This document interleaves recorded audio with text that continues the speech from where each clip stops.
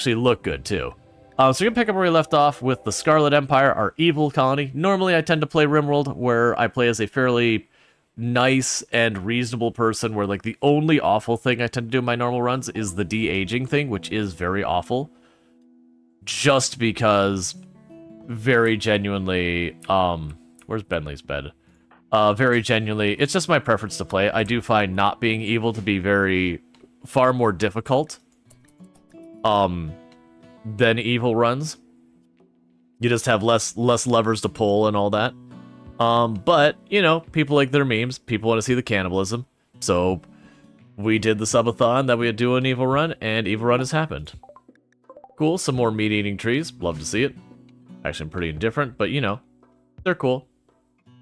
Taking apart the tree. What are you grabbing? Oh, right. A whole lot of people died there. I forgot yesterday's stream ended with a shuttle event where a whole lot of people got murdered. That's fine. But yeah, so picking up where we left off, we do have the Revenant now. I am slowly taking its bone juice to make weapons and all that. I have a lot of firepower we can throw at a Revenant. Still not in great shape, but I'm not worried about losing against the Revenant at this phase. With the amount of firepower we can wield on the Revenant, most likely the bigger threat the Revenant will pose if it breaks out is it will knock one or two of my people down, and if I have an actual raid while that's going on. So that would be my bigger concern with the Revenant at the moment, is not in itself being a significant threat, but rather it being a thing that puts me off balance, that takes another threat and taints it from manageable to not manageable. Because we did get the thing there. Because unfortunately as well, this isn't actually a really good containment for it.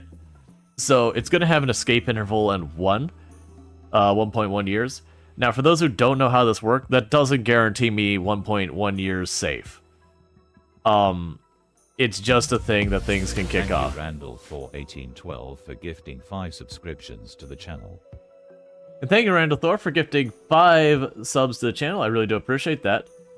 Oh, I don't even know what my sub goal is set to. I'll worry about that later. I need to update that. But thank you so much for the 5 Gifty subs. I really do appreciate that. Adding 50 minutes onto the clock, getting us back over that 2-hour threshold. So thank you so much for that support. It means a heck of a lot. What is my sub goal set to? If we're only supposed to be halfway there, that is not a appropriate sub goal. It's probably was still adjusted from when Product Zomboid was blowing up, and is just still on those kind of numbers, which again is not really appropriate. It is those things you have to adjust your sub goals up and down as the year goes on, because you'll have like the slow season, so you got to bring it down, and then you have like the really good season, and then you bring it back up. Where are you? This is where I set it. No, I don't want to set to sub-only chat. Manage goals. Don't set up alerts. That's my follower goal. Sub goal. Why is it set to 700 sub points? Dear goodness, I've never set it that high. Did you, like, automatically change yourself?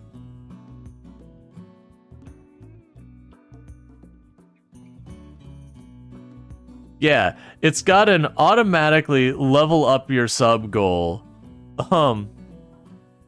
Yeah, it's supposed to be automatically adjusting my sub goal, you know, appropriately. Excuse me? Excuse me, how is double my sub points an appropriate goal? Look, Twitch. I appreciate your... I appreciate your thing here, but like, wow, buddy. You are not at a reasonable place. Let's go ahead and make it 375. That is a far more realistic number. Do not auto-goal. My goodness, Twitch. There.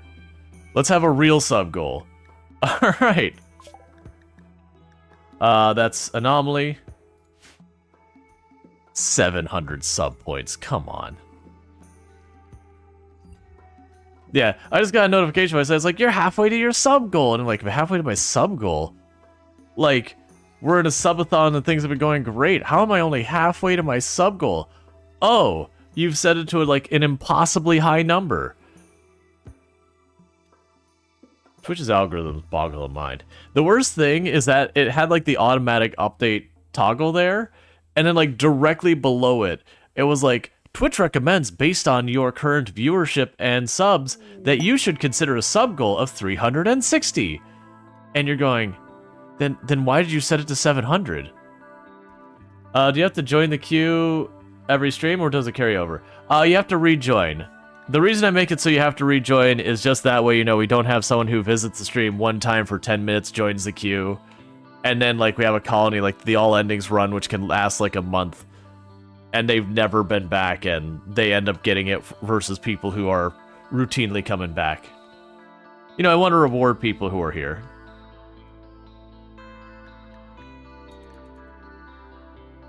Seems realistic to be surely someone's drop. Hey, you know what? Twitch might be just going with that strategy of, hey, if we set the goal high enough, someone might be like, oh man, poor streamer's not anywhere near their goal. Let me help them out. Going for the strategy of like, look man, we set the burger, we sell it for $100,000 a burger. We only have to sell the one a year, and we'll be fine. Like that business approach. Oh, give me the steel. I will be buying that steel. We have been struggling on that steel real bad.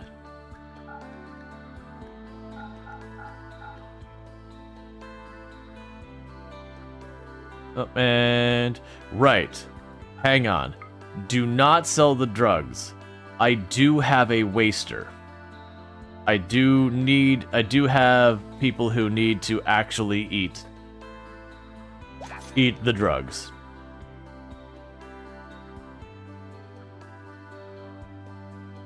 Yeah, no, genuinely, like, it's good to have sub goals that, you know, like, wherever you're at, a bit higher, and you can be a bit more ambitious or a bit more conservative. I tend to be more conservative on my goals for, like, that, because, to me at least, when you hop into a channel and they're like, sub goal, and it's a channel, like, with 20 average viewers, sub goal, like, 500 sub points, I'm like, alright, well, that doesn't mean anything. Where if someone's got, you know, sub goal and they're sitting at like 290 subs and the sub goal is like 300, it's like, all right, you know, I'm far more motivated to be like, hey, is the bot being dumb? Because that's the second command I've seen people try to use. Bot off, bot back on. All right, so we do have the activity feed, did see Randall Thor's stuff. And it did add the time onto the clock, which is the important thing. Thank you, Randall, for 1812 for gifting a sub to Benley 11. And thank you, Randall Thor, for gifting a sub to Ben Lee. So Ben Lee, you got a nice advertisement previewing as well as access to the emotes, adding in our 10 minutes on the clock.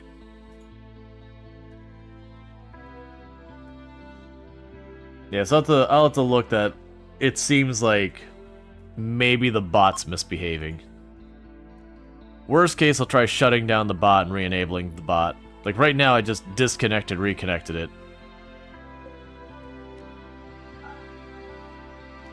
Oh, that only uses power when it's active. Okay.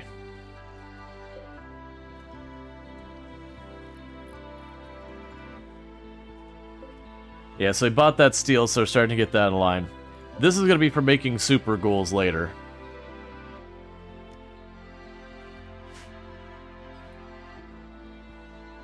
You watched our stream and a sub goal is always 0/1. Anytime someone goes, it's 1 away from the sub goal. Yeah, it could be a fun meme. I've known a few people like that it's kind of like in their channel culture to always have it like either 1 or 5 or whatever subs over their current number. And like the people inside the channel know it's like an inside joke that it's like, hey, ignore the goals. It's just a marketing thing, because it is. But then you have someone new who pops in and gifts the sub to hit that. You're like, oh, thank you for hitting the goal. And then, you know, it goes up by 1 again. Which I think is fine as a joke. I don't usually do that. What I end up doing is when we hit our goal, usually what I'll do is I'll be like, all right, where are we at right now? Like, what's a reasonable thing that'll take more than a non-zero effort to like get up to it? All right, yeah, we'll set our sub goal to that. I've wanted to do things like, because it was way back, I was setting my sub goal, like, instead of doing it where it's like a continuous goal kind of thing, like Twitch actually tends to favor, instead doing the thing where you start the month, it starts at 0 and you work your way up to it. And I was doing that because the idea is like, cool, if I hit like more subs I did the previous month, we'll do something special. And I found the moment I put that in place, as opposed to like the little, like the ongoing one, the number of subs dropped hard. Because it didn't have that like the little motivator being like, hey, let's just do the next thing. Alright, so we got a pretty decent sized raid of 12 people. They're going to attack immediately. They are a group of Neanderthals. I think this actually might be the very first time I get to use my defensive line.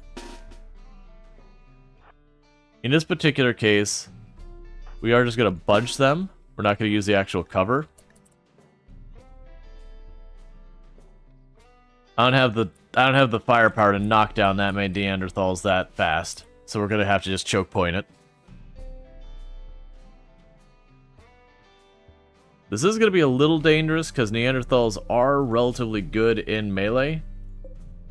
And they are a very melee-heavy group. So it is mostly a contest of who's better in melee. Vampires or a bunch of Neanderthals.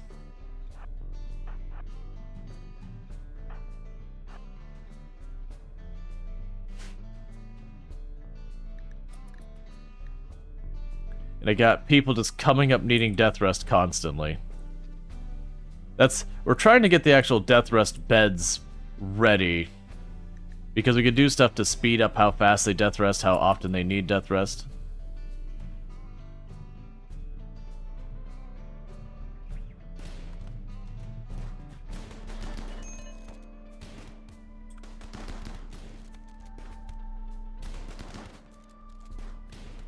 Hey, one per tile. Okay, well they ran away much easier than I thought they would. Alright, so we'll just coagulate them. You didn't lose a limb or anything, right? Yeah, so that went nice and smooth. Well, don't just dump them on the ground.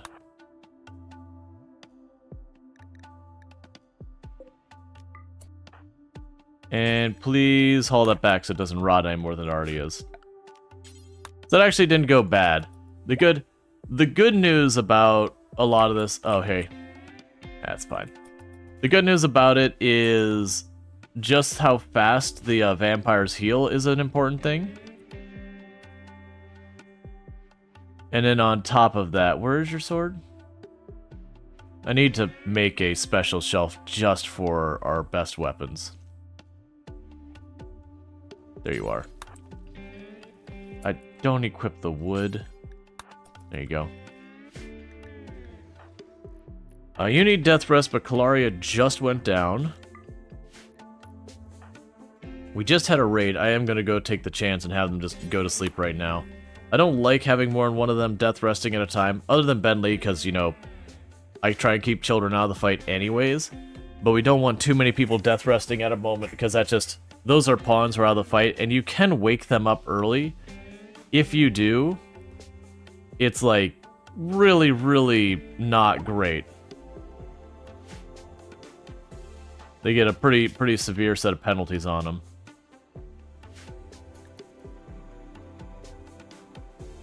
You love the search? Oh yeah. Yeah. The search function they add here where you're like Zeus hammer or whatever. That has been a huge boon to the game. Because prior to that, like, you'd have your person who's got, like, their masterwork Zeus hammer, and you'd see them walk by and they wouldn't have it, and it was like, where did it go? And you'd start looking all over your base being like, where did the Zeus hammer go? Somewhere in here. Oh, yeah, screw that. Like, don't get me wrong, the prize is good. Your level of bribery here is sufficient. But 47 millitors is a lot of damage. Because we don't have flak armor or anything equipped yet because we've been, you know, starved on steel. But, like, in Architect I, anti-grain warheads and that, straight up halfway to Allied on that. Like, they at least, oh, and it's 2 rounds of 47 militars. And yeah, they do give me 2 people, but you never know how good those are going to be. I've had delicate, like a pair of delicate wimps, 1 non-violent given to me before, and you're like, what am I supposed to do with this? I'm just going to sit on it. We're probably not doing that. With, like, if we have EMPs, that wouldn't be the worst. I could just drop the EMPs here and keep it at a range fight. And it would do alright. Books are pain. I like the books. They're not something, like, you're not going to use a book and just readily make everything happen. But the books do work pretty well for just trickle feeding a lot of things. I need my hauler back up. They've got a lot of catch up to do.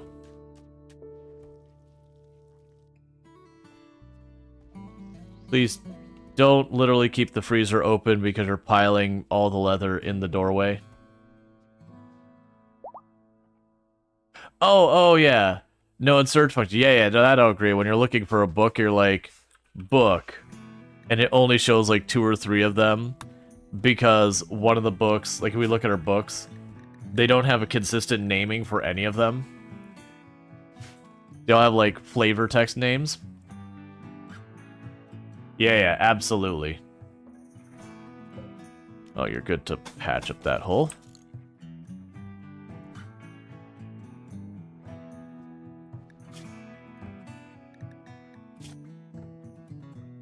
Oh, we actually have a bunch of marble again. Oh, right, because that's not a marble floor, that's other floor. We should also go over here, before I forget, and we should cover this back part of the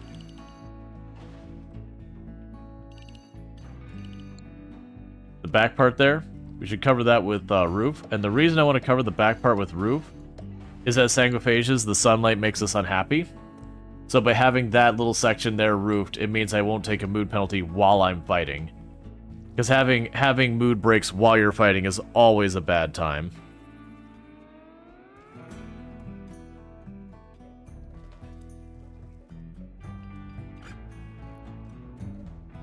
Now what we need is we need to find ourselves a good candidate for ghoulification. Because we're getting set up to super ghoul. I just need a good candidate. Someone with tough, nimble, brawler. Like, obviously I'd love all of these things. Jogger. But I don't need all of these things. Any one of those things would be enough. If it happens to have a second good one with it, great. Because then what we'll do is we'll sanguiphage them, we'll super juice them, and then we'll make them a ghoul.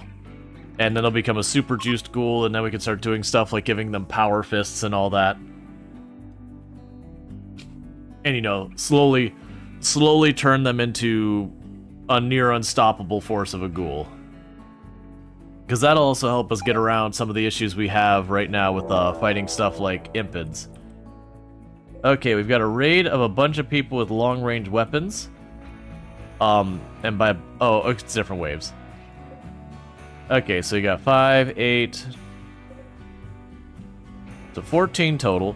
This will be probably one that we can just do a straight-up fight. We've got our shield belts now, so that's fine. Unfortunately, I do still have people in death rest, which is not my favorite. But that's going to be an ongoing problem. We are an entire colony of vampires. So get our people in position.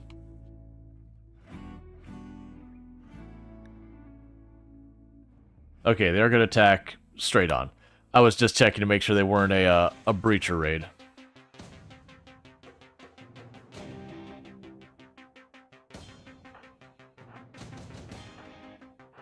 Yeah, the plan's straightforward. Just get all our firepower here. We are setting up to be based around chain shotguns. I don't have them made yet. We have 2 in our group. Unfortunately, one of those is the people death resting right now. But the idea is this is the sweet spot for the shotguns.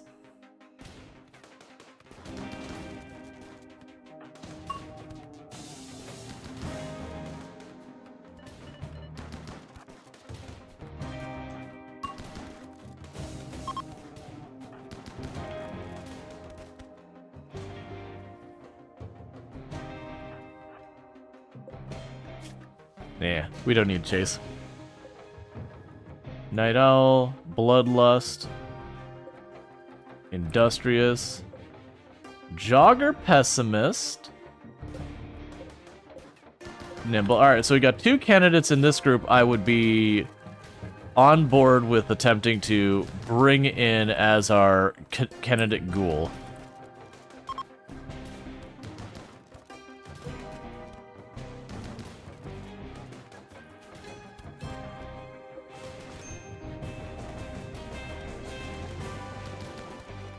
Alright, well, one of them died.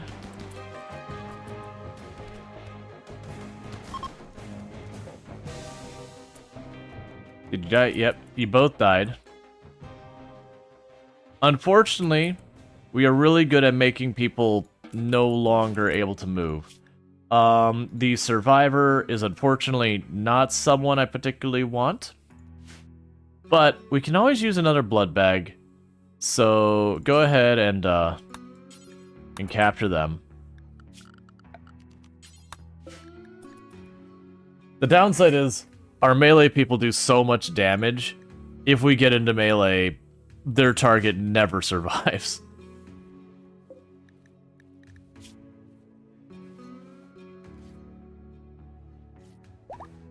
So good news, you also don't particularly have that bad of injuries outside of all the blood coming out of you. So we're not even going to wait. We're going to go ahead and say, try and take those legs off. Because as far as I'm concerned, if they die, that's fine too.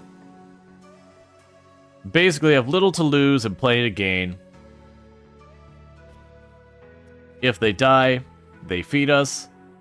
If they don't die, we get a blood bag. Alright.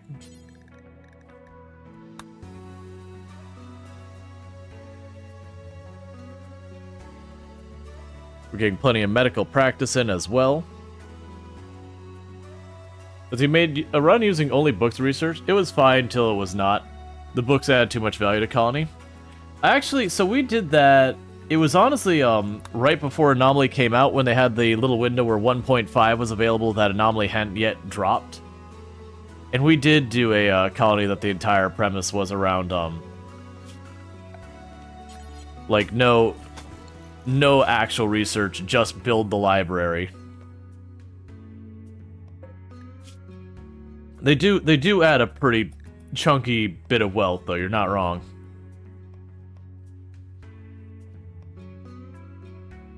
Like, everyone had really good intellect skill because reading books causes, like, every book adds a little to intellect. And then, you know, you had a bunch of people with just, like, really bizarre combinations of skills. Hey, Ants, how's it going?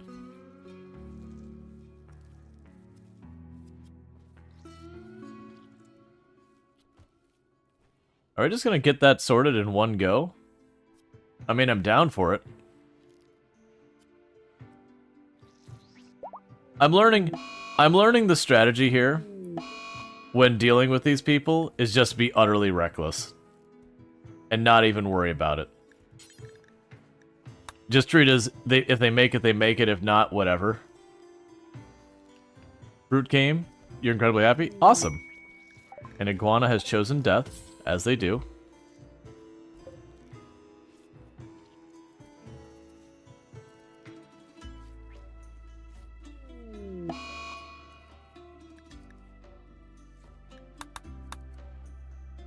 Someone's gonna go ahead and patch those holes up, right? Just gonna leave him bleeding. Cool.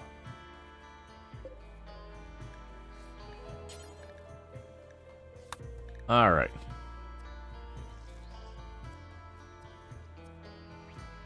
Yeah, everything's good here. There's nothing morally questionable going on.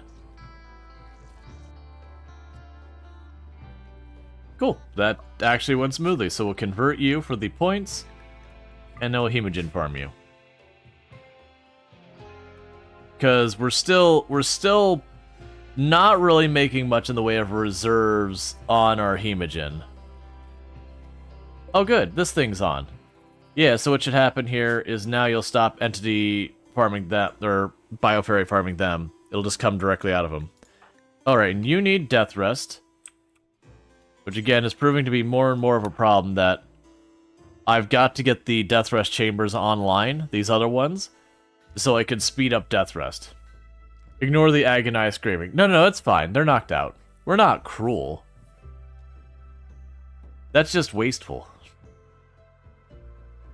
I'm sitting on like 800 medicine. It's genuinely a problem. That I need someone to come by who would like to buy my medicine, or at least accept it as a gift. No, I should be going in here. Furniture. Marble.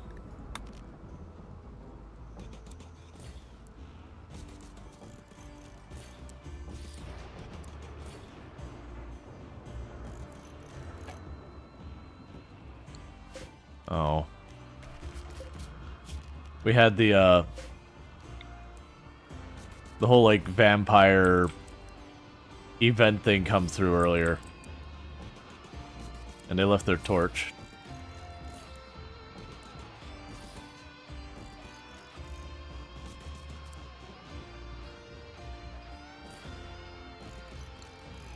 That'll do.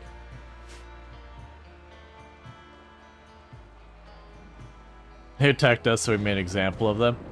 Yeah, definitely the people in there were people who attacked us, and not anyone who was mildly convenient for any reason whatsoever.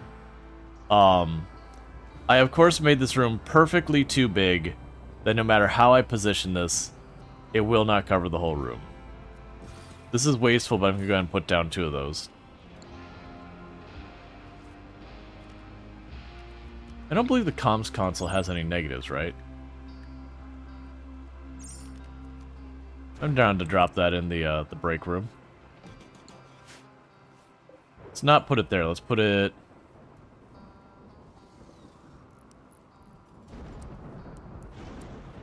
It's fine. I was gonna not put it there so I could make sure I had cover along the door, but it's like, no, there's nowhere I could put that that's not kinda in the way. Because the comm console will help because we could do some trade as well to deal with things. This will help because our storage has been getting rough. There's starting to get enough people attacking us that we're seeing the negative of being evil, which is you are so flush with goods that you don't know what to do. Because while I do have some vegetables in there, actually it's about 50-50 split. It's mostly people.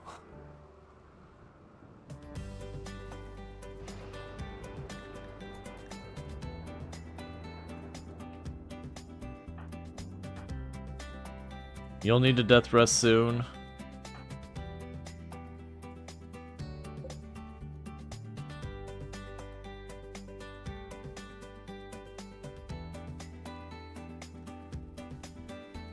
Alright.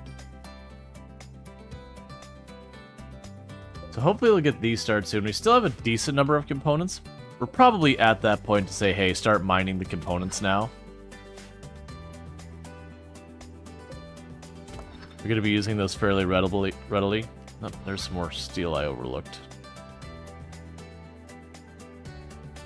Oh, right. I was going to consider popping the Ancient Danger because we figured out the negative on Sputter.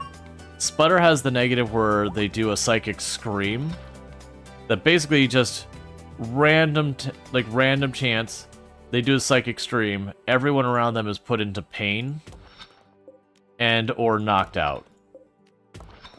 And it's one of those things that's kind of not that big a deal, except if it's badly timed. If it's badly timed, it can kill your colony. Like, in the middle of a raid, they Psychic Scream, and then half your people go down for just a second while in the middle of the fight. So it's well as when you're playing an RNG game that, yeah, the odds of it going bad aren't really that high. But also, you are playing a situation where it can literally be RNG that just kills you. So we talked about popping the Ancient Danger, and then tossing them in there. And just leaving them in cryostasis unless I needed unnatural healing. Which I would consider just leaving them out. If we get the cloning monolith, and we get one of our like really, really strong pawns, and just start cloning them again and again, having some with unnatural healing to get rid of the negative effects that can happen, we could make like a just utterly absurd, you know, army of pawns.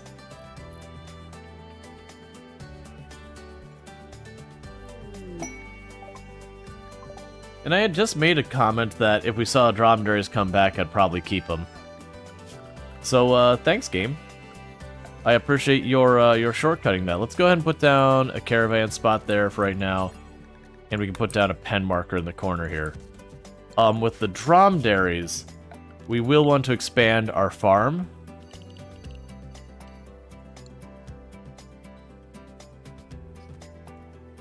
Yeah, what I could do, actually, don't put that over there.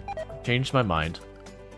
Instead, put the, skip abduction. We can go ahead and just grab the rest. Most of the rest of the stuff I don't really care about that much. We can go ahead and plunk this down here. We're gonna make a new zone over here.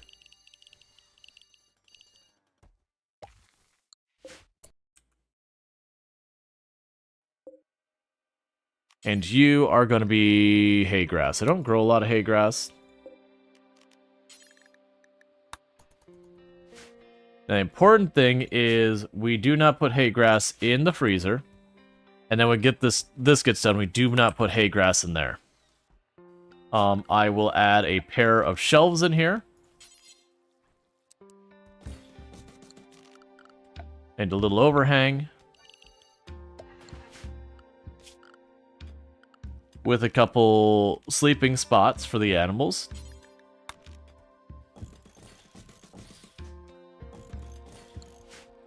And that'll be where we store hay grass. And then what we could do over here is structure, fence, granite.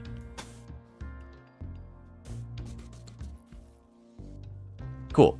So with that, we'll have like a little area for the animals. I don't need a bunch of them. We're not making like a dromedary army or anything like that. It's just as I get like these excesses of medicine and other goods that we can caravan over to bribe people into liking us so that we can later turn around and betray them to get stuff from them. But we gotta lull them in that sense of security again and again for that to work. Otherwise, they won't send that many people. Hey, cool. Very Last Lardine has healed up all their negative stuff from being old, thanks to becoming immortal.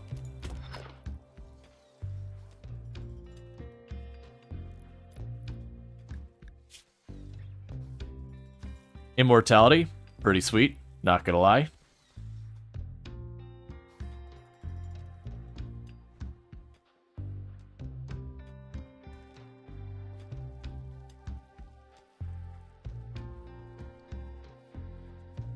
I definitely also want to get more pawns to, love to see where RimWorld start? Yeah. Well, I was gonna start with City Skylines, but just had some little snafus technically before stream that I'm like, I don't have the time to test this to make sure it's in good order first, so opted to rain check that so I can make sure it all runs smoothly off stream.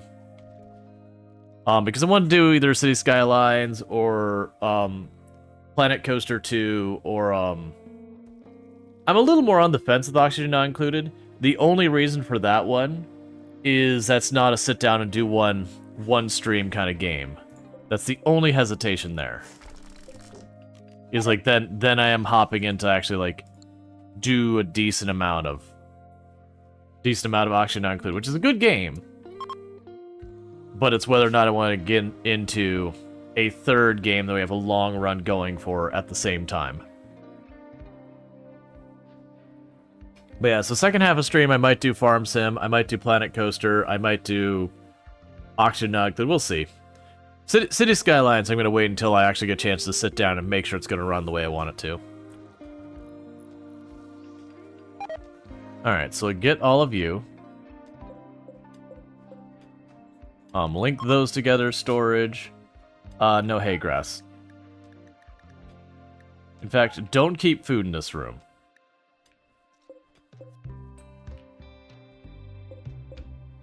And link you two. Storage. Clear. Critical. Hay. Well, hay and kibble, I guess. We probably won't have kibble at any point, but, you know. Technically, that's the same thing. Then we got our medicine shelf here. We get more medicine shelves over... Oh, actually, they got the shelves built. Storage. Link these two. Oh, they're already set to medicine. I already got that. Never mind. Because that will be the hospital once we get some floors down, but I'm waiting on steel for that too. Basically, we're waiting, like, everything is being delayed by steel.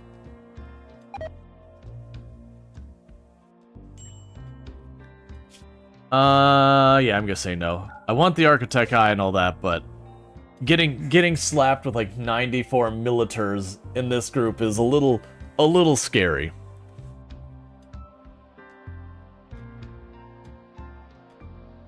Sorry. If we had some more like EMP and all that kind of nonsense going on, it would probably be nowhere near as bad, but we don't. So yeah, that number of militars is enough that even if we're well set up to not take much damage from each one of them, it's just a raw numbers game of just getting whittled down by bruises and the occasional lucky hit and all that to slowly wear through us.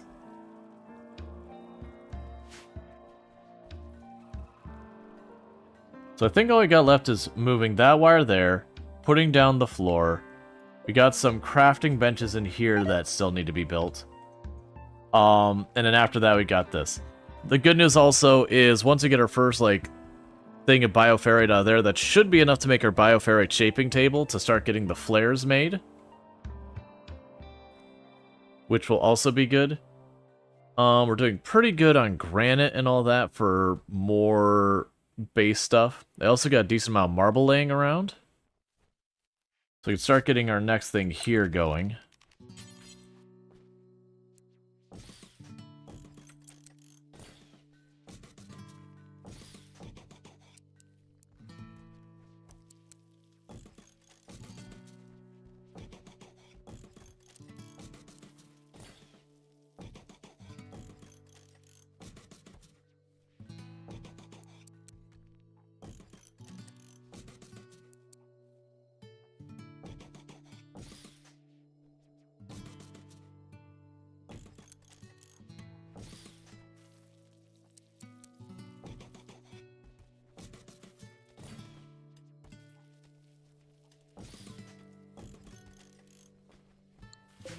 Alright, so I've got them all set up to build a bunch of shelves in the freezer.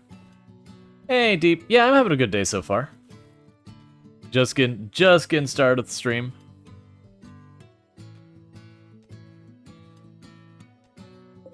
So we're slowly getting the components mined and moved around.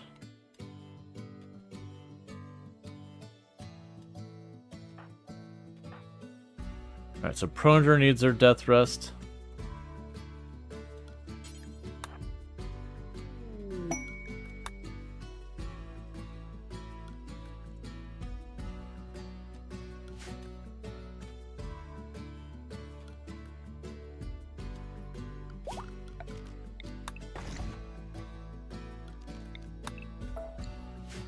Leave the road there, but pull up that chunk.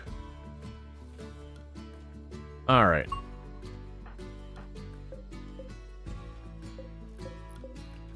So copy our settings here. Paste them there.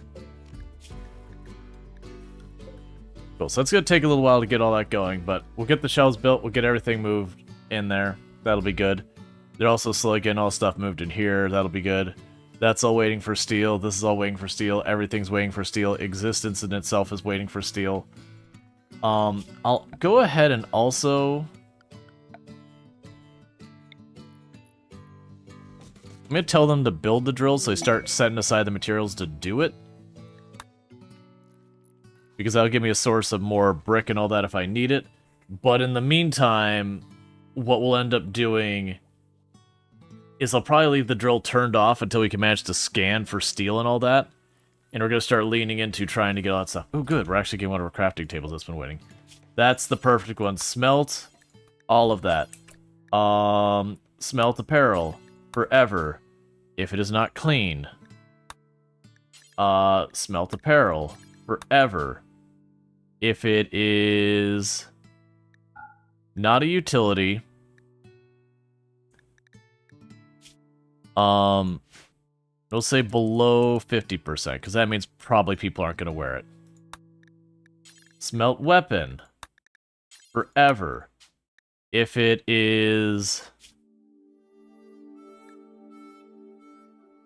not a long sword, or an assault rifle, or a chain shotgun or power lancer. Basically grabbing the handful of ones I would want to potentially equip myself with. Yeah, smelt all of the others. Or EMP grenades. So smelt all of those other things. Okay. And then later on, we'll start being picky about our swords, too. Which one is saying unroofed?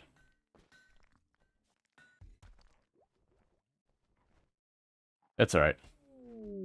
Conversion! Rhino has been converted. Cool.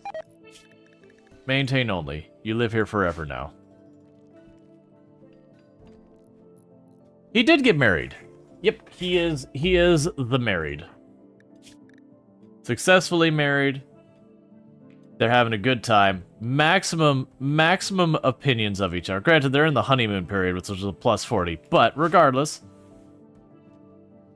are you in the colony? You are not in the colony.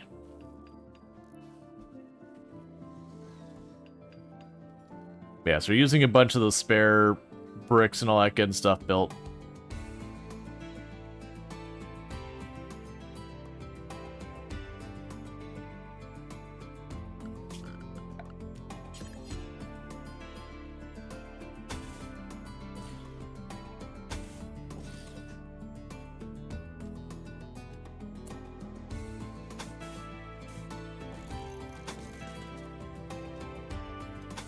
That'll be 5. You can come straight across here.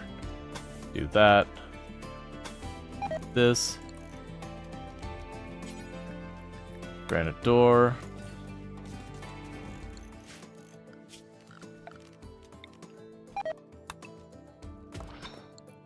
Basically, we're gonna start planning for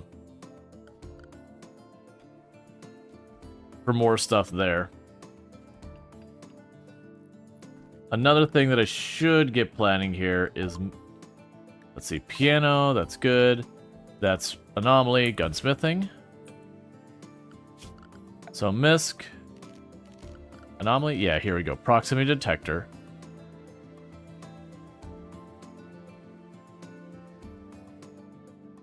So I want one sensor up here.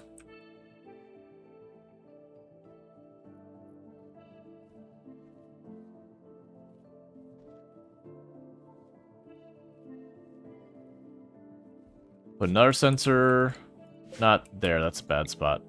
One over from it. Put another sensor right there. Put another sensor over here.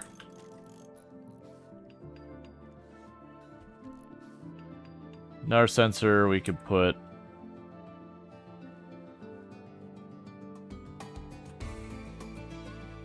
That's probably fine.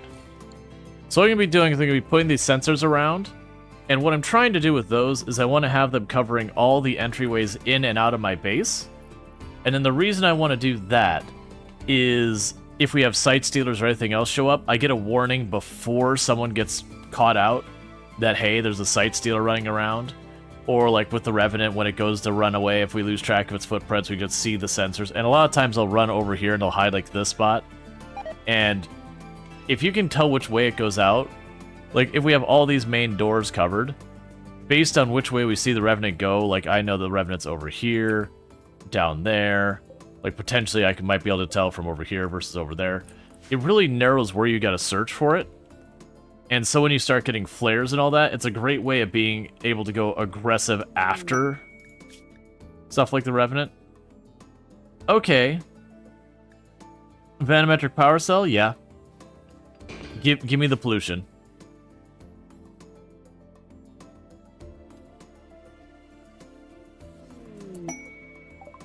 Alright, so the pods, we get this. Vanometric power. We'll shove that over there.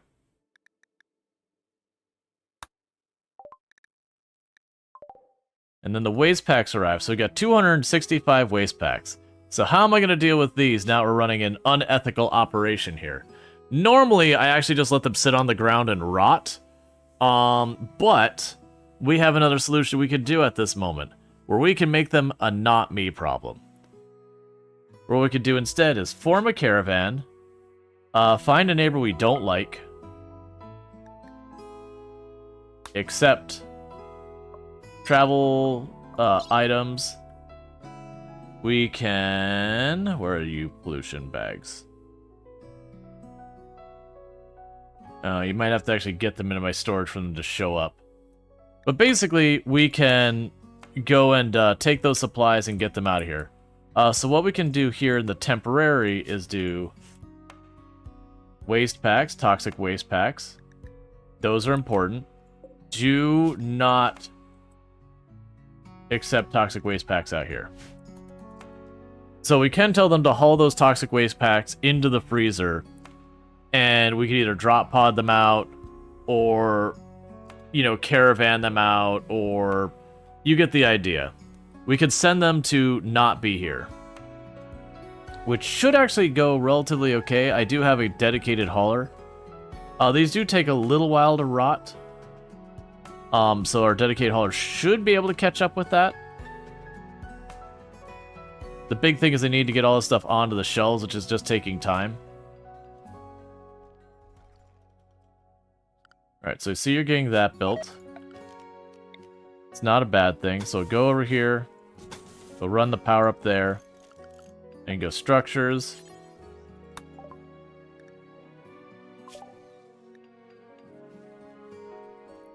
There we go. That's an anomaly thing.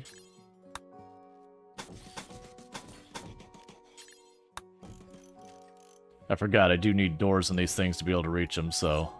Actually, you probably don't need a door.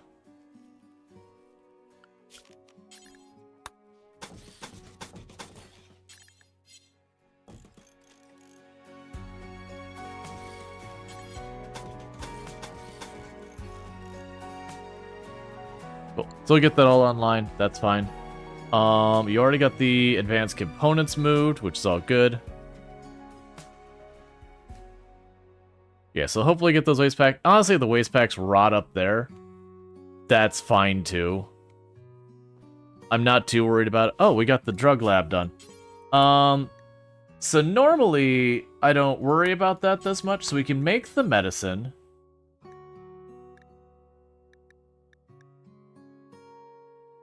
We don't have the ability to make the yayo yet. I don't want to use the... Like, I don't want to waste Nutramine on stuff like that. So go here. All of our people are basically immune to stuff, so there's no reason for me to take the penioxylin anyways. Because we're sanguiphages, they can't get all the things that... Basically, they're already immune, so there's no point in giving them medicine to make them immune to the thing they're already immune to.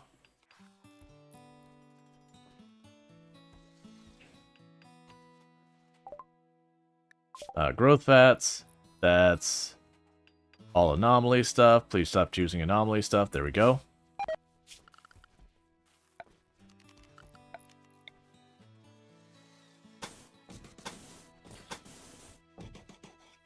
So we've got that sensor there. Just gonna cut this through.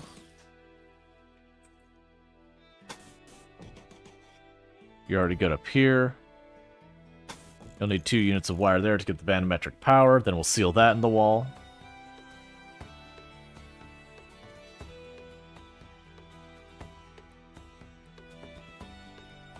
All right.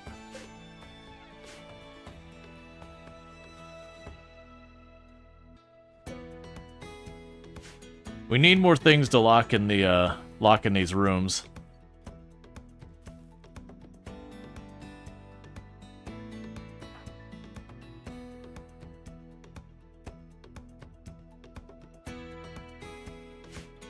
It amuses me how much they're going out of the way to get the packaged meals, to get them their meal preferences. I, one, don't care. but also to a lot of things. I do kind of want you to pick up that pollution pack. We'll see.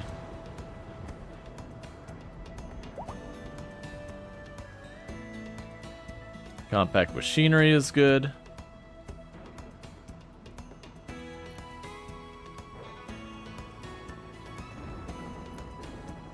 Okay, so we've run out of marble for the moment. We still got granite laying around. We're getting the last of those little side rooms all built for hiding our The only reason I put these in the little rooms, by the way, is so if we have a drop pod ready, just don't run up and smash it again and again, because it just gets annoying to replace them. So it's just a little bit of thing. That's anomaly, multi-analyzer. Okay, so we actually got blowback operation. Was blowback operation what I needed for my chain shotguns? I believe it was, wasn't it? No, it's gas operation. That's fine.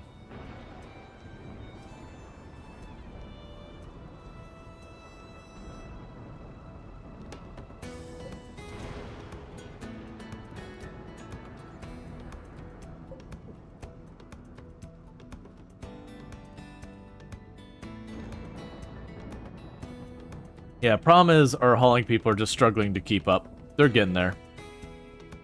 Little by little.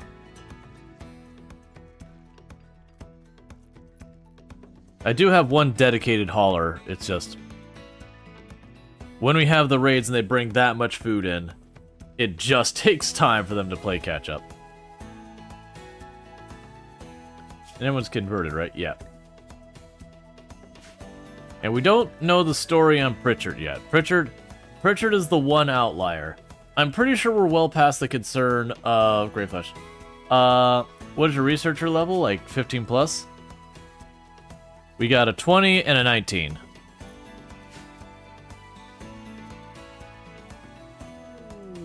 I believe Sanguifacious have a bonus to intellect as well, so that's certainly helping.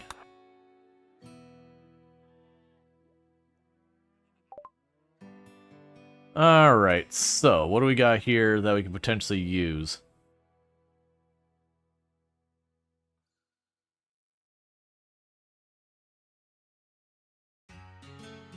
I'm keeping my venometric power, let alone will I accept such a unreasonably low price. We don't have books for those two skills. I'm willing to take those. I have no use for moisture pumps on this map. We don't have that stuff set up. We're vampires, so I have little need for a jump pack. I have much better things I could choose to use that for. I will take your Death Rest Serum.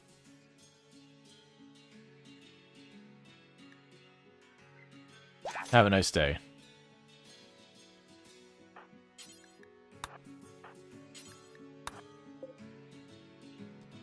Okay, so it gives me 3 Death Rest Serum.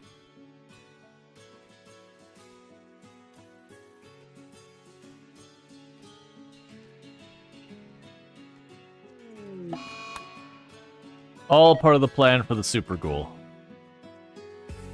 I just need a candidate. That's all I need right now is just one candidate who would be a good choice for starting the pursuit of Super Ghoul with.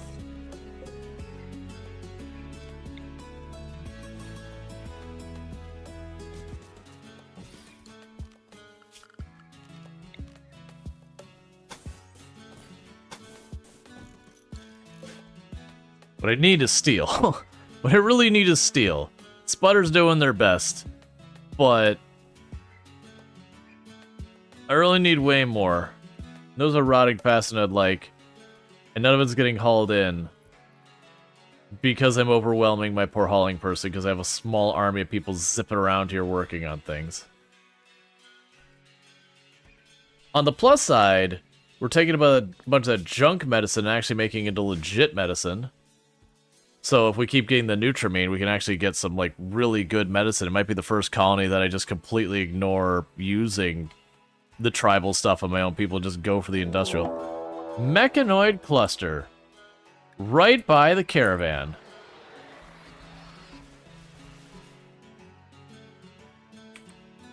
Well, I mean, you got a drop pod beacon. So what do we even got here? So we got the three guns there. Unfortunately, they do have a shield here.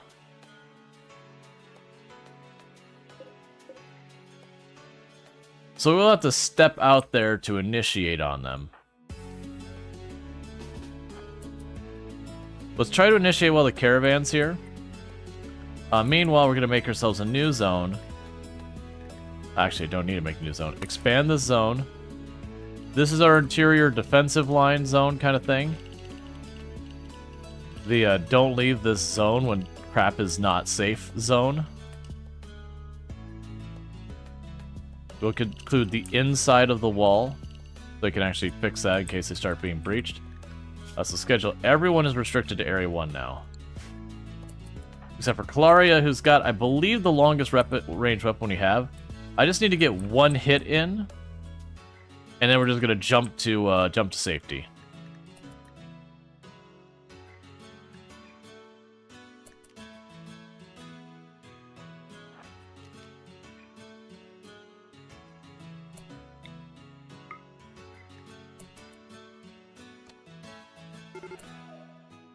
Okay, they're awake, and get out of dodge.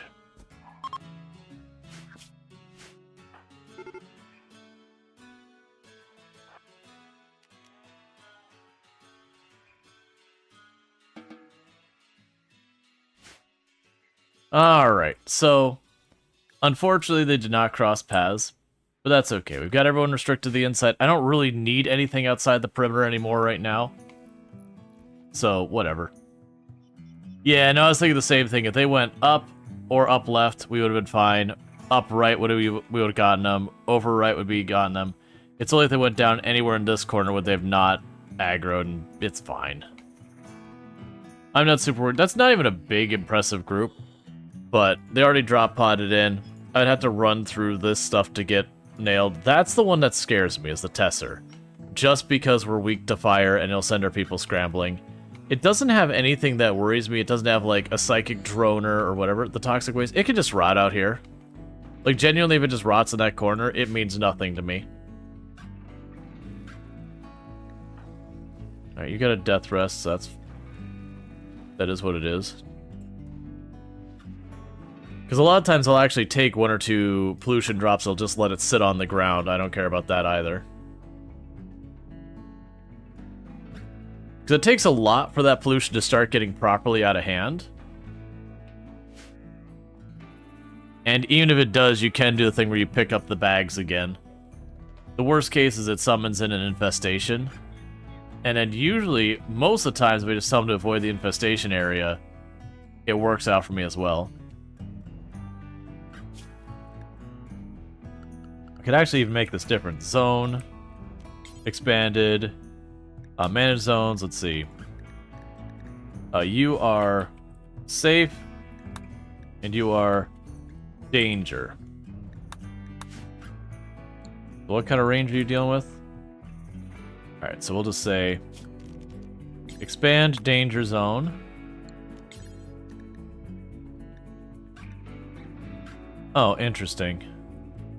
It's not how I actually want to do it. So clear the danger zone. Expand the danger zone. What we'll do is I'll just go right over this door, all the way up here. We'll clear out the outside area of the wall, so that no one goes out to try and fix it and has weird pathing issues. So that's the danger zone. I'll even take it a little bit farther just to be extra safe. Then we go to this, manage zones, invert the danger zone, okay, and everyone's restricted to the danger zone. Except Bentley, who's restricted to safe.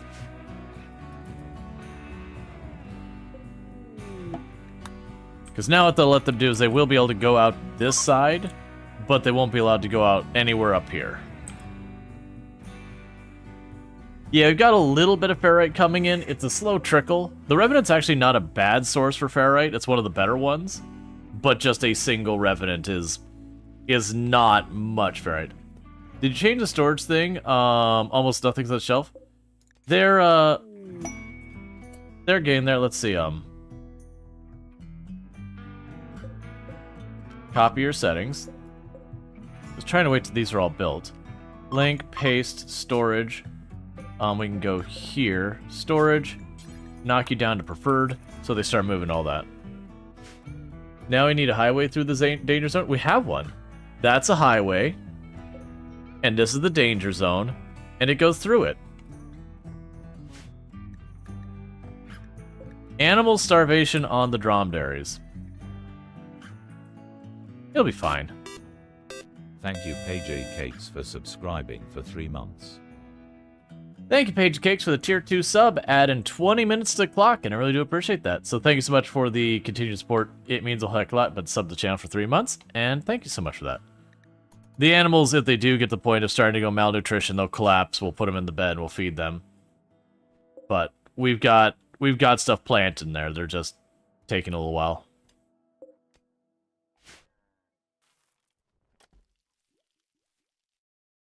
Yep, so that way we could keep mining the steel and all that.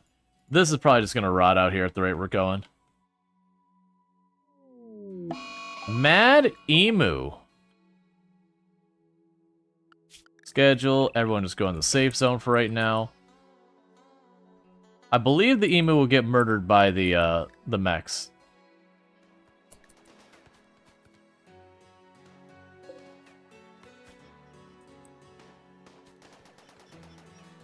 You got this, emu. You're the chosen. Oh. Maybe not. And danger zone.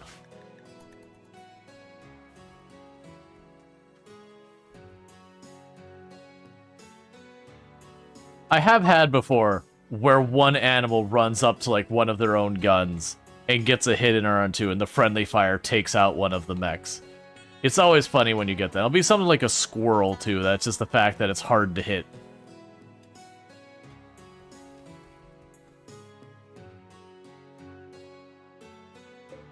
Emu?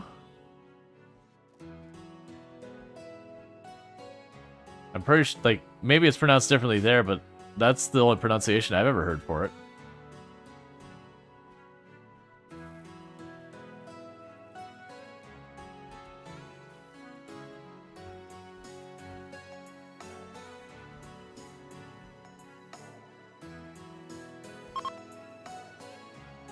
Yeah, either way. Like, I'm trying to think of how else you pronounce it. Like, MU? Hey, Jay Walker, how's it going? By all means, if I'm pronouncing it wrong, it'd be interesting to know what the, like, how it's pronounced in Australia. But, I mean, I'm pretty sure the people I know from Australia have heard mention it. Emu? I can see that.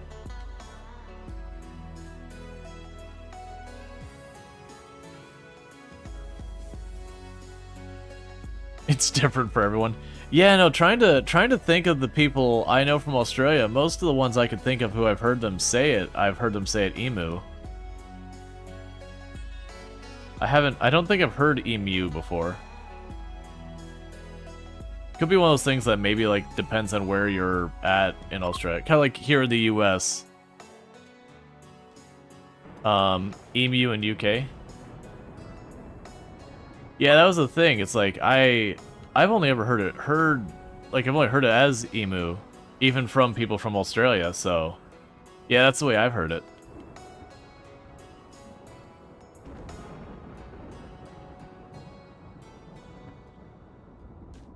Well, no, I like, obviously live there, so thing. Is it not better to plant rice in animal zones? It grows faster, you think? Oh, I have no idea on the min-maxi side of it. Like, that's the thing. I just genuinely don't care about the min-maxi side of it. I would argue if the thing that's specifically labeled for the purposes of making food for animals is not good for animals. Thank you, Ben, for gifting the I'm not the sub one to in the wrong here. RBA1. Hype trainers go. Choo choo. And thank you, Bentley, for gifting a sub for Thorbane. So now we have ourselves a nice Thorbane has a nice advertisement-free viewing, as well as access to the emotes and all that good stuff. But yeah, no, I think where we mentioned before, that's like a regional thing, where whether it's emu or emu. Yeah. Thank you, Bentley11, for gifting a sub to Thalian. No, you're all good. You didn't create any big thing. It's like here in the U.S. we have a whole bunch of different accents. Australia is also a big place with a whole bunch of different accents. Gifting a sub to Hull Quarters. And Bentley is just dropping a bunch of gift subs. So that's 3 gift subs so far. So thank you so much for Bentley just sniping person after person. Thank you. Giving out the Bentley11 gifty for subs. Gifting a sub to Silver. Adding 40 minutes to the timer so far. Thank you so much for all that support and keeping that timer rolling. Yeah, that was... So, like, for the record, if, like, you know, someone popped in and they're from Italy, they say, oh, yeah, no, we actually pronounce it like this in Italian. I'd be like, oh, okay.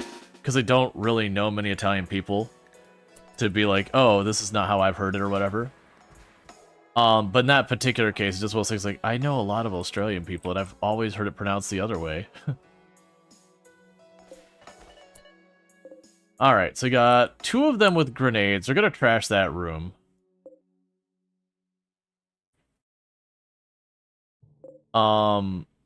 That's just gonna be the reality. They have a chain shotgun as well.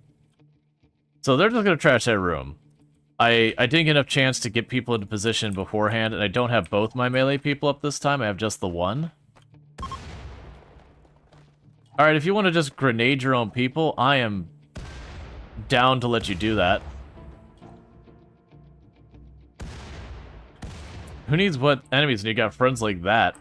Alright, so let's go ahead and get you in position. All of you drop back here.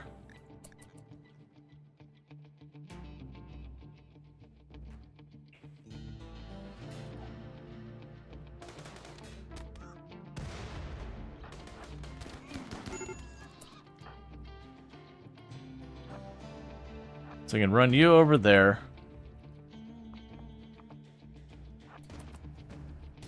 Get moving.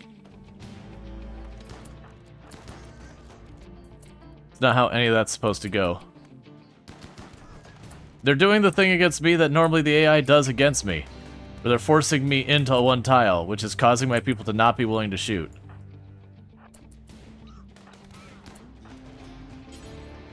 So you melee attack them. Move, Pronger. Go!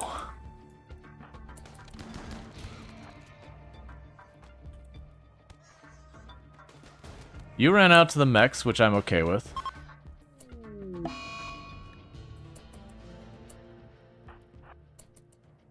Put out that fire before others retreat.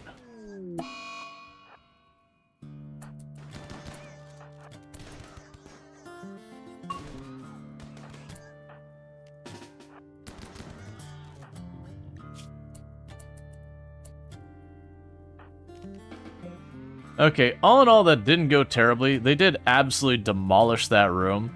But when we had people drop in with multiple people racking grenades in that tiny little space, it was safe to assume a lot of things were going to get destroyed. Otherwise, they didn't really break much, which is good news. We will go ahead and have... Ooh. Oh, stop running. Pritchard... No, not Pritchard. We don't know Pritchard's stories yet. Sputter, go grab that chain shotgun.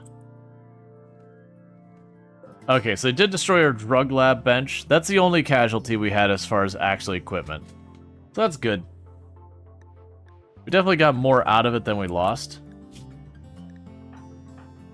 No serious injuries, mostly just bruises.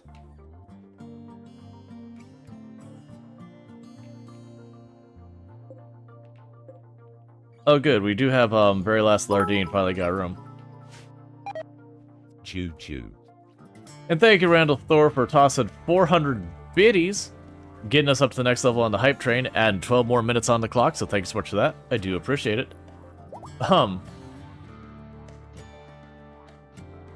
Yeah, so I wasn't, just to be clear, I wasn't being like, you're wrong. I was just like, wait, hang on. I'm getting mixed information here. That's not unusual. They all died? Yeah, there was one that tried to make a run for it, but, you know, they showed up in the wrong neighborhood. Did they even get a grenade off? No, they just got wrecked. Yeah, no, they all died. That's not surprising. The amount of damage we're throwing around right now, we don't get many survivors. But it's partly intentionally, so when we run into impids and scorchers and all that, I can be like, that guy, that one right there, get rid of them. Because that's going to be necessary when we deal with, like, scorchers and that, with the mech clusters, to be like, get rid of the scorcher, get rid of the Tesseron as fast as we can. Know what the direction the caravan should have gone? Yeah, it's fine. Well, it was only the one, too. It was just the one guy, Melon.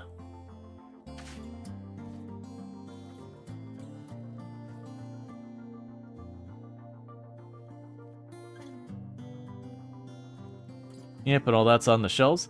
One of the good news things here is a lot of them are starting to get, like, backpacks. So that's an anomaly thing, that's an anomaly thing, that's an anomaly thing. That we can do.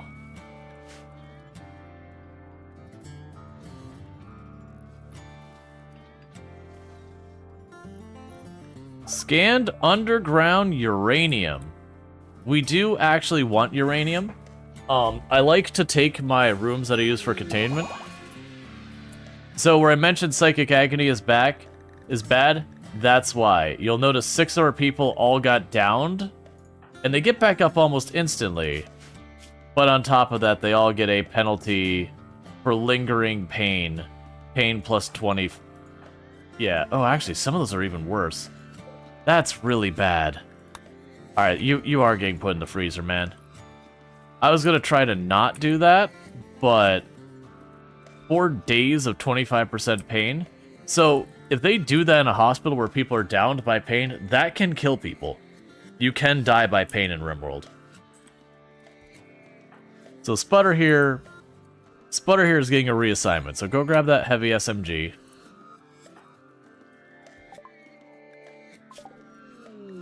Mortars, creativity. So very last Sardine, you grab their chain shotgun.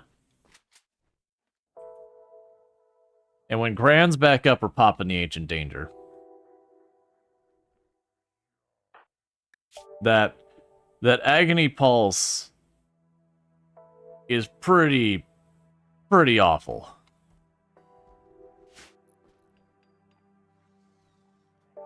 No, we don't know what their secret is. Most likely, with how long they've been, they're just going to leave the colony at some point. Like, just not betray or anything. They're just going to thank us for our time and move on. Which they're not going to get to. Unless they're, like, over here on the edge of the map when they decide it's time to leave, or I'm in the middle of a fight or something. We're going to welcome them to stay a little longer than intended. Because honestly, the joyous presence being around, like that little mood buff going on at all times, it's not too shabby. It's not too shabby at all. Oh, you actually have passion for mining. Who have we had mining?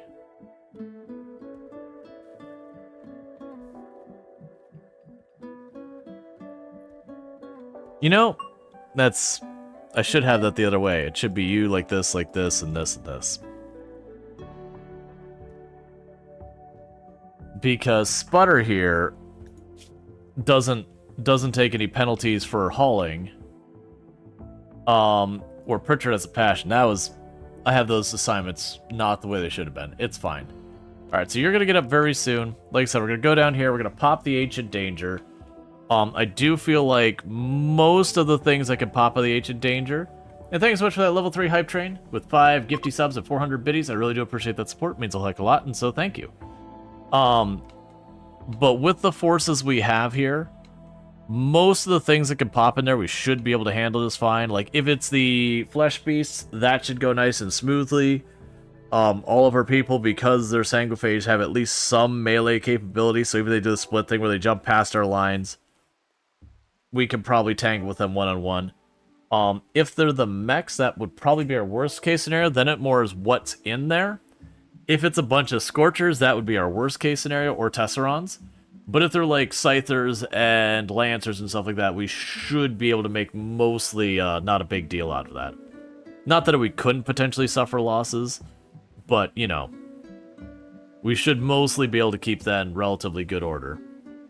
What else? There was, if they're the insects would be the best case scenario, because the insects just fall over dead. Like, we would absolutely shred the insects. Then it's a question of what pops out of the pods. Most of the time you get kind of a mix of good, bad, and otherwise. And if it's that, it's fine. Sometimes you get insects in the pods, which is just comical, because again, you just shred them. The worst case scenario, you get a bunch of people who all pop out that have, like, kind of the same type of equipment you expect on the Empire. That's the absolute worst case scenario. Because then they pop out, and they've got assault rifles and all that, where there's a really good chance there's casualties.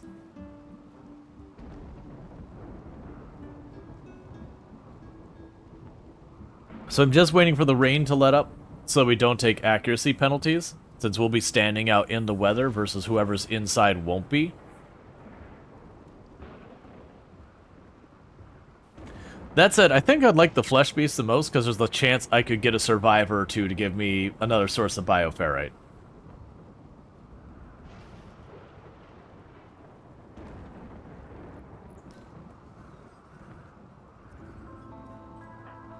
I'm gonna manually tell you to go do that.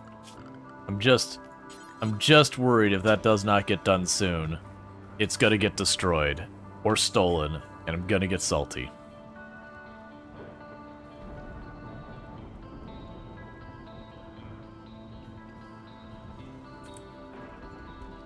Oh, they finished the Bioferrite Shaper. Perfect. So Bioferrite Shaper. I really only care about the Flare Pack, and we want to keep one of each on hand. They also have the Longsword queued up. Those are the primary things I plan on using that. I want to get those flares up, hopefully, before the Revenant breaks free. If I get a Flare Pack or two going, the Revenant should be, like, just a pushover. Alright, Randall Thor. You have yourself a good sleep.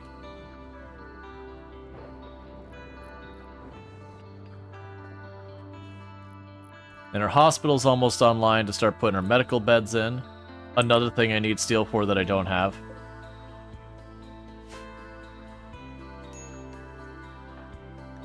And you're getting upset because, again, serious pain because your psychic scream.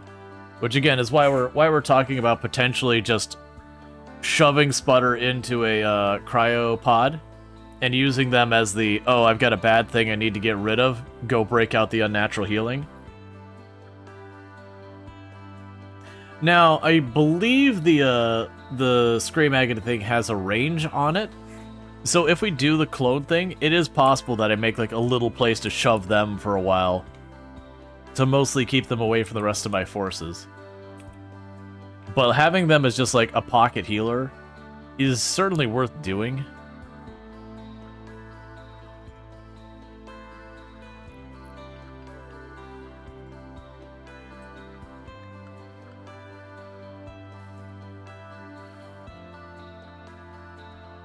Alright, clear weather. Let's go.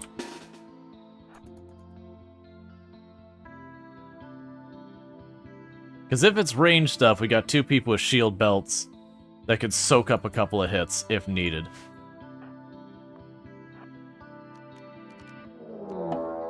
Yep, that's why I'm here.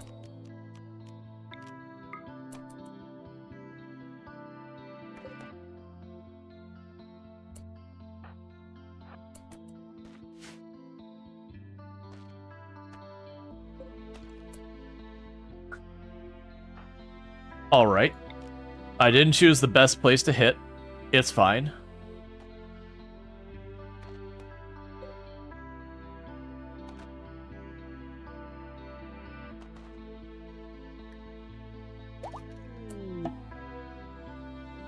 Okay, that's probably one of our best case scenarios. So get everyone else back here. And in this case, Ben, leave for right now. I'm going to have you get way out of the way. I'll have you on standby in case I need you. But as small child, we want to be real careful here.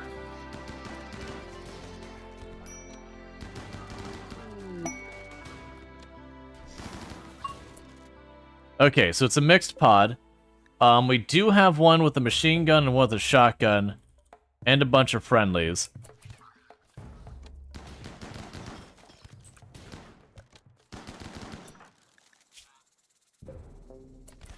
So I really need... Get in there. Bentley, you just go home.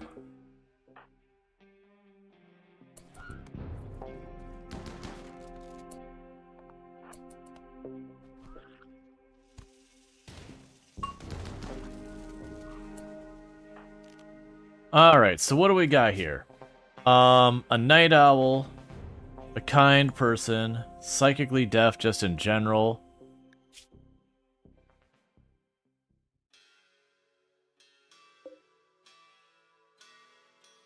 Okay, so there's one on this tile, which I didn't see who is. Beautiful and greedy. So nothing amazing here. Good at shooting.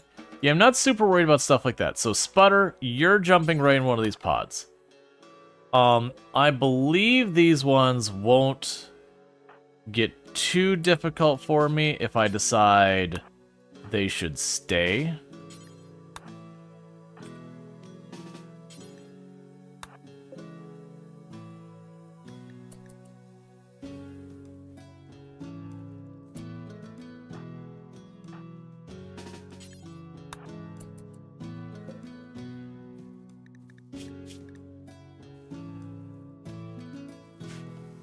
Welcome to the colony, friends.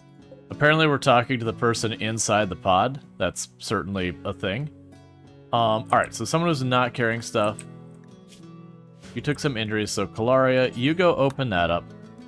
We'll do orders, allow all of that. We chose a really weird spot to fight in here. We will want to put a door there. And I will want to go to... Where is it? Claim. Where's claim? There, claim. I'm going to claim all this. That said, we'll deconstruct all these tables. We'll deconstruct the sarcophagus. Deconstruct the decorations. All of those just add wealth. So we don't want it. We've got a skill trainer for melee. We'll come back for that. I think that's going to probably go to Grand. Yeah, that'll probably go to Grand.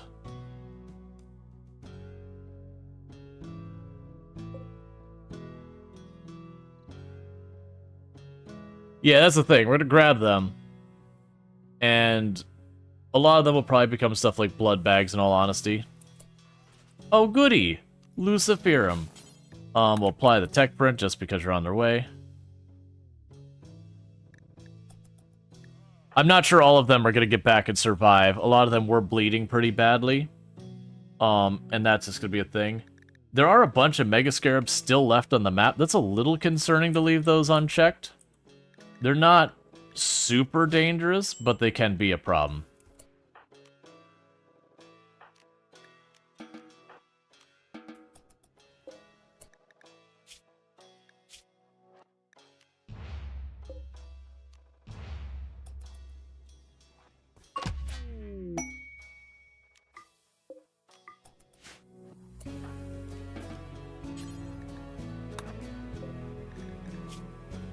We are getting a significant boost in our goodies here.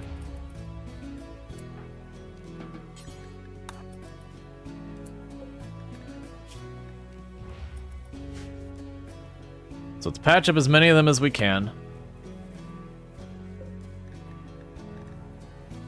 And get all that equipment off of them, because that's a lot of free armor.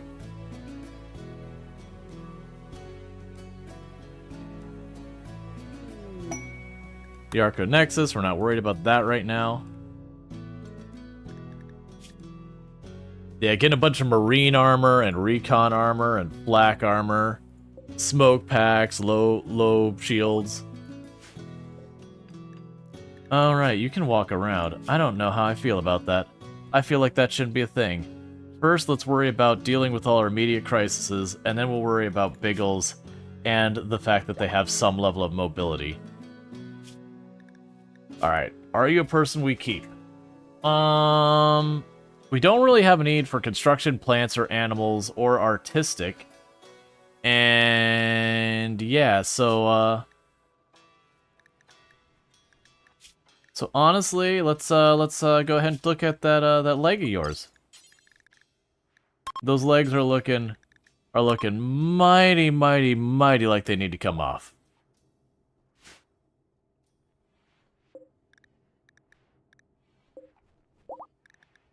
We do want to say prisoners convert those, so we grabbed 4 of them. So start working on you. You. Tortured kind, not dealing with it. Not dealing with it. Hey man, you, those legs. Those legs. Not a fan. You. Psychically deaf. Basically all you got going for you. Alright.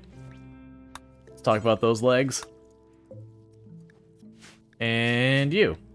Beautiful and greedy, and having no skills at anything. Alright.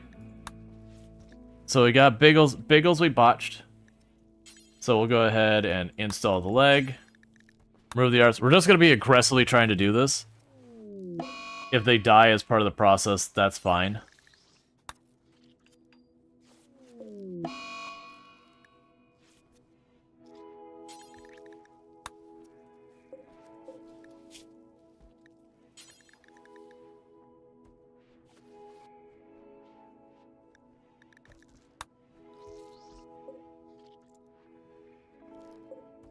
We can keep a quick eye on this.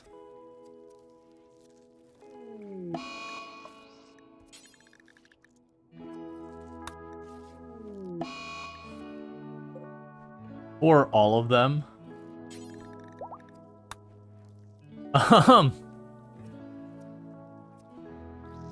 Hey, we're just in medical training, okay? And we're really in need of that medical training. That is absolutely very necessary medical training.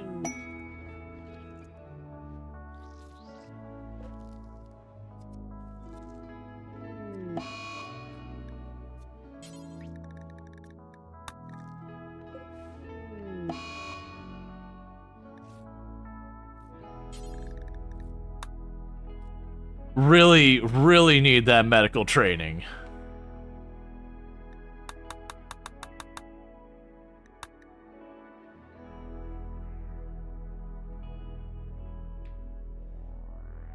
We actually, before we do a bunch of that, hey,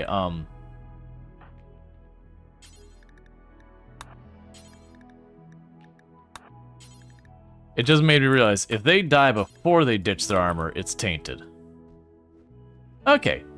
You may proceed in your medical malpractice. Didn't want to get too much blood on your armor, that's all.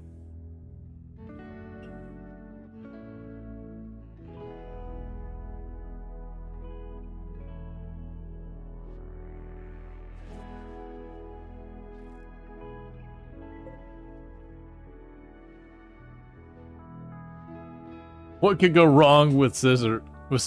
Edward Scissorhand states.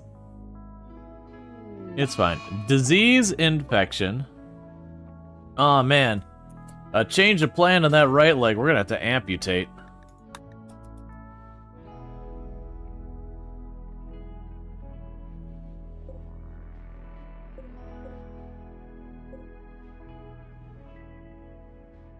Once people have the availability to do so.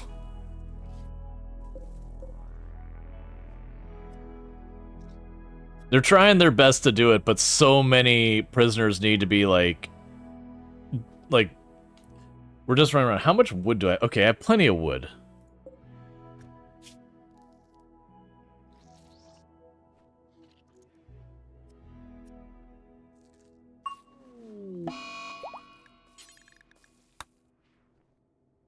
It's okay. Sooner or later, you're either gonna die or the leg's gonna come off. 50-50. It almost makes me wonder, you know what you could do to make this a lot easier for all this? You could use the biotech to create a gene, or like a xeno gene or whatever, that has basically a negligible amount of hunger. Just give them nothing but negatives. To give them a super minor amount of hunger, and I think fast healing will make it so they can be hemogened faster.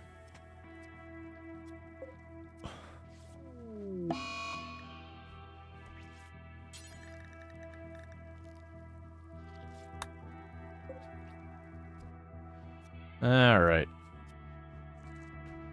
Hey, success! You got rid of the peg leg.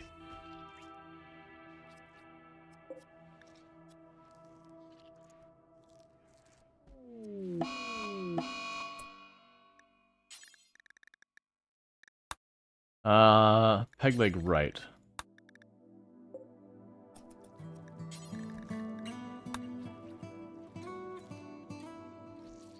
An evil run? Yeah. No, I usually don't do evil runs, but in this particular case.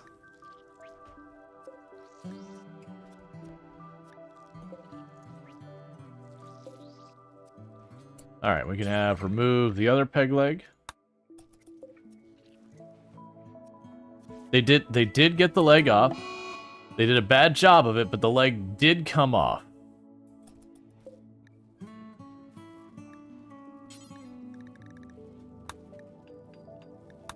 Alright.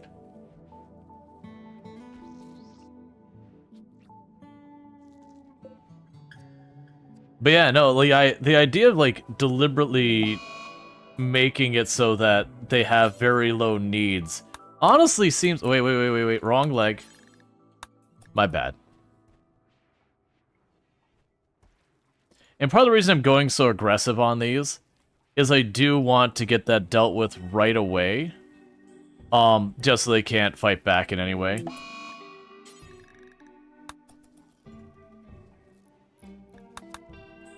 And we're basically power leveling medical right now.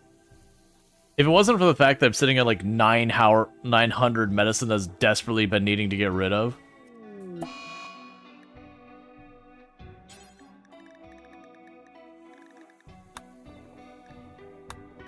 There we go. And remove the right.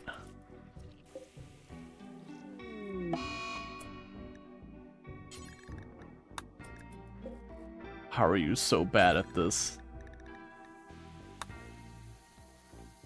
I mean, confidence miraculous things that no other doctor would even think to attempt. Your doctor, probably. Yep.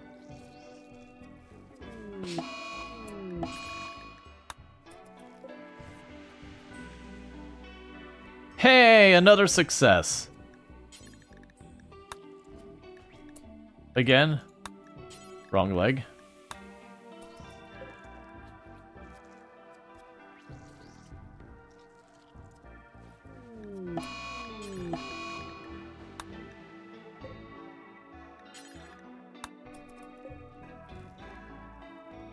And we finally have a winner.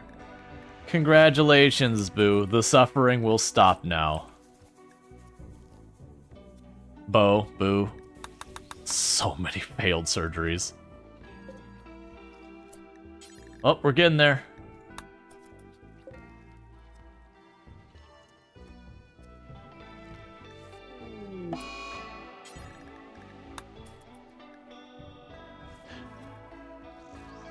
Those stomachs, I'm not too worried about it. Because we're already sanguiphages, I'm not super worried about it. We can add a lot of our own stuff later. And we got our second accomplishment. So now it's just... Is that a third? So now it's just Rogers.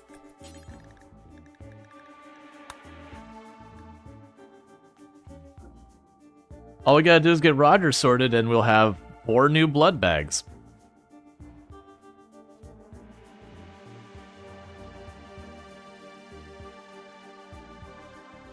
We are 100% making a gene room.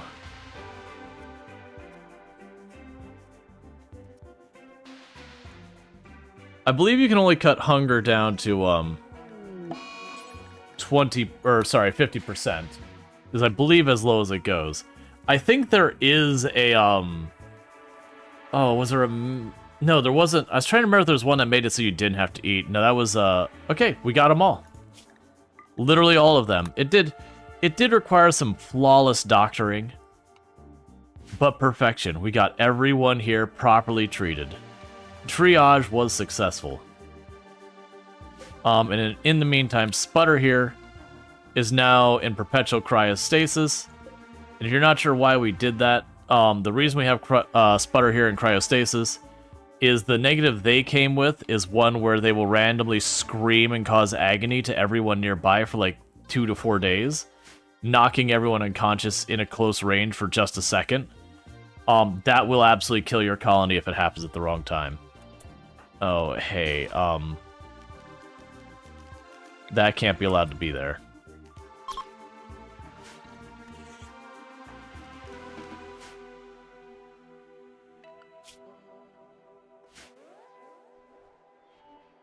Why not kick him out of the colony?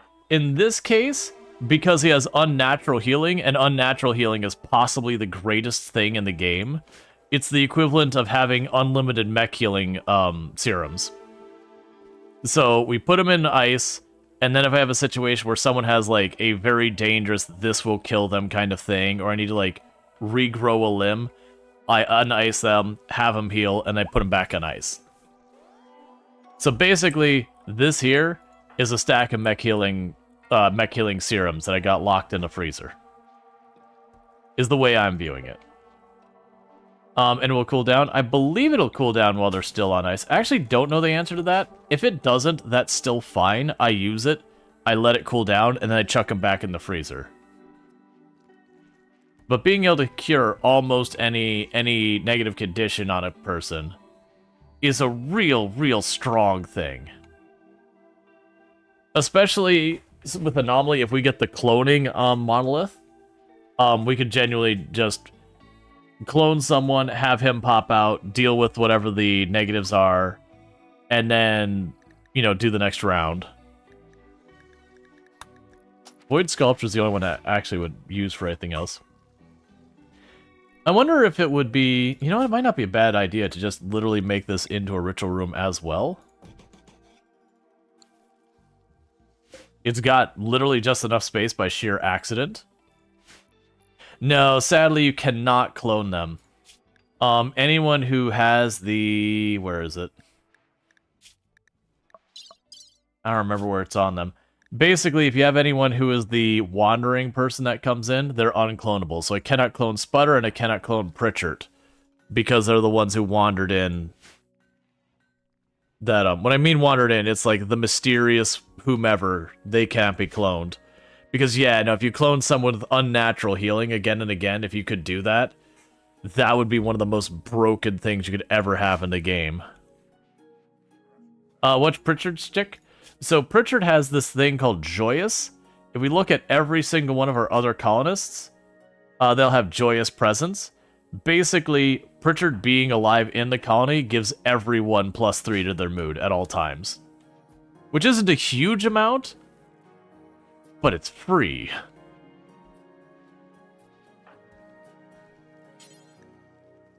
So I'm going to have you do your death rest now. You're the only one who has your death rest casket made. Oh, wait, I'm lying. There's a second death rest casket made. So that's, that'll be Earth. We're having you jump in here a little early, because we have been running into a situation where everyone needs it at once.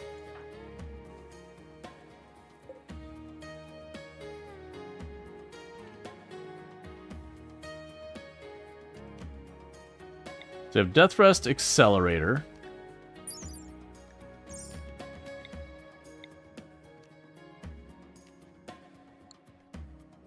Alright, so it won't show me the stuff there. So it was Biotech. So we got the Hemo Pump, which increases the amount of hemogen and death rest a person can store in their body. You have the Hemogen Amplifier, which means they gain more hemogen from any hemogen source using a gland probe. Yeah, so basically it means they get more hemogen per shot. The glucosid pump, which makes people move faster. And then the psychoid fluid pump, which makes it so they have more, like, strong stuff there. And you got the death rest accelerator. I believe, yeah, it completes the death rest faster. More than likely, I'll do the accelerators over time. Just to minimize how long they need a death rest, because as we get more and more and more of them in my colony... Yeah, that could be the difference between mental break and inspiration. Yeah, no, that's the whole thing. I don't know if it stacks. I've never had the opportunity. That would be a curiosity if you could get that to stack. Because it means if you did, like, have a, you know, forever run and you got, like, a good 5 people with that over the course of the run, that'd be, like, plus 30 at all times, that you could just ignore mood as a mechanic in the game entirely at that point.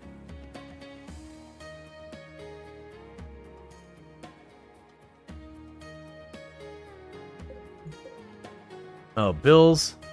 Butcher. Yes to all of those. Because then we can process those bodies as well. And you did get everything cleaned out of here we care about. Unfortunately, they did let the one body rot.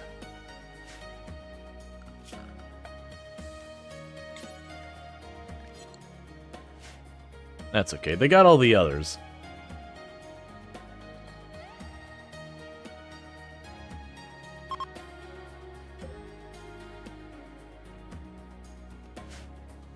Alright, so we're doing good on components, still hurting on the steel.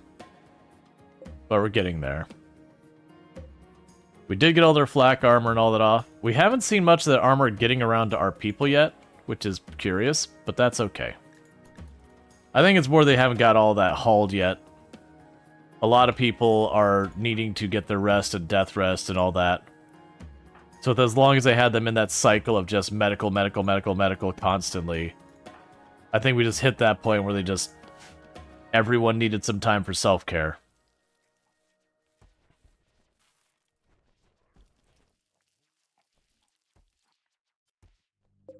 Alright, I'm accepting this is just the way it is.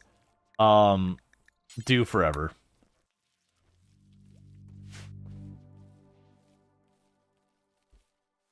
Oh yeah, I got another scarab ran in here.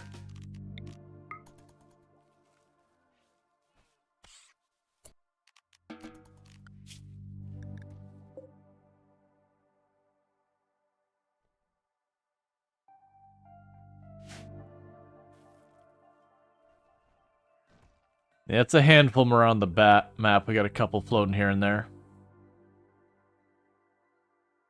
There's the one inside the room here, which I'm curious what it's going to do. What was that noise? Alright, got mortars. Okay, can't do that one, can't do that one. It needs to be not... yeah, specialized limbs. It has to be not anomaly stuff. Oh, things somewhere in your farms? Oh yeah, no, okay, I see them.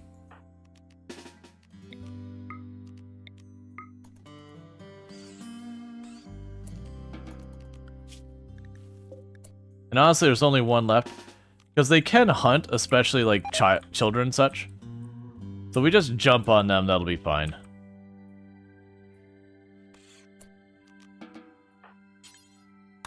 Strip them. Because that fire foam pack is gonna be useful. We're definitely gonna want that on one of our people.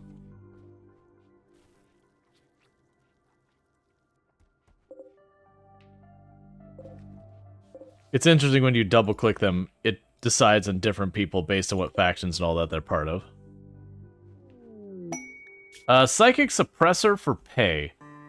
Let's see. There's Mechanites harassing their caravans. They'll send a psychic suppressor. So there'll be a cluster of hostile mechanoid structures and 4 Arctic wolves nearby. I don't think I've seen where they've had both before. But they are willing to give me a death rest capacity serum, which is the last one I need to do a super juiced pawn. So I'll probably take that. And then we'll also be able to get some prestige recon armor as well, so that's a bonus. Whereas the Masterwork helmet would be amazing, but I think for us, getting that Death Rest thing would be good. Alright, so you are now on maintenance only. Okay, so there we go. Alright, so it's going to have 4. So we actually want to send more than our absolute minimum group I normally send to these things. So let's plan to send the Dromedaries. Oh, wait. I shouldn't accept. It's fine. So we have a problem here. And that problem is, I still have that mech cluster up here in the corner, so if we come back to the tile from that corner, that's going to be real messy. And unfortunately, there's like no cover for me to make a good move on it. So this is going to be a little bit of a gamble, but I've already accepted it. And we're going to have the Psychic Suppression. I do think I need to go out and still deal with it. But that was something I should not have accepted. So let's grab you. We'll send both of our melee pawns for right now, because they have the shield belts. And we will back them up with Zeliard and Earth. So that's going to be a bit overkill, but my goal here is to get there and get out as fast as we can.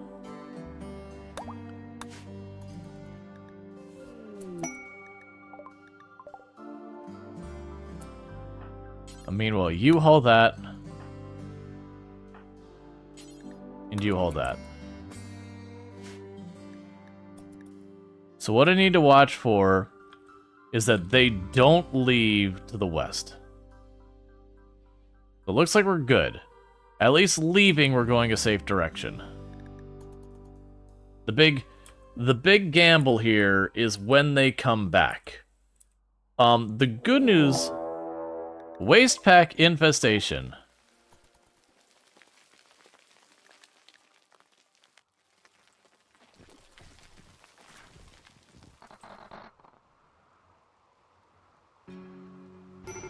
Cool. Where are you going? What are you doing?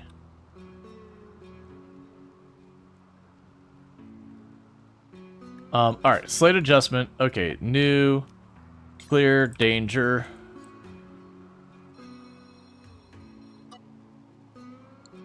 Not to be there. So I think one of them got hungry, and so dropped what they're doing. So despite the caravan hanging everyone there, they've gone back to get lunch. It's now the entire caravan's gonna sit here and do nothing for a minute. Hey, don't go that way. You're zoned to not go there. You're zoned to not go there. You're literally not allowed to go there, friend.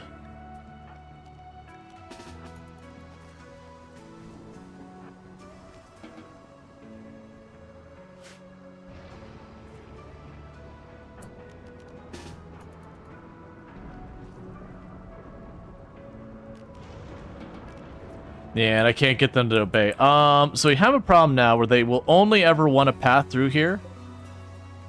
And I can't prevent them from doing that. They're on an invisible point, so I can't delete that to free them. So what I'm probably going to have to do here is cancel forming the caravan. Let them all run back.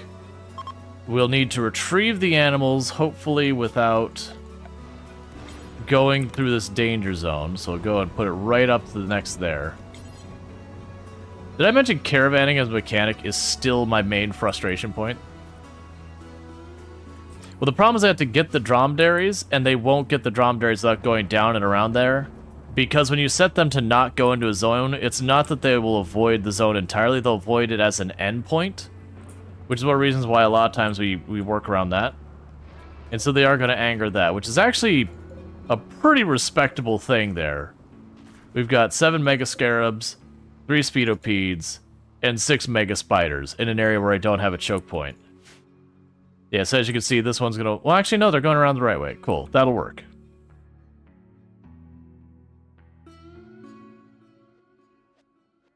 Okay, so you've got them set up. So we'll try this again. Because we do have a psychic suppressor. Grab the dromedaries. And then we grab our 2 melee. Grab Earth and grab you. Send world. They need to watch so they're going. Where are you going? Alright, so you need to cancel it again. Because they're trying to go up through the mechs. So I'll do this again. Do this, do that, accept. Grab you. Where? It's fine, we'll just wait. Where are you at? Why are you not showing? Alright, we'll just let them get back settled in real fast. Yeah, these are just problems that you run in the caravan. They have no control over how they want to leave the tile or how they want to come in. This isn't my usual complaint about it. My usual complaint is what happened the first time where they all ran down here. One of them got hungry, so they all stopped even though they were standing on the edge of the tile ready to leave. That one of them went back to eat, so the others came back to eat, and then they needed to sleep, and then all of that just kind of sat there. That's my usual complaint, where I'm like, you're right there, just leave. Normally I don't run into a small groups of like 4. It's usually when you start pushing like 10 and that you start running into all sorts of weird issues with that kind of stuff. Alright, so all the dromedaries are back home. Got the psychic suppressor, so I don't want to ignore it.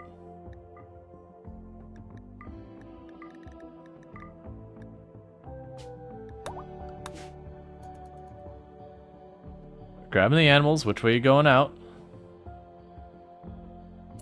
Nope, they're gonna go out the top again, so we'll just cancel it again. Because, yeah, they're gonna cut around here and get destroyed.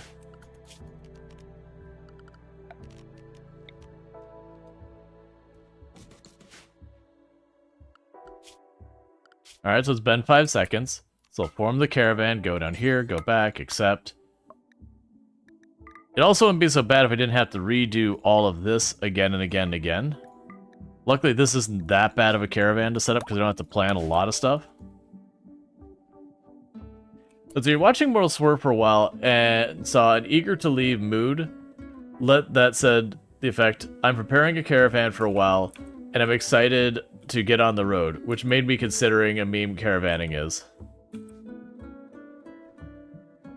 Yeah, no, I genuinely think it would be good in the game for us to have, and I think it should be an option, that one, as soon as any individual is ready, that individual gets off the map. So that's the things have gone sideways, run caravan.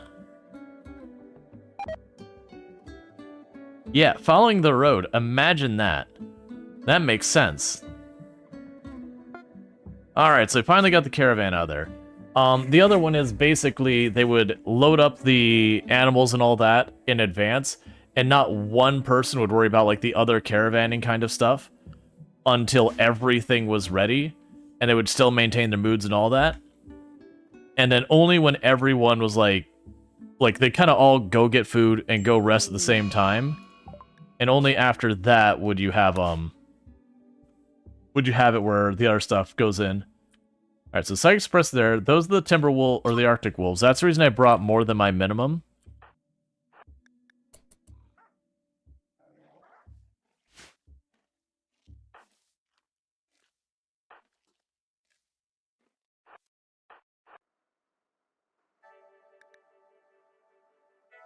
So I had a bit to throw at this.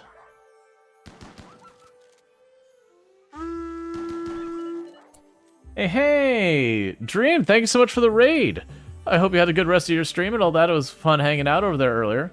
But how did the rest of your stream go? Let me go ahead and get you a shout out. Because Everdream is fantastic and you should actually go check them out. Playing a whole bunch of things like playing some The Sims 4. I believe I had heard that you messed with some... Did you mess with NCO or am I misattributing? But playing a whole bunch of stuff. Yeah, that was Kaiserpunk. That's right. Right. Kaiserpunk is what you're playing earlier, because I was hanging out there over, before stream. Okay, so those are gonna stay dead. Yeah, You two got all bloodied up. Luckily, everyone here is a sanguiphage, so just stop bleeding, and just stop bleeding. Alright, so let's go down here and deal with the psychic suppressor and all that. You did play the demo version. Yeah, because I remember we were talking about it in your channel. There's a conversation about it. But yeah, so again, check out Solar Dream. Plays a lot of similar games that we play over here. Definitely good times over there. We're also doing some 2 Point. Love that game. Oh yeah, no, we did a lot of. We also we went real hard on 2 Point as well. Really good game.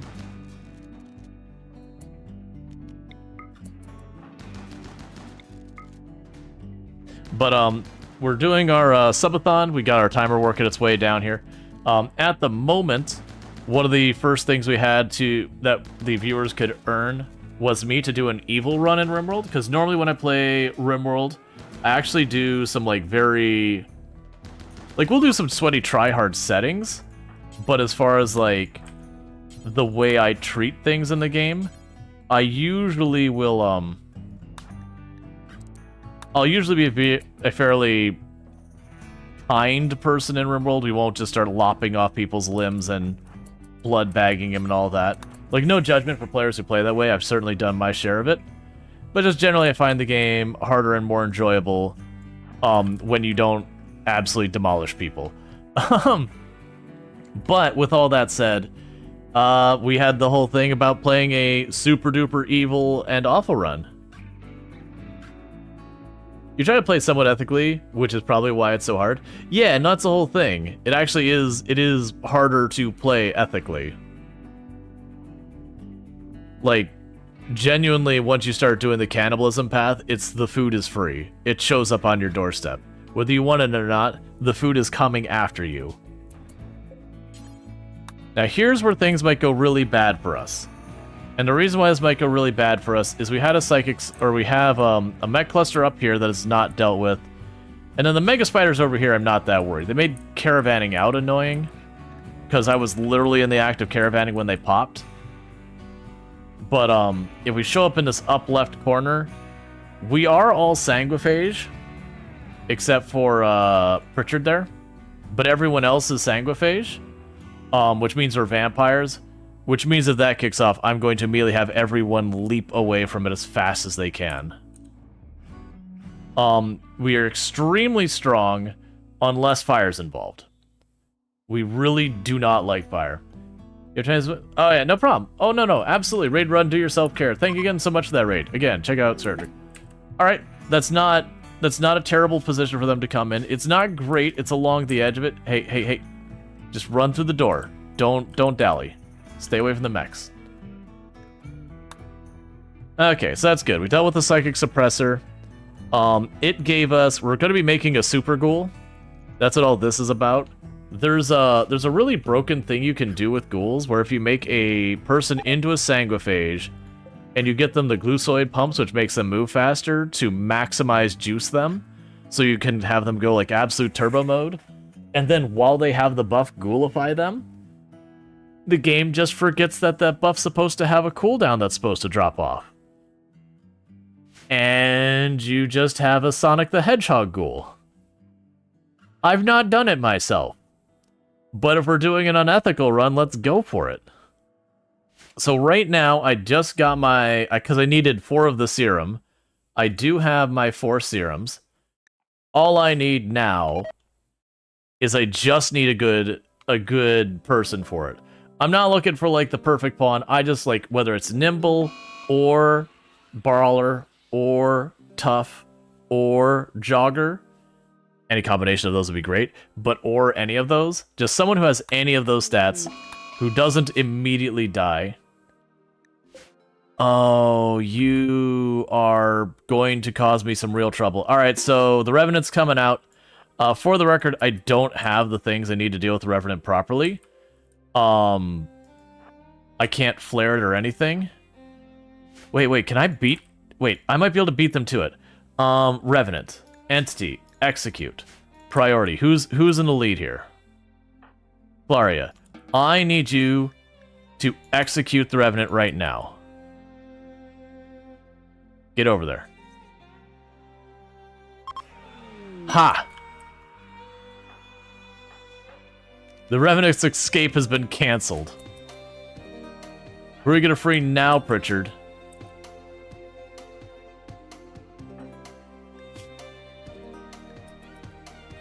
I'm actually curious what Pritchard's gonna do here real quick. I do need to get that back on the table very soon, though. I don't actually know how long they can sit on the ground before it will return to being a Revenant. Larding, go ahead and capture that Revenant again, and then execute it again.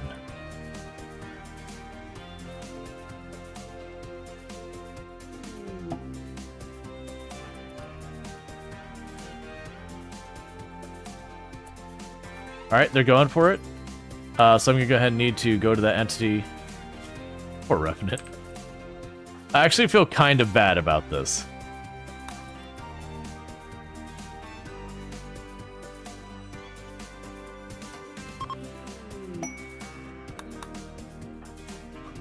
Revenant's just like, stop. It's not. Stop.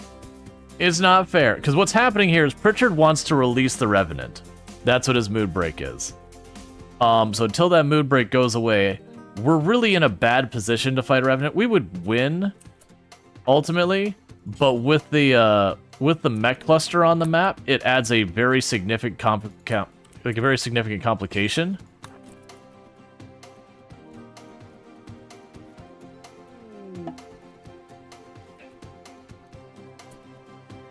All right, I see him going for it again.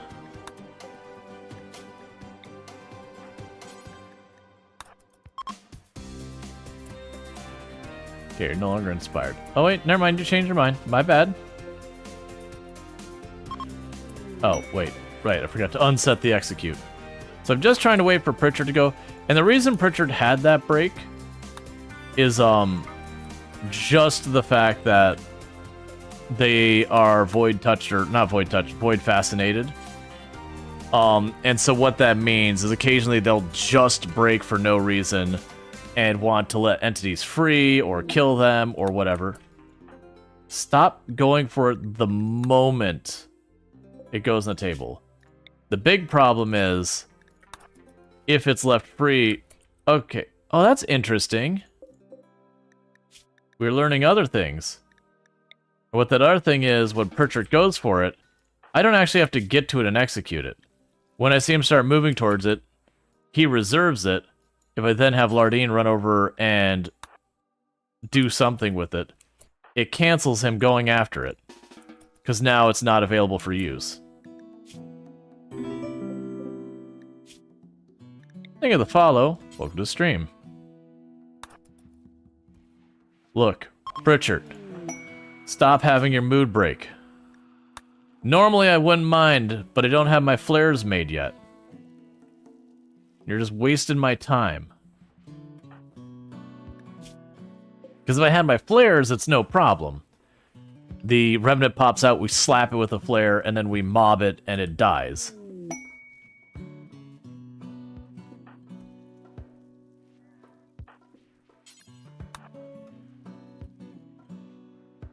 But I do know if you leave a Revenant spine long enough, it will reform into a Revenant.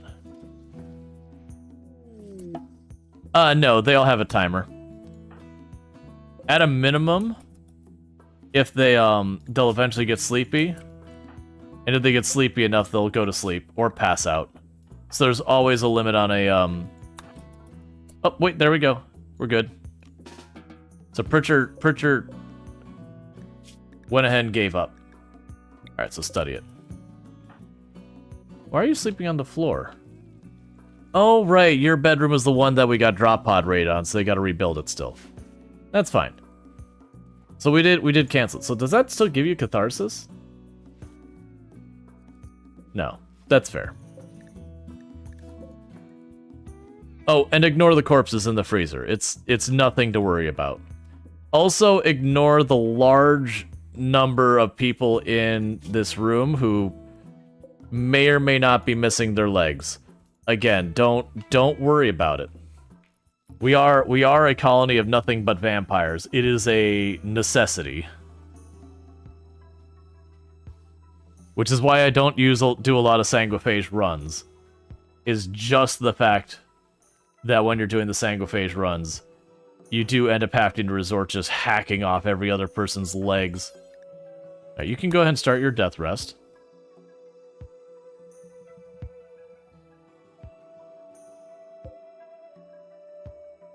Alright, so we're starting to hit the limit on our power, which should improve once I get that one piece of wire hooked up. That'll be enough to get this another vanometric power that we've got from quests.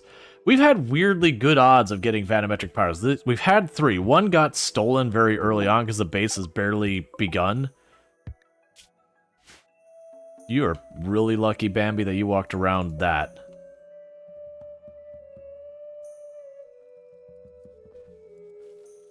Let's see, you have 4 fully bionic vampires in a colony of 6, having trouble keeping them fed and not angry, yeah.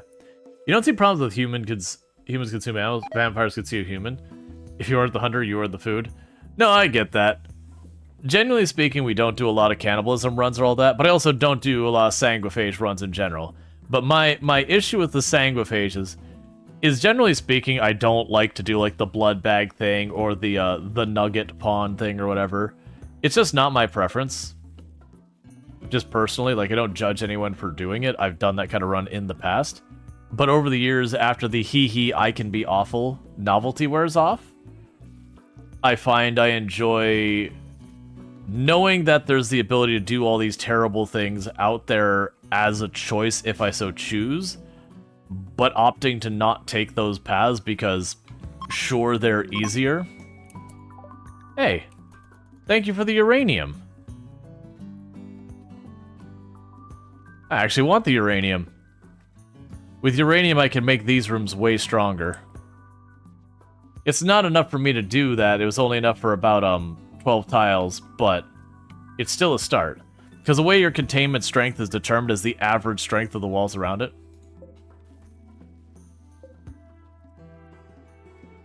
Willing blood bag sounds like a fun juggling act.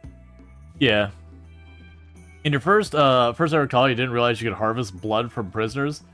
So just having all your colonies give blood every 15 days to keep your 2 vampires topped.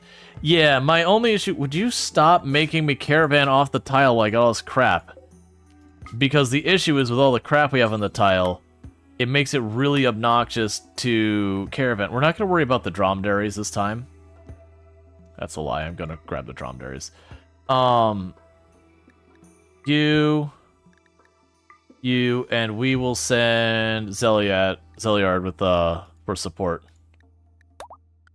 I shouldn't need nearly that much. So again, we gotta watch which way they go to caravan off.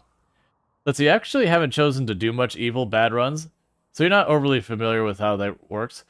Well, it's not, so the thing is, most runs, like, people have what they joke of as, like, the Geneva checklist, that kind of thing, where it's like, haha, I can cannibalize, haha, I can hack off people's limbs, haha, I can organ harvest.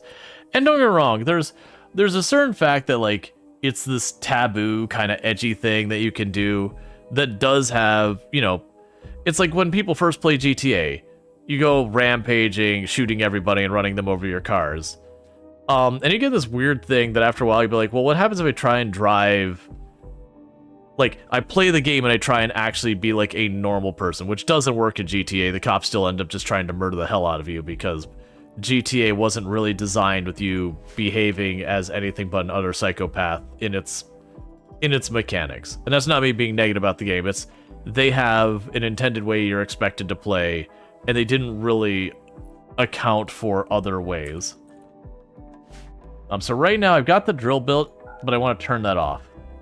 I only really care about using it for steel and other metals. Alright, where are you going? As long as you don't go anywhere near there, we're fine. Okay, yeah, we'll be... Oh, wait. You should be fine. But yeah, so it's a thing that, like, RimWorld advertised as morally gray. It does allow you to do some truly heinous things, but it doesn't force any of those on you. But there's a novelty with being able to, like, be the over-the-top awful thing. So it is a meme in the community about people making their organ harvesting farms and all that.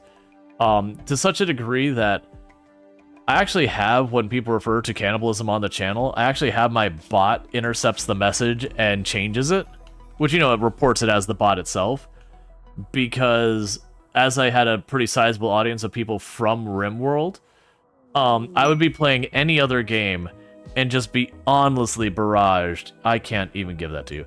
Honestly barraged with people joking about, oh, well, we have to do cannibalism. So, like, we'd be playing not Farm Sim, we'd be playing, like, City Skylines, which is actually the thing that was, like, the one that finally got me to make the command, because I was just tired of it. I was playing, like, City Skylines, and I think we had a death wave, which is just something that happens in the game. And I had, like, a bunch of people being like, hey, guess we're gonna have to eat people and that kind of thing. I don't remember the exact joke. And it was just, that was kind of the point where I was like, I'm just over this. It's just, unfortunately, RimWorld does bring out a very, very edgy group of people. And it's fine. Like, it's the thing. The game lets you do it. Like, I don't have any problems with that. But it's to the point that when you play RimWorld a lot of times, I'd be like, why aren't you doing this? It's much easier if you do this. Why don't you eat that person? And it's like, because I don't want to. I enjoy the challenge of playing the game. Oh, that actually sucks. It's fine, we can make this work. So the problem we have here is that red circle there means if I get in the red circle, I will trigger those bots to break up and I have to fight them. And this is the one that scares me. Normally I don't care about it, but all of us are sanguiphage, which means we're very, very flammable, and we will run in a panic if there's fire nearby. So what we're going to go ahead and do is we're going to get over to this edge here. And that tile there, we're going to break it. I should be able to go up there and smash that tile without a problem. Brad, you're scaring me, buddy. I'm going to poke a little hole in that wall. Now you two get away. And you're going to shoot the crap out of that thing. Don't tell me that shield perfectly covers it.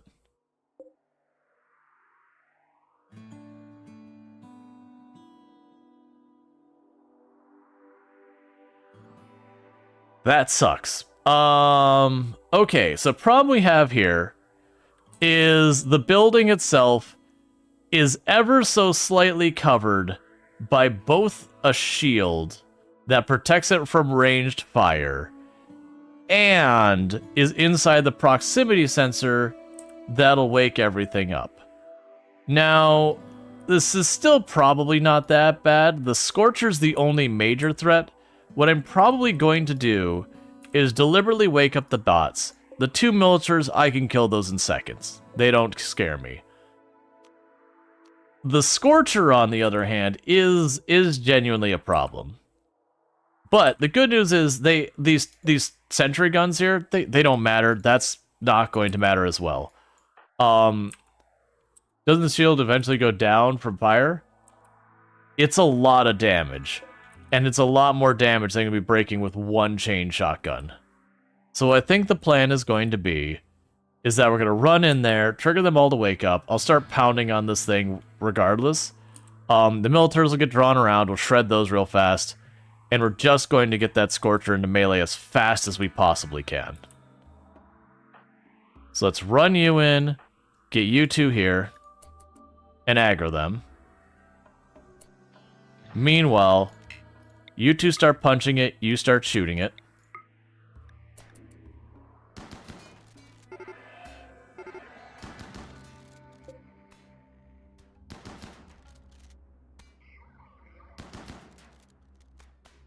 So far, they don't seem to care that I'm doing this, which I can live with. Versus my expectation was them to come after me immediately.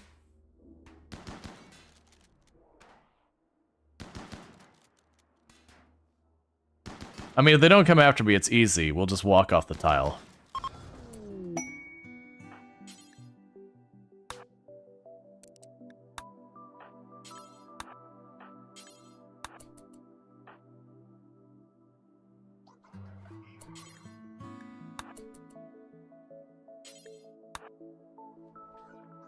So grab all the stuff we want. Yep, and as long as we walk with the tile in that direction, we'll never be in a position where the sentry guns can shoot us. We've got a nice lead. Nice steel for the hospital? Yeah, it's not a lot of steel, but I mean, I'm going to take the free steel. Alright, we're in the clear here. Yeah, so for whatever reason they didn't come around, I assumed being that close when they triggered, they would have just come after me, but... I'm not going to complain about a freebie. Wait.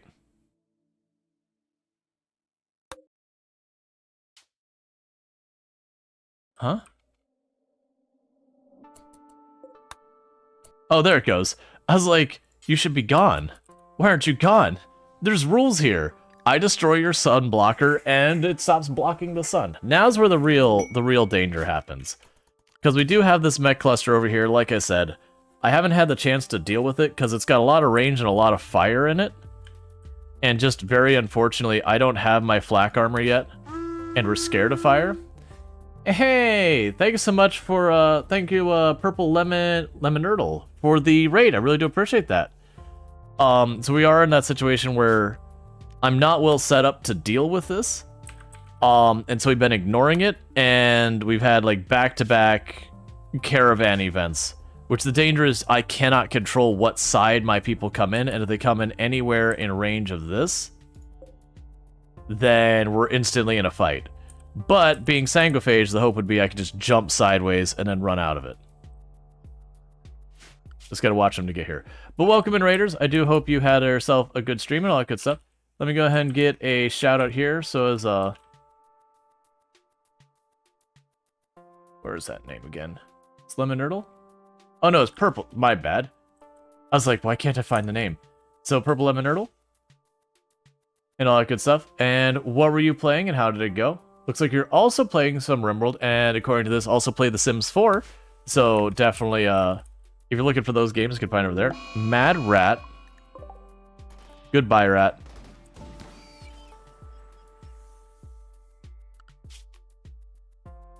Alright, so we're watching for when this caravan gets here. The hope is that they'll be over here somewhere. Anywhere but that corner. The last one came in from this side, despite me coming in from the top. Alright, so they'll be here any second. Okay, they came along the road. That's perfect. We'll spent a lot of time fixing the chaos from yesterday's stream. Today is actually really chill. It is nice when you have those, like, more relaxing RimWorld streams where it's just like, oh, you know, we've been doing all this sweaty stuff and, like, we're just getting stuff done now. That's lovely. Okay, so we got all that stuff squared away. We definitely need to deal with that. I wanna get ourselves some basic black armor. The problem we're running into is we are very steel starved. We do have the drill and we do have the ground penetrating scanner available to resolve that. You like the way you did bedrooms? Well, thank you.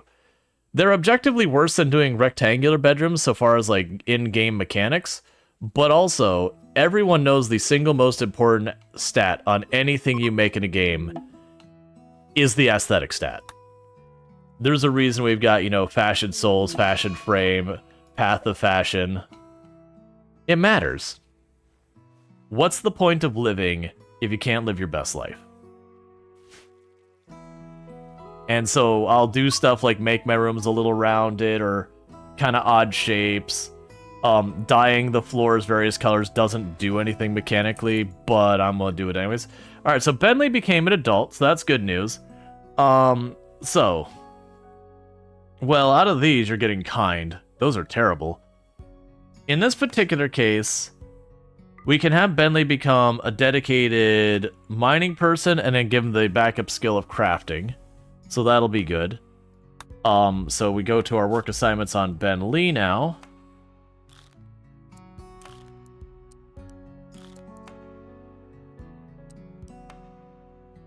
Oh, I didn't even realize. I made Bentley a jack of all trades.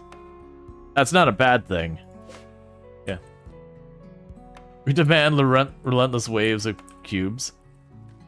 Alright, Bentley also immediately needed death rest. There you are. Go start your death rest.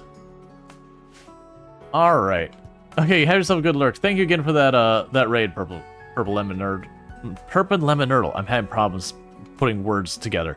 But thank you again for that. I really do appreciate that. So with all that said, for those I should also mention, I am Rual Storge, play a variety of games here on Twitch. I'm most known for my exploits in Project Zomboid, where I used to hold a world record for the highest kill count run ever, streamed at 135,121 zombies killed in one character in one life, with no mods to change itemization or vehicles on sweaty tryhard settings. That said, as you probably noticed the past tense there, it has been beaten. But I'm a variety streamer who play a whole variety of games, including stuff like RimWorld and Farm Sim and Project Zomboid and City Skylines and Project Zomboid, SnowRunner. I'll probably play Craft and a Roadcraft when it comes out. It's a whole mess of things. I like a lot of tycoon, simulation, survive. Like, I play the occasional survival. Thank you for the follow. Welcome to stream. I do find I don't get into realistic survivals like Green Hell and those I tend to not enjoy. The ones where they kind of take themselves too seriously. Cool, so I got more power on the grid. But generally I do like survival mechanics. So like, I enjoy games like Valheim when I played it. I enjoyed that and played a ton of it. But like games like Green Hell, I very did not enjoy. No yucking people's yum on it, just not my preference. Alright, so we're finally getting our comms console out so we can trade more, which will hopefully help us get some more steel in here and other goodies. I do like the idea we've been talking about getting the, where you can get the genes that you can pull from people. Going out of our way with all these people we've got back here. And what we'll probably do for them back here is get them to have as little hunger as possible. And then probably give them like a tolerance for hot and cold and such. To just make them as little effort as possible. To get all the blood we can. Normally I play my my RimWorld colonies as a fairly like reasonable and ethical person. We are doing an evil run as part of the subathon. And it's not like I have a judgment about people who play it. I actually find the game much harder if you do try and be a decent person. There's just levers I can pull when things get rough. Like if food gets scarce, I don't get like free food delivered to me by raids. I mean, that's not true. Sometimes they do drop meals, but I don't get nearly as much. But, you know, people like to meme. Sometimes you just gotta meme. But yeah, so we're full on vampire colony. The only one who's not a vampire is Pritchard. They're a person who ran onto our tile. Honestly, I've got enough people here. We probably could just turn Pritchard into a vampire as well at this point. Even if they leave, it would be fine.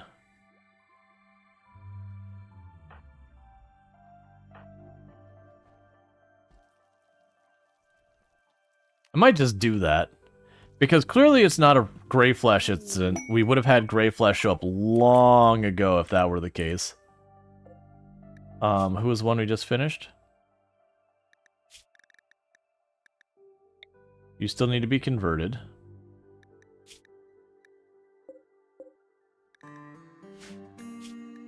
You still need to be converted. Ah, it's you. So maintain only because you're already convert. There we go. I believe when you convert them already, they don't keep working at either way. So maintain versus convert when they're already converted doesn't really matter. Okay, so good news is that's about to be full. So they should pull out the Bioferrite. And that is enough for us to either get one of our flare packs or a Bioferrite longsword. And for those who don't know about the master, like the secret mastery of the Bioferrite longsword, it has a weird thing where it just does way more damage than a typical longsword. For whatever reason, the regular longsword has where they'll like pommel people with it. Like they have different hits they can do. And for some reason the Bioferrite just has a different set, which features more of the better damaging hits. If I remember correctly. Like I know it's overpowered compared to a lot of the other weapons. I just don't remember exactly mechanically what caused it. I believe it was the different moveset. You don't see different animations on your character, it's just the damage the other pawn incurs is based on it. And link you. Cool. So our storage room is all done. I got a decent amount of stone sitting around. We'll definitely want to do stuff with that eventually.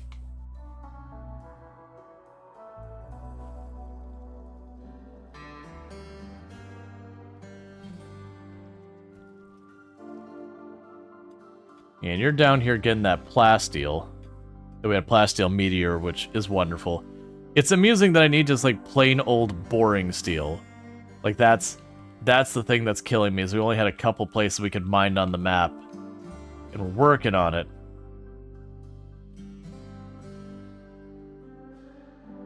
But it's slow boating.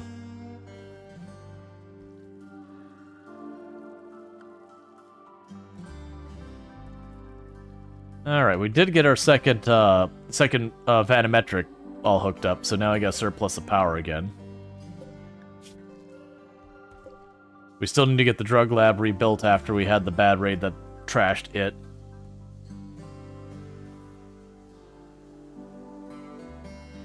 So the other good news here is we're finally repairing things around here again. Bulk goods trader. Do you want to leave to the west? I think you should leave to the west. I feel it would be most beneficial to me if you left to the west. Honestly, if you left to the south, I could work with that too. Like southeast. Alright, so we've got a bunch of people here that we could trade. They do not want my medicine. They can have the Luciferum.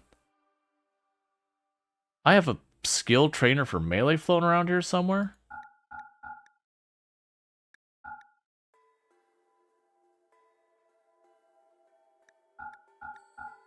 Apparently I have a lot of worn out clothes that have not gotten burned.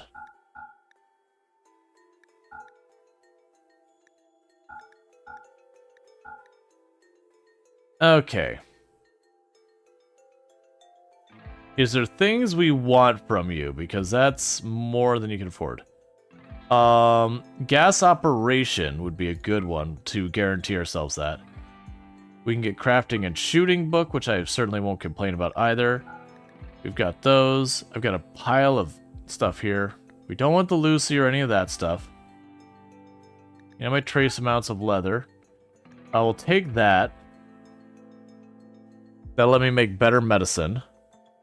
So with that in mind, we can go down here. Give me the steel.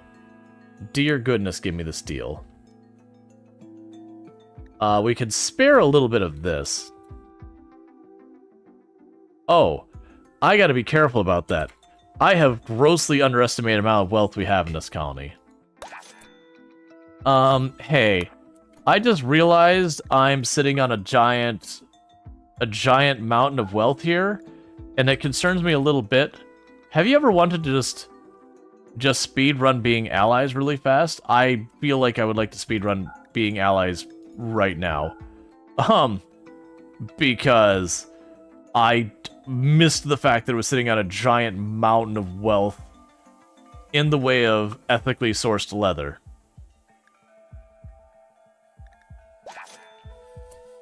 Just a little more. So I need 4 more points. With 4 more points, we can go ahead and become allies. Go ahead and take that tiny little bit of meat there. I'm actually that low on not meat. Alright, that's fine.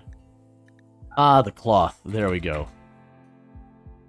Oh, wait. Gift. That's right. Gift, where's that cloth? I just realized we had a bunch of that too. And we're allies with them. Neat. See, we're buds.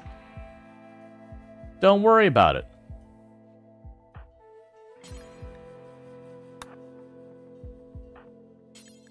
So haul those out of there so they don't rot out there. But that gave us a bunch of steel, it gave us some money, it gave some Nutramine for making better medicine.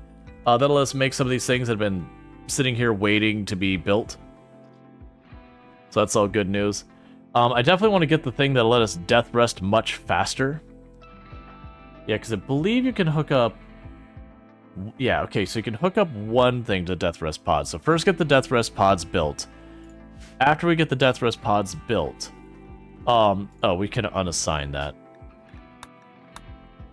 Sputters and cryostasis, because they have the thing where they scream every so often, it makes everyone nearby collapse. And I do want to keep them around for their unnatural healing. Would the orbital trader be best to get first? Oh, I mean, we got a bunch of steel in. They are actively working on getting a lot of this built. I actually have no idea where most of that went. It's already gone?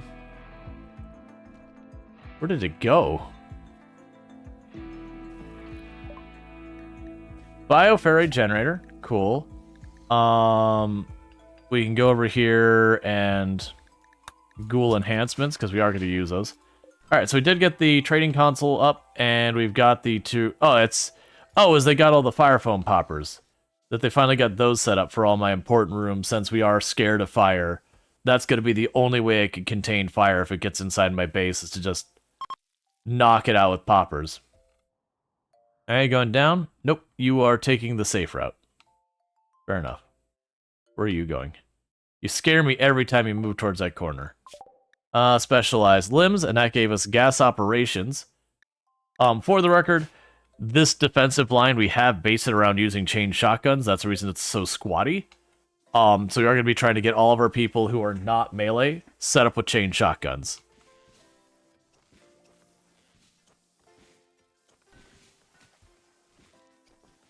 So yeah, we only have one more of the death caskets to set up, and then our death caskets are... Okay, we do have melt frack slag. Kalaria's star needs their death rest. And you're the one and only one who doesn't have a death casket made.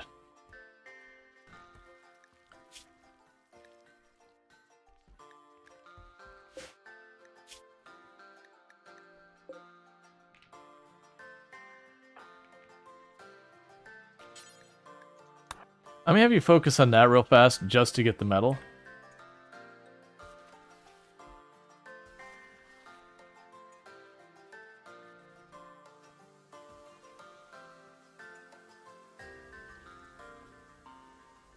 Because we process these real quickly, we can get Kalaria Star's death casket made, so we can get a proper death rest.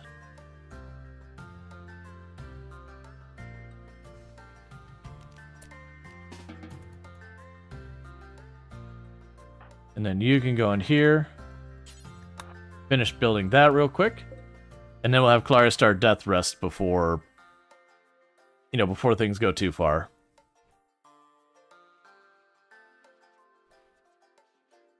Alright.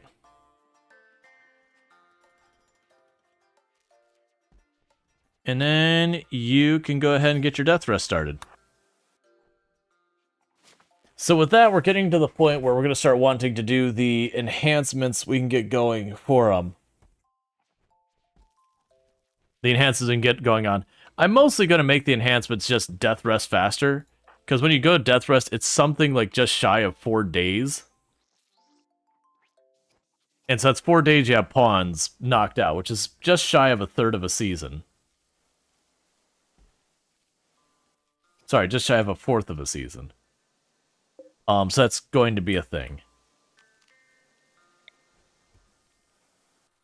It's a lot of steel. We'll wait on that. I'm gonna be able to source more steel before we start going for it.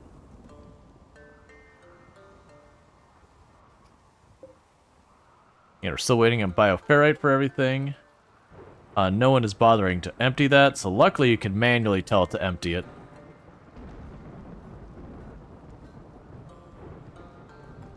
Because that gives us 60 bioferrite. And it does look like we're going to make ourselves our first flare pack, which is good. Because like I said, the flare pack is the big thing that's got me worried about dealing with that Revenant. If we can drop a stun on it, the beauty of the flare pack is, one, it stuns it and reveals it. But even more importantly, it keeps it from going invisible for some like 15-20 seconds. Which is 15-20 seconds, I'm going to be unleashing all manners of death and just, chaos on it with the chain shotguns. Otherwise, the moment it goes invisible, you just walk back into your base and go wait till it comes back. Because you need EMP, grenades, Molotovs, you can use the flares, anything that has that area of effect will reveal it. You can use fire foam poppers as well.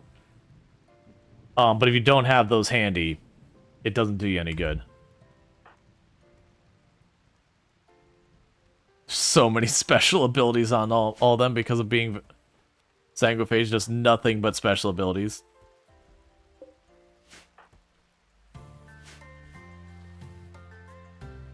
Just a lot of things not getting done.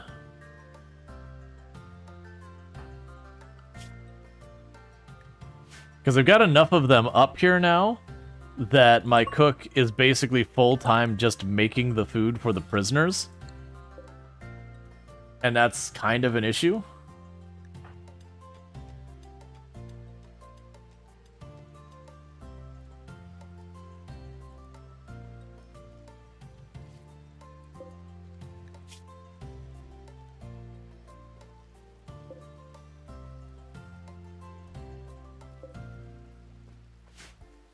Alright. What are you short on? You're actually short on wood. Which you shouldn't be, because there's 1,000 of it laying on the ground over there.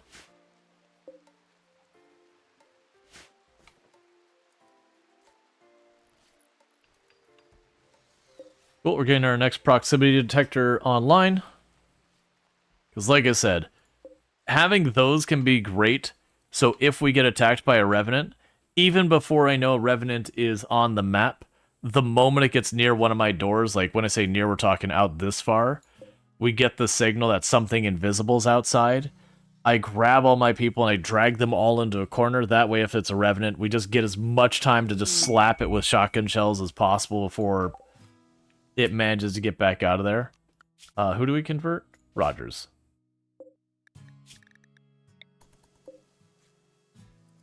It can be, like, really, really useful. Honestly, with that low shield pack, we could deal with this. Gas operation. Precision rifling. I really want to make all those chain shotguns. But right now, I don't have a consistent source of steel. So I'm going to avoid that temptation for the moment. Because really, there's only... Like, they have the heavy machine gun, or the heavy submachine gun. And that's pretty good. And Pritchard's the only one I haven't been arming up better because they're a guest. We don't know their deal. Usually they'll leave after a while, but I don't remember when they joined us. Like, it's gonna be so far back. That's not even showing up on the history anymore. Like, it's just so long ago.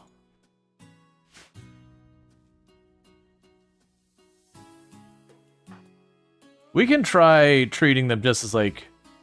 They're clearly past the point where betrayal is a genuine concern. They would have betrayed us long ago if they were going to. So let's go ahead and up-weapon them for right now. And I guess we will name them. So this is going to be our Joyous Purchase. It's going to be Sentient Cookie. They might just stay. That is actually one of the outcomes, but I almost never get it.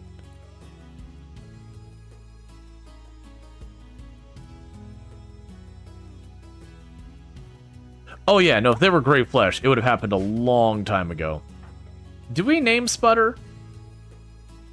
That's a question. So Sputter basically lives inside here, unless I need a healing mech serum, and then Sputter's allowed out to do that for a second, and then we throw them back in the freezer. Do we actually name them though? Because that feels kind of not amazing. Because, you know, you get named and you get... I mean, you'd have a pawn that's most likely, if the colony has a death, that's the person most likely to not die. Because they will just sit inside the cryo casket safely in their corner, forgotten to the world. I feel like we do name them. They are staying at the colony forever. Like, you know, barring something goes horribly wrong. I'm going to name them. And there's Canahawk.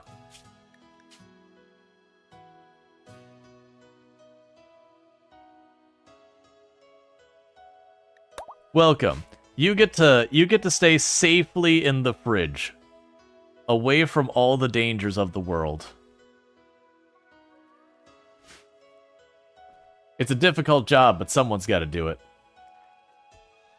You're there for when there's someone who desperately needs medical attention, and we just go and make them better. Han Solo.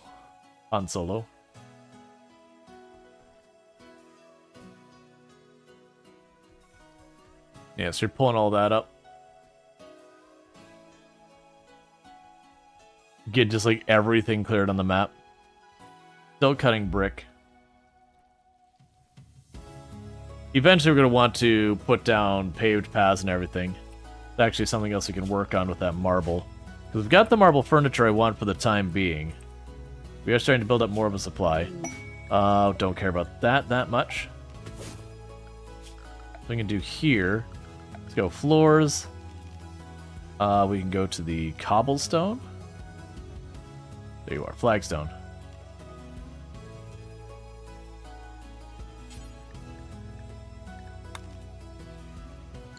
You can make really fancy floors later. Alright, so what I want to do is I want to go ahead and do marble flagstone.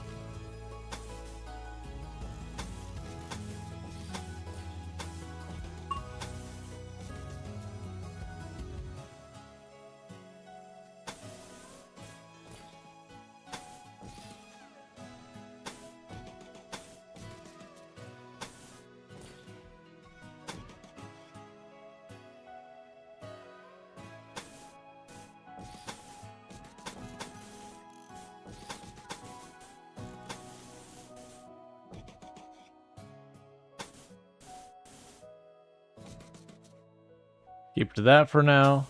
Put a path over here. Put a path going up there. They've got a way up to the defensive line. We've got one going up to that door over there. Got it going to that door down there. And this is the only one we don't have really a good path to. I'm going to probably leave that one alone. It's just something for them to do with the with all this marble we've got piling up. It'll give us a little bit better movement speed. Realistically, I should probably shave off the edge of these fields here to make the path. Yeah, I'm going to do that, actually. We can go zone. Shrink zones. Slice right off the edge there. Go floors. Marble flagstone. There we go. You know, so stuff on it? Yeah, one of them does. It has some hay. I'm okay with that, because that's literally the food for it, and it's just laying on the ground, so it can just live with the hay on its back. Someday someone will empty the caravan. Or not. Not super worried about it, because we didn't bring anything other than food with us to the caravan, and when we brought back, we actually put it on our people, and it was just a handful of steel or whatever.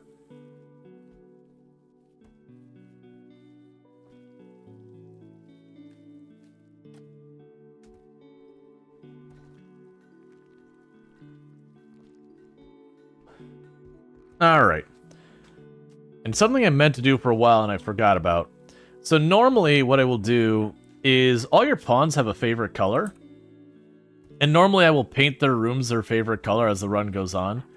So I've got kind of a light maroon and a purple for this room because it's a shared room. Donkeys joined. That is real unfortunate for the donkeys, I'm going to tell you.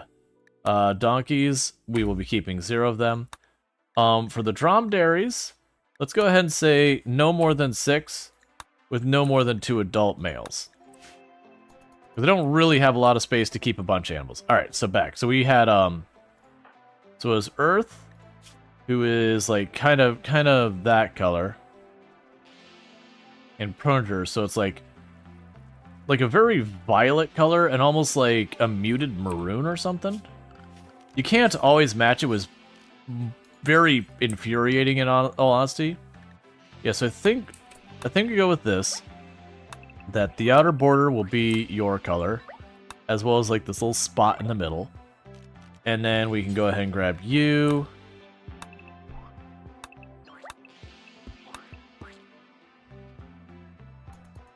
Alright, then we got Clarius Star's room. Clarius Star is like definitely in this run is going, you know, embracing the full like goth vibe of the vampire thing and just straight up wants black. We've got another one who's kind of a muted purple and a hot pink for a room. There is no hot pink or even anything close to hot pink, unfortunately. So what are we gonna do for that? Probably around here. The indigo might do.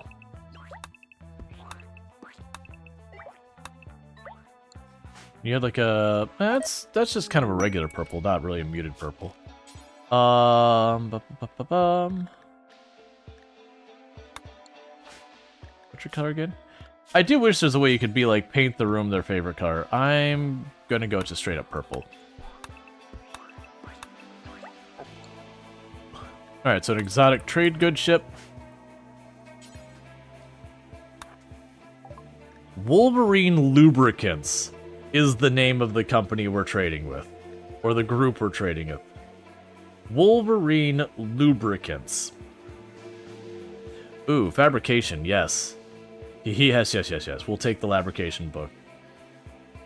Recreation, animals I don't care about. Artistic I don't care about that much. I'm not worried about that stuff. That's all good. We don't really need a lot of these other drugs.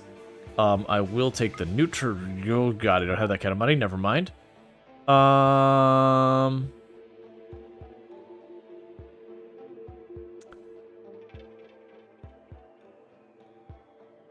That honestly could be fine. I need to get this room set up so I could potentially accept those.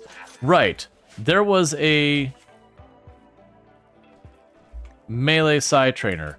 Right. And you were going to go and shove that in your eye. Because I believe that's how it said it works, is that you shove the thing in your eye and it puts nanites into your brain to make you better at a skill.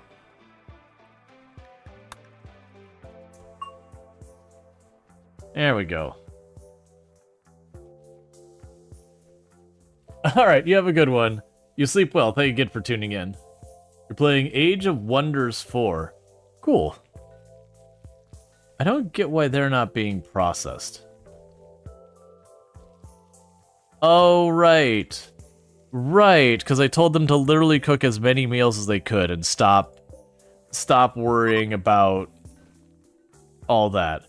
So they're literally just maximally producing their meals and then maximally producing their Sai tea. Right. So it's only when they're low on food are they going to start processing the bodies. Because cooking takes priority over butchering most of the time. That's fair, that's fine, actually. I don't care. Meanwhile, for the rooms, you're unowned, so there's nothing to do there. Ben Lee's favorite color is like a deep green. Yeah, pine green will do. Sentient Cookie's favorite color is like a blood red, very thematic. Is it like a scarlet? Yeah, it'll be around a scarlet. Very last Lardine's color is kind of a light green, not quite lime. Like olive. And that room's unclaimed, so it doesn't get dyed. So we'll let them get all those bedrooms dyed, and then we can worry about the next thing.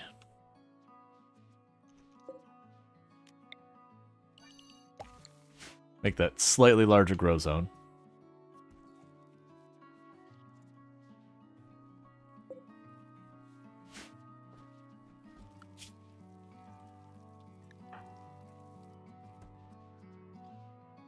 Yeah, so making large volumes of Sai tea, that's actually, that's interesting, because this is the person who depended on the Sai tea here. And with them in stasis, I basically only need the Psychite when I pop them out and have them do stuff. Oh, right, and I was gonna make you into another one of my vampire family. So someone who's got their genes fully recovered. You make him into a vampire.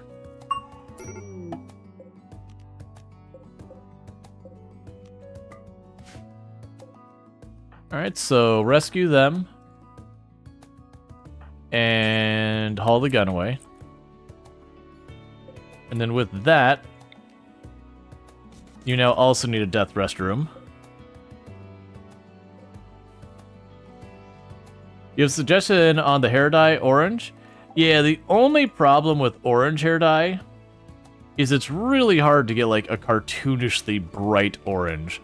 Otherwise, it looks like you're just trying to do like the ginger orange, ginger red.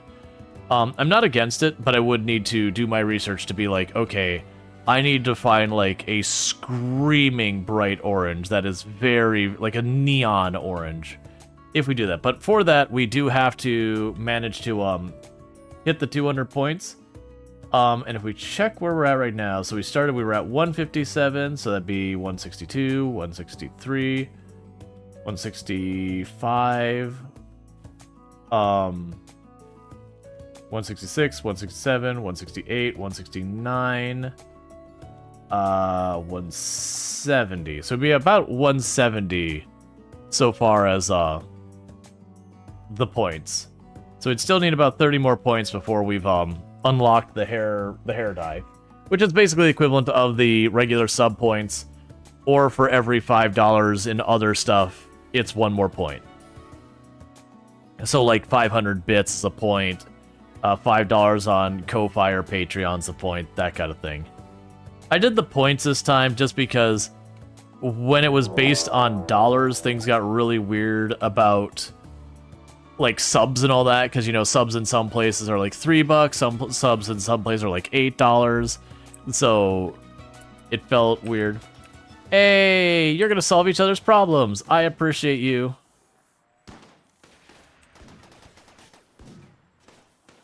I also love how they're just taking it and ignoring it.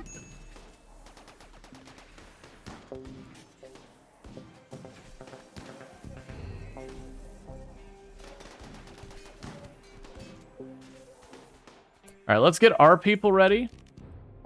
Because I do think we're going to need to get involved. I do think these guys are going to win that fight handily.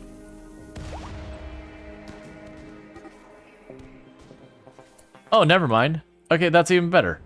Alright, so with that, they did cancel the ritual because enough of them got hurt. I wasn't sure if they were going to get to that point.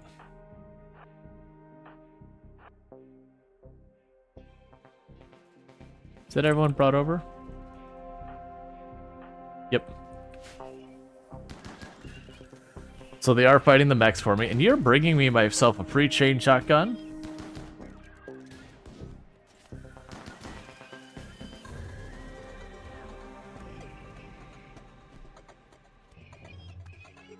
Alright, so zones, expand, danger. This is now allowed to be in our area now. So they canceled the summoned flesh beasts.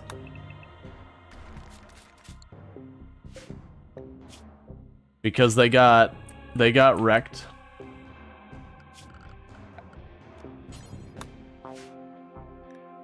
Okay, look at our contestants. Jealous Depressive. Kill that man. Alright.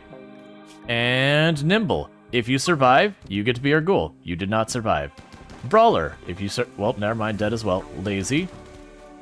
Nope. Meanwhile, you've got a second. Hey, Ben Lee, want an upgrade?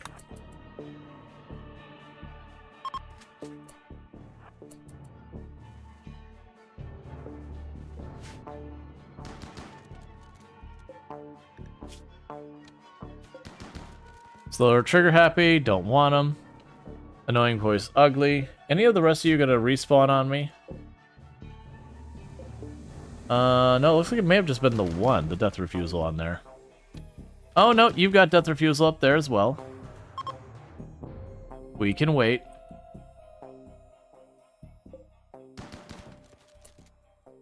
Okay, it's all sorted.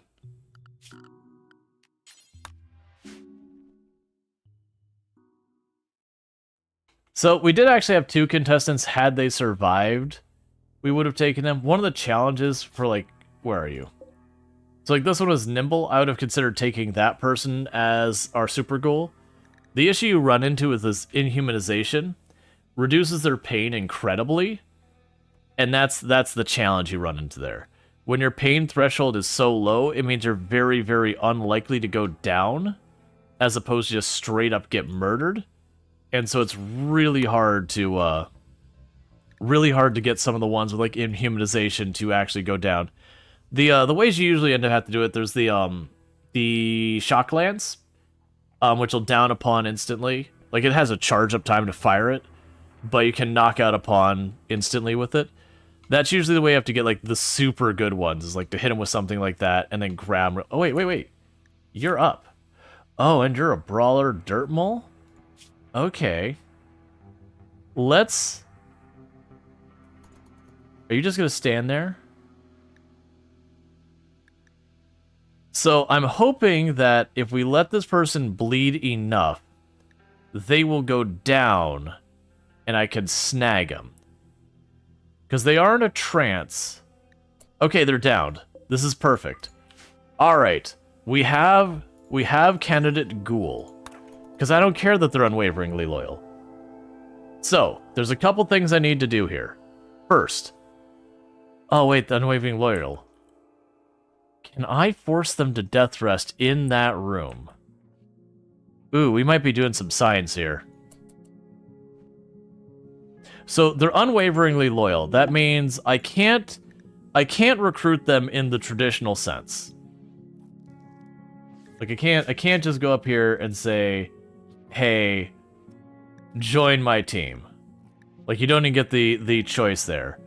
What I'm hoping I can do is I can force them to be a sanguiphage, force them to death rest in here after forcing a bunch of serum in them. I put them in there, give them the buff, and then ghoulify them. So we're weirdly gonna take someone who is probably a significant liability to us and try experiments with them. So first up, let's force them to be a sanguiphage. That'll knock him out for 2 days. Actually, wait, before we do that, can I... Well, no, it's not going to give you a choice unless you're eligible for sanguiphage. Or sorry, eligible for death rest. So let's see if we can do this. I've never tried to force an enemy vampire to be better. It's a weird thing to consider.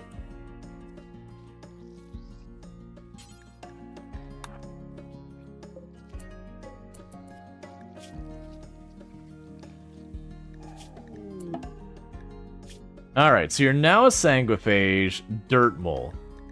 So it did override some of the things like the slow moving and fast healing and all that. So that has actually made them get hungry a bit faster, which is not the greatest, but I think is okay. Can I force you to have the serum? It's not looking like it. Because I want to say that's where we do the serum. Maybe not.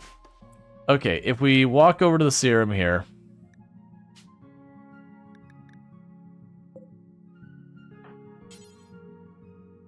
You ingest it. Alright, so unfortunately, I'm going to execute this person. Because our science experiment here has been a failure. I won't be able to recruit them in the old, like the normal way. It's just not an option here. I can study you?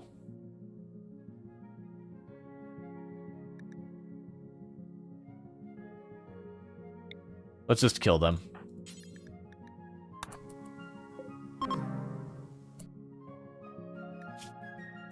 So you're gonna get back up.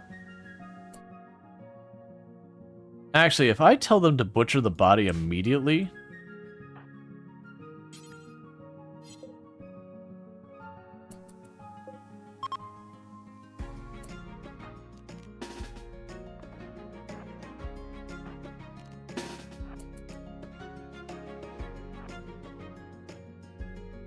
Oh, you're still down because of that. That's fine. Health. We'll execute you a second time. Yeah, so that was one of those things of just, I haven't ever run into a situation where I've had that opportunity.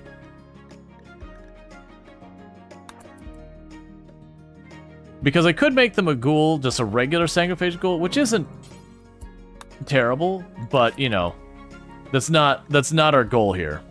Our goal is to make a super ghoul. And for them to be a super ghoul, they need to ingest 3 rounds of the serum. So we can put them in this pod to massively buff them, and then ghoulify them while they have the buff. Well, I thought you were supposed to be death rested. Go death rest. We got plenty of power. I don't have much in the way of steel.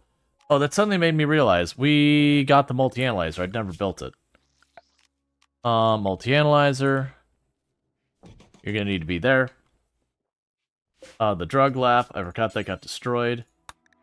You're probably not gonna have the opportunity to make that.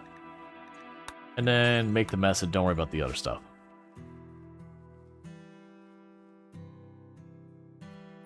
How many vampires?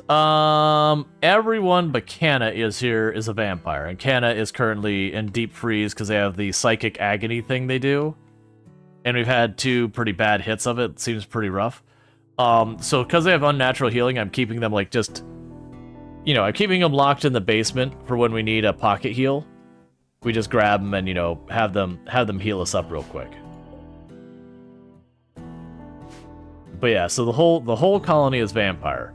Which I predicted the way this colony ends, ultimately, is that we will be raided by Impids. It'll get into a close proximity fight, and everything will go sideways. Yeah, exactly. It'll be like Big Mech Group, no problem. Neanderthals, no problem. A handful of Scorchers or a group of Impids, very big problems. Horrifically awful problems. We are leaning all the way hard into our strengths and all the way hard into our weaknesses, and not doing any like variety of build to get some kind of semblance of balance to stave off potential weaknesses in our setup.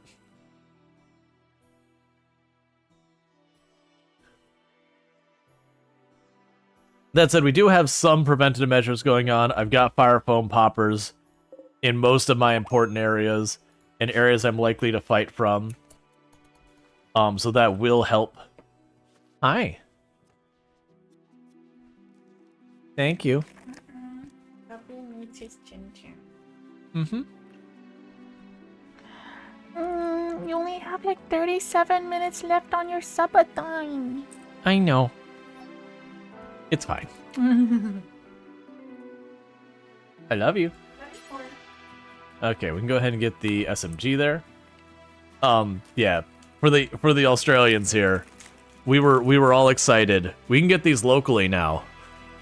We don't have to go like to a special international store, or like, you know, you don't have to go to the exotic foods aisle or whatever. That we could just get Tim Tams just on the shelf. Like, just there's like Oreo and then there's Tim Tams, and it's pretty exciting. Because for those who haven't had Tim Tams, imagine Oreos if the cookie part didn't suck.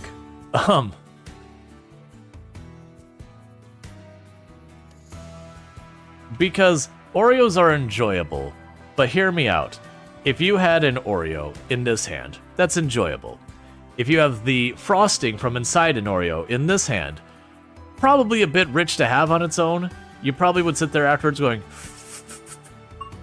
but still probably tastes good. If you had just the cookie part of it, just the chocolate cookie part of it, nothing else. Let's be real, the cookie part of the Oreo, not so good. It's alright. It's fine. It's not winning any awards. Does it dunk nice, Billy? So, there's something better, Yef, that Tim Tams do than Dunkin' Milk. There's this thing called the Tim Tam Slam. And what the Tim Tam Slam is, you bite off the edges of the Tim Tam, and because it's got a wafer on the inside with a chocolate coating, you can kind of use it like a straw. And so it does something superior to dunking, in that you can kind of use it like a straw to effectively get like a chocolate milk through the Tim Tam. And that's known as a Tim Tam Slam. I have been informed that like the double chocolate layer Tim Tams are better at it. I've not tried that myself. Because we're just getting like the regular ones here now. But I have done a Tim Tam Slam before, and it is pretty solid. Some people do other stuff like coffee and all that, but the point is, you got something that's like, because it's not like an Oreo where it's like 2 cookies and like a vanilla frosting or flavored frosting in there. It's got like a chocolate coating like you'd have on a candy bar, and then it's got like 3 wafers inside. That one's like a little bit more creamy, and the other ones are a little bit more. It's not nougat. It's like a chocolatey wafer. I don't know what it actually is. I haven't looked into that far. But again, it does permeate. I do understand you gotta be careful on how hard you go in on the Tim Tam Slam. That if you sit there and like try and go through like a full glass of milk with one Tim Tam, the structural integrity of the Tim Tam will eventually become compromised. But that's just an excuse to eat another Tim Tam. You think we just teach our children to bite the two ends and then suck the milk up in there? Yep, that's basically what the one I've heard is.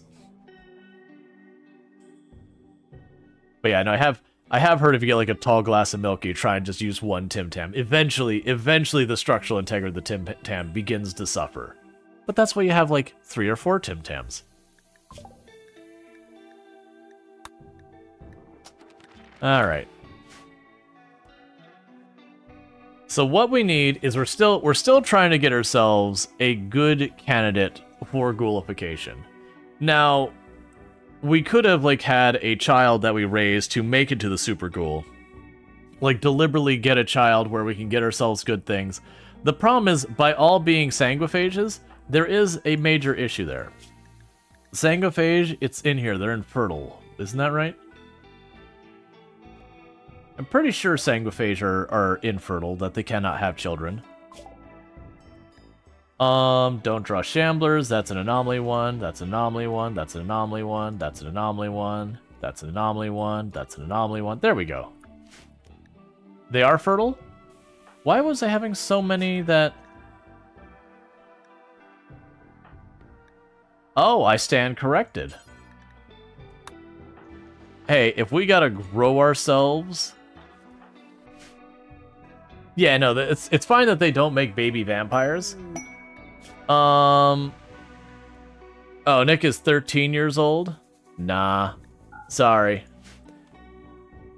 Yeah, no, it's fine that they don't make a baby vampire. Yeah, no, that's the whole thing. I miss that. To be fair, I think it was who and who else? I think you're both fairly... Oh, that is... Okay, that's a weird couple. I was gonna say...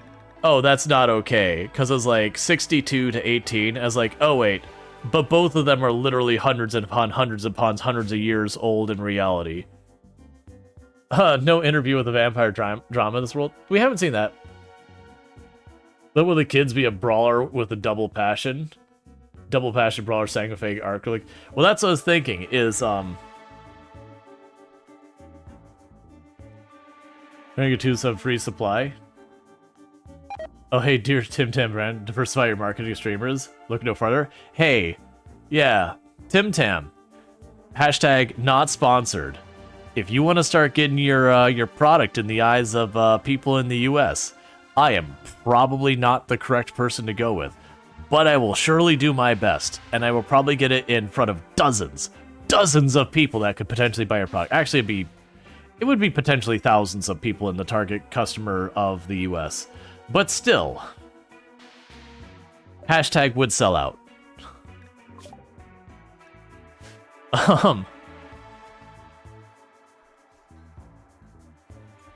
It'll stick, won't it?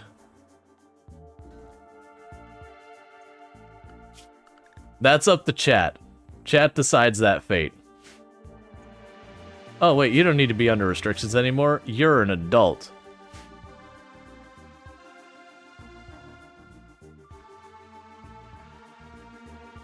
The Tim Tam is a brand of chocolate biscuit introduced by Australian biscuit company Arnott's in 1964. Yeah, my comment was like they were hard to get here in the U.S. Like you'd have to go like to the bougie place where they'd have, you know, all like the international foods. Like that was their whole shtick, is that they get you stuff that you couldn't normally get. That's where you had to go to find Tim Tams before. Or if you were lucky, you might go to a store that has like their what's the word?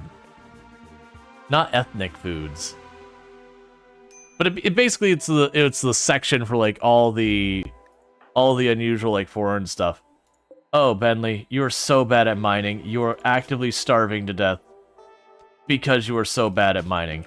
We'll get you there, buddy. Rual, the Tim Tam streamer. You like the sound like that? Would be a weird pivot. Absolutely, like I haven't taken any, like, sponsorships like that kind of thing. That's what I wouldn't have a problem with, because Tim Tams are delicious. It wouldn't be what, like, there's certain sponsorships like, I don't know about that one. That one feels like not so great of vibes. Like, you know, when you're doing like the predatory mobile mobile apps and all that, you're like, oh man, that feels real scuzzy. I'm like, you know what, a snack food? Like, if it's a snack food that I actually like and everything, I could get behind that as long as the expectations aren't unreasonable.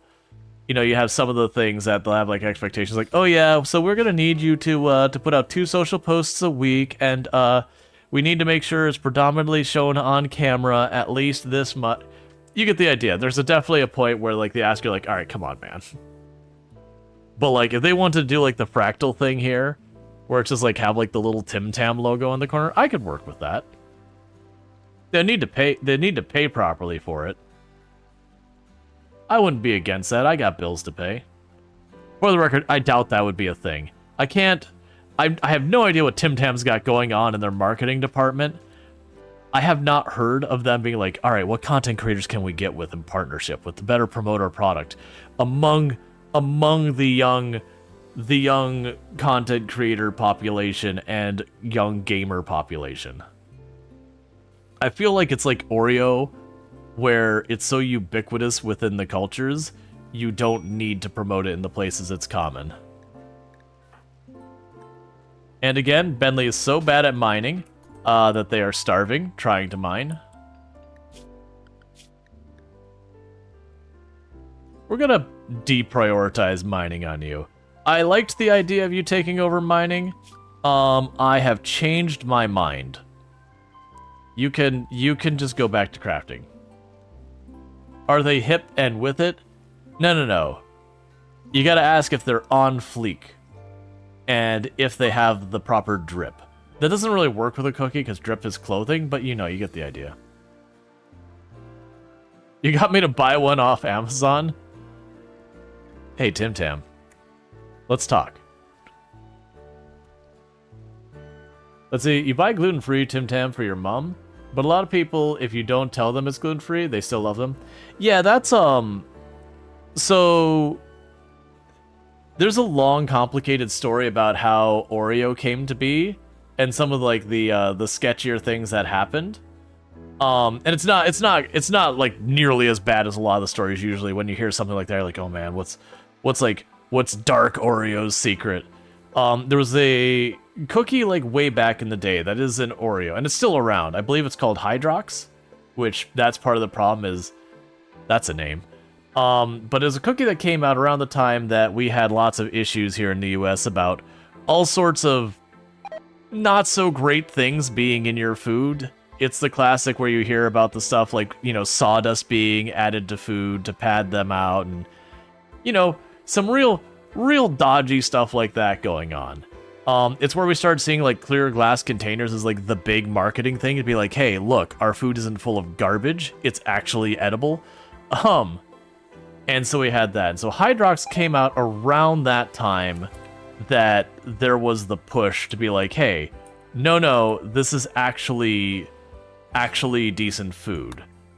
And so Hydrox was like the name they thought sounded really good because it's like water and all this other stuff. It's not all these things. It's just this is the chemical name. It's water, it's vanilla, it's chocolate, it's clean. It doesn't have all these additives. So as a product, it was like actually a good product for a time. You were getting a cookie that was made out of the ingredients you actually wanted to eat, and there was not all sorts of sketchy other stuff going in it. That was very unfortunately named. And so with that, what ended up happening is way later, Nabisco came out with Oreo cookies. And I can't remember, there was like, I believe it was the creator of Hydrox had a partnership with someone who went over to Nabisco and did it, so there's definitely some like stealing of the idea. I don't remember the details in that one. But the reason why, in a lot of ways, Hydrox failed compared to Oreo was, on one hand, the name's terrible. Let's just be honest. the name is garbage. The name is terrible. It's bad. Like, it was bad then, it's bad now. And it's still around now. But the second thing was, Oreo came out. And at the time, Hydrox was an established brand that people liked. And so what ended up happening, though, was Oreo was like, hey, it's creamy, it's delicious, you could twist it, you could do all this stuff, it's fun to eat. And Hydrox is like, no, we're the original. It's like, they stole our idea. We're the original cookie.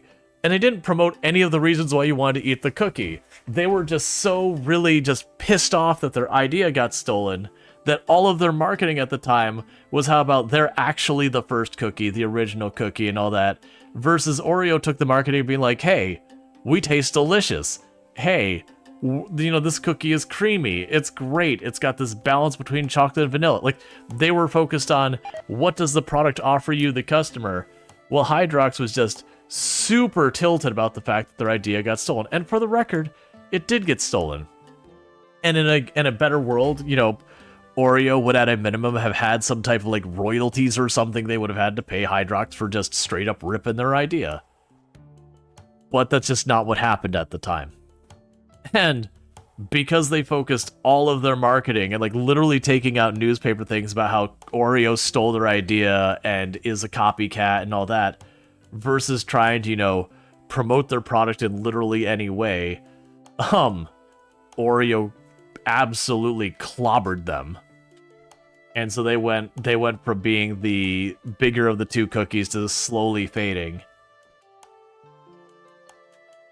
I think it's the name you think of because hydroxide. Yeah, it's definitely like the bad name didn't help them.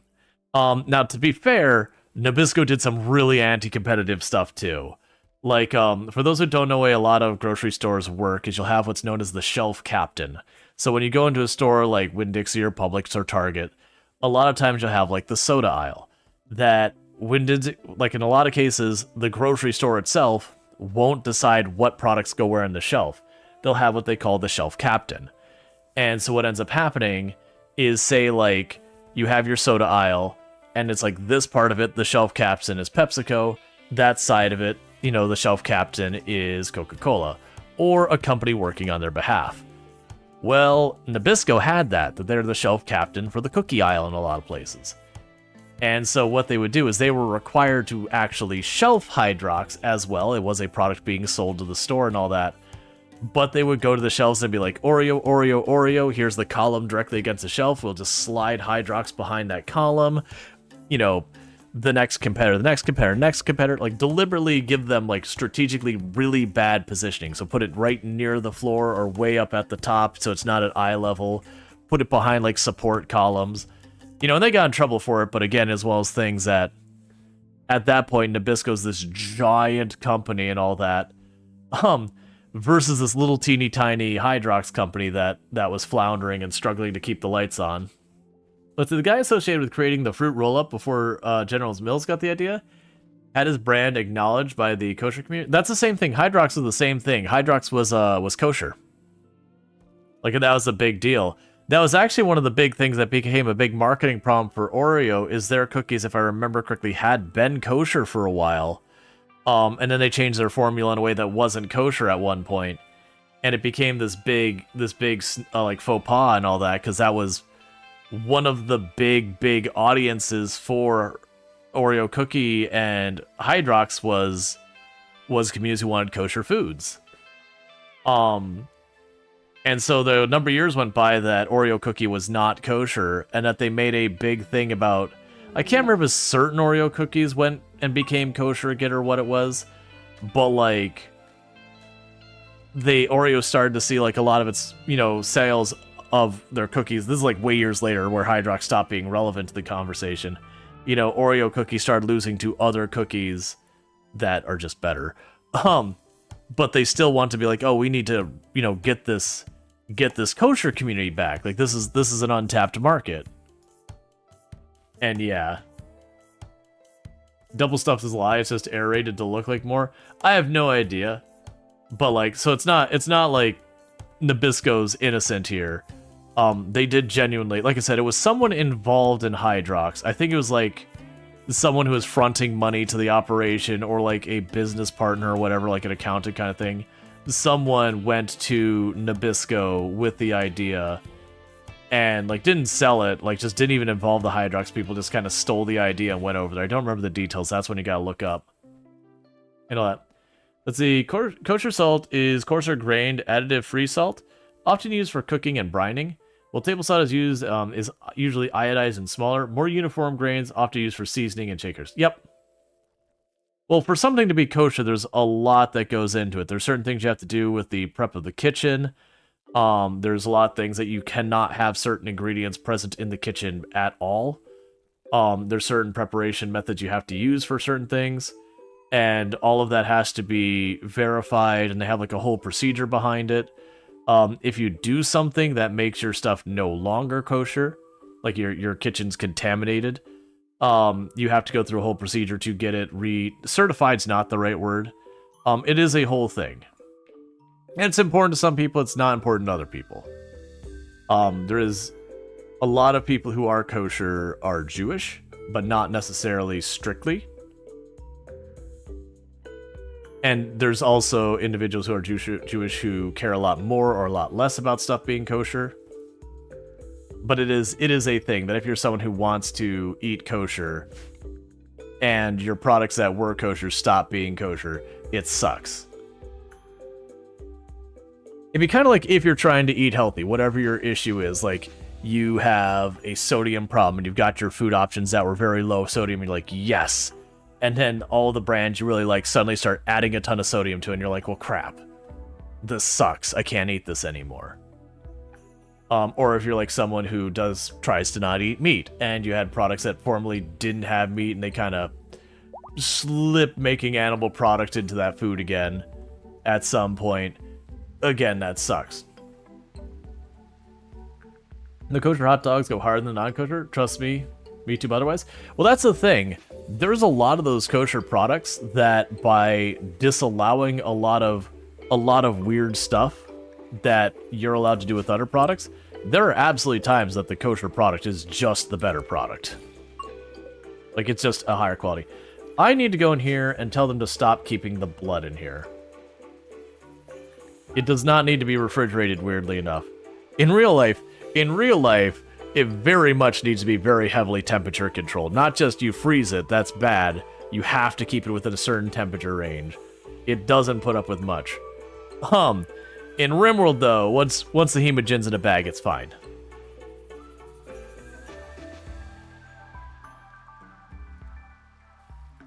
You remember the Hydrox cookie? There's a place that was King Hydrox cookie. You read in the late 90s post that it was Post was going to buy out Hydrox, that fell through due to stock at 3%. Yeah. Well, like I said, it was one of those things that Hydrox is first, and they had a solid product.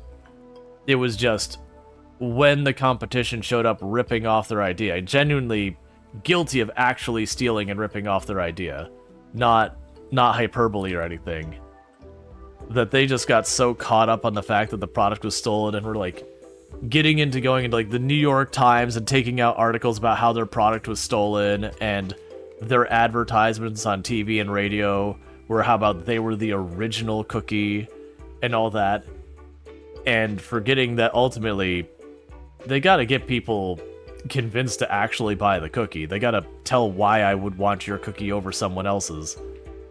That it was just one of those things. They're like, look, man, you got wronged. Don't get me wrong, but you're so caught up on the fact that you got wronged that you are burning yourself to the ground because they're doing a good job of having targeting messaging as why I should buy their product, and you're doing a really crappy idea of trying to convince me why I should buy your product. Because the average consumer doesn't care. Was this the first one who made the car? Like, if you have a car company, they're like, Ford, we're the first one to build a car. And then you have the other one that says, hey, you know what? Our car gets great gas mileage. It has a longer, like, range on the tank. It's more efficient. It's cheaper to maintain. And these are the two marketing campaigns you have when you're in time to buy a car. Which car are you going to buy? You're gonna buy the car that's telling you that car is really good, not the one who says, but we made it first. The first of a product is usually not good. Okay, so we got a lot of people all mashed. That's 28 people. That is a thick raid right there. All right, so let's go over here. But it was understandably they were upset, and they had a weird obsession of trying to like get justice for themselves, and I get it. They did genuinely have someone rip them off. Like that's not even a question. Like, we can look at hindsight and go, oh yeah, that product was straight up stolen. To you, Ford is a joke today, but that's just you. Ford's fine. I don't have much loyalty to any car brands or anything like that, but yeah. Yeah, Oreos are accidentally vegan and some, let's see. You get your friends who are Jewish, and to them to keep kosher. The other half don't. Yeah, no, that's the whole thing. It's like with any group, you'll have nuances that some people will be much stricter and other ones will be more lax about the rules. That's fine. Yeah, so they're staying mashed together. Okay, so they're going into combat around here, which is actually okay. This is going to be a cluster. I'm hoping just by the fact that we have enough people here.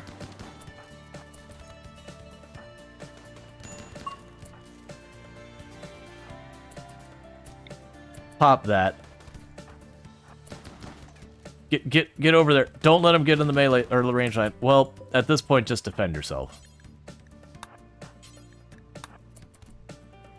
The good news is everyone here is Sanguiphage, so everyone gets a bonus to melee damage.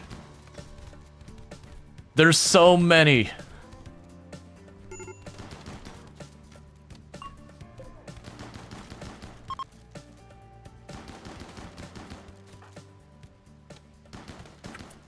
Okay, how are you doing?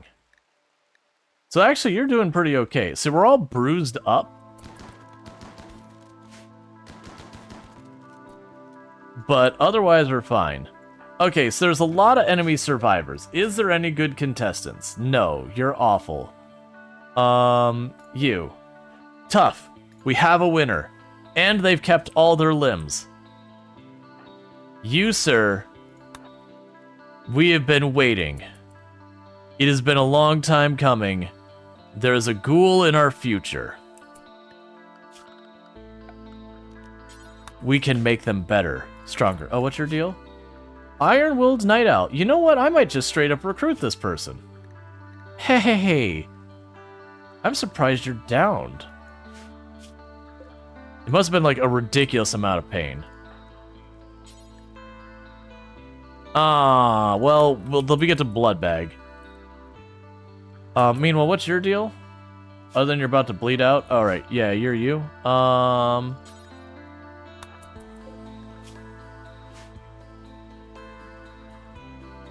Yeah, no, I saw the unwaveringly loyal. It's fine.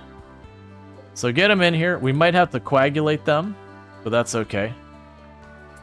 Okay, so you're our tough one. Yes, just go ahead and slap him with a coagulate real fast. Actually, you know what? Yeah, we'll slap him with a coagulate. Let's just get it done. There you go. You'll make it. Hey, Belnar, thanks so much for the raid. Nothing unethical is happening right now. Don't worry. Everything is on the up and up. Don't ignore the prison. It's fine. There's nothing to see here. It's fine. We don't need to convert you. We'll just recruit you straight up. For those who don't know, Belnar, absolutely fantastic content creator, fellow member of the Halcyon Frequency stream team. Been playing some 2 Point Museum recently, so definitely good times over there. Highly do recommend checking it out. Plays a whole lot of indie games, survival crafter games as well, and all of that good stuff. So I want you to patch up our prisoners. Okay, you're going to need to be picked up. But yeah, so definitely check out Belnar. At the moment, we're playing some RimWorld. Usually when I play RimWorld, I play it fairly ethically. As one of the things we had for the subathon as our early milestones was people always tease me to do all sorts of awful things that I don't end up doing. And well, you can get where that's going. But right now we are working on trying to make ourselves a super ghoul, and that's going to be a thing that happens. Yeah, so you're the one who's unwaveringly loyal. Right. So unfortunately for you, everyone serves the colony. Everyone serves the colony. There are no exceptions. Oh, you're like right about to die. Let's deal with that real fast. And Steadfast Night Owl. Oh, that's our character. Psychically hypersensitive. Nah, they will be a blood bag.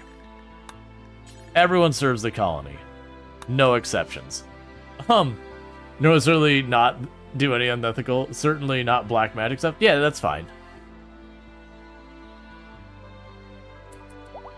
But yeah, so we've been working on a project of making a super ghoul, and we've been looking for a good contestant, and we finally have them. So the plan for getting our super ghoul is very, very straightforward. Not really. It's fairly straightforward. We are going to turn Breagle here into a sanguiphage, which is a vampire. Once we do that, I have this room set aside for them. It is going to massively boost their movement speed to the moon after we give them some serum. And then while they're under the boost, we're going to make them into a ghoul. Weirdly, when you make them a ghoul while they're under that bonus, the bonus never goes away. It shouldn't work that way. It does. So we're going to break things because I'm doing my, like, a very abnormal, horribly unethical playthrough. And I think it would be fun to just lean into that. If I'm going to be doing all the meme awful things, let's do all the meme awful things. Alright, so you're just bruised, so I don't need to worry about that. You are patching other people up. Yeah, so first, I am going to need to recruit this person, because they will need to be a member of my colony for me to give them the serum. And we're going to give them 3 shots of the serum. We're going to turn them into a vampire, death rest them, then ghoulify them. And then they'll become a project later where we'll try and give them, like, you know, power fists and Archotech legs or whatever we can. That's fine, we can fail some surgery. So let's go ahead and get back to trying to put that peg leg back on. Which sis? Serum? Death Rest Serum. Normally you can only have one of these machines hooked up to you. Every additional Death Rest Serum you can take, you can add one more. I believe the bonus caps out at 4, though.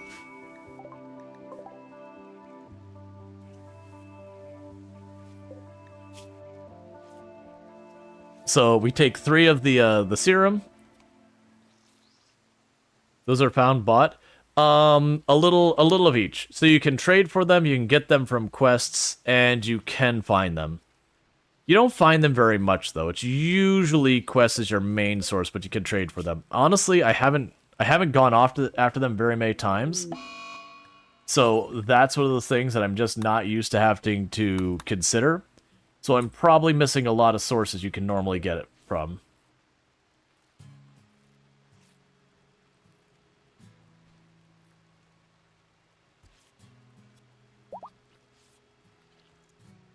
Alright.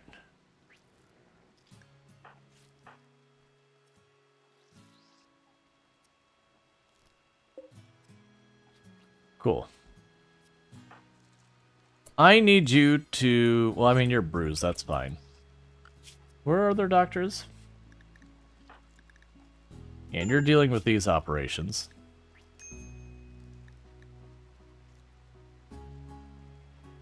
Okay, so we got one of those legs off.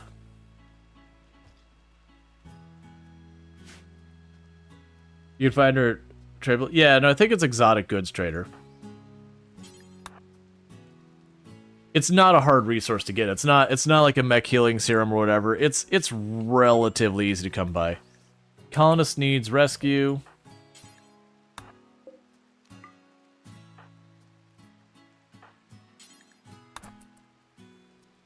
That is because I am neglecting you trying to deal with this garbage.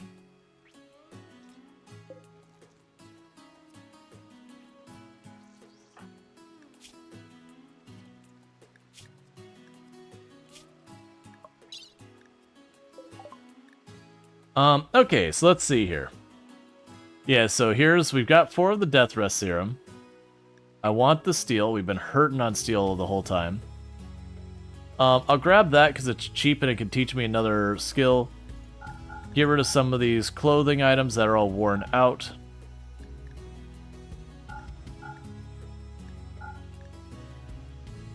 Or otherwise people are chucking on the ground, because usually if they take it off, they won't end up grabbing it again later.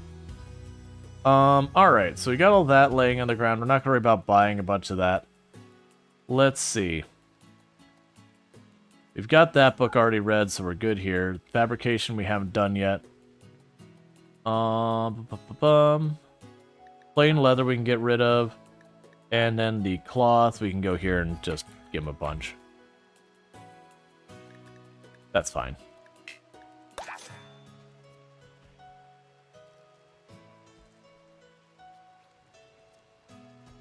Alright, so for you... I want you to tend to them as soon as you're done with what you're doing.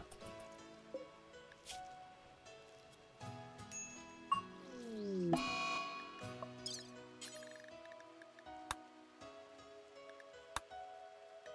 we're just trying to get these ones to be perfectly good blood bags for us. It is a thing when you're doing sanguiphages, you just need really, really large amounts of hemogen to keep your colony functional. And this is how you get your hemogen. Is you get a whole lot of prisoners, you hack off their legs, and you just keep getting blood from them again and again and again.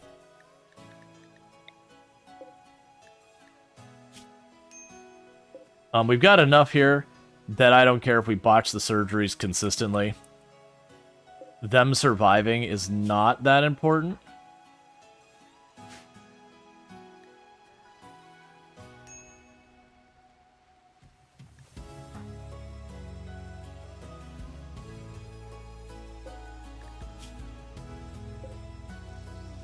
Because, like, we'll just replace them.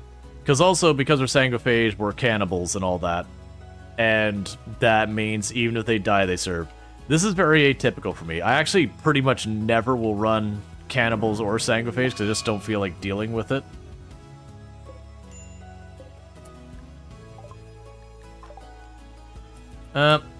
We failed. That particular prisoner, they will no longer be suffering. That's okay. We're halfway through getting Quala to be able to support our cause.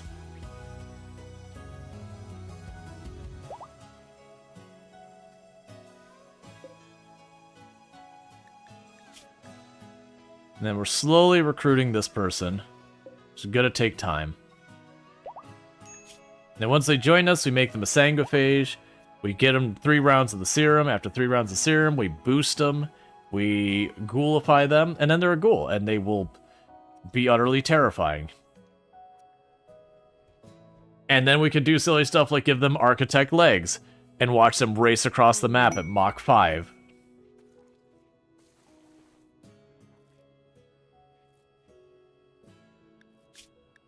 I'm not gonna worry about that.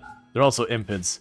And because we're all sanguiphage and all that, was not gonna convert them first, but yeah, normally you'd want to convert them first and all that, but in this particular case, it's just no need for it. I will put the passive cooler in there, because having half of you die of heat stroke is inconvenient for me.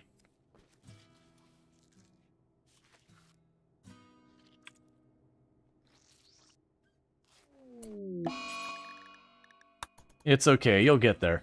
Also, we're getting a whole lot of medical practice.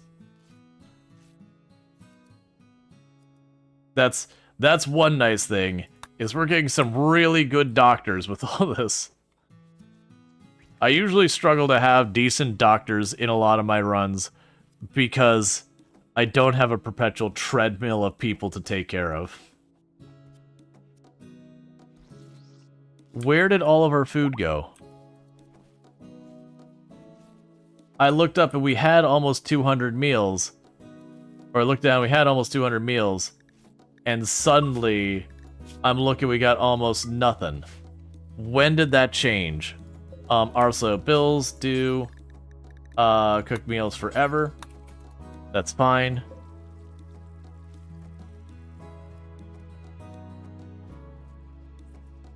Yeah, no, I realized we have too many people here we're feeding. It was just suddenly we had like tons of food and then suddenly we didn't. New recruit. Oh, you were inspired. This is perfect. Hey, Breagle. Have you ever wanted to be a vampire? Oh, not you. Who's someone who's available for,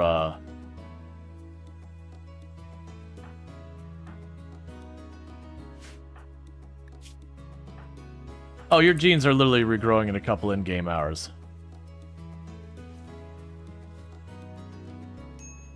So I just need you to not lose your crap for like 5 seconds.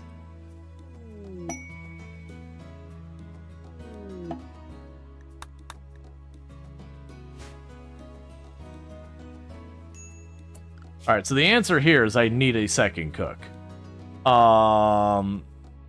Oh man, Brigo could do it, but we're about to ghoulify them. Grand is going to have to help cook, is what's going to ultimately have to happen, I think. One cook is not cutting it.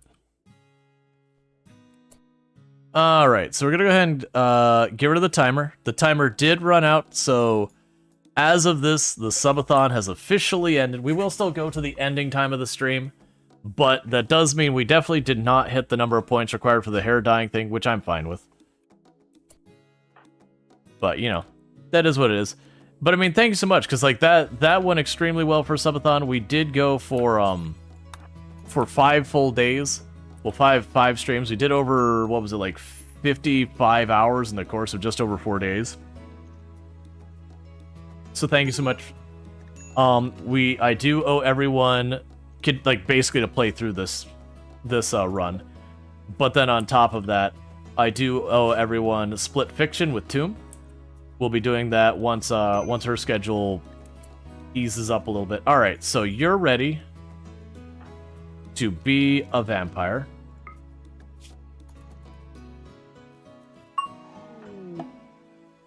Cool. We'll power that back on. Devourer attack. This is really convenient for me. And the reason it's convenient for me is I can choose to ignore this problem for a minute. And let the Empire here deal with it. And maybe we'll get some free goodies out of it.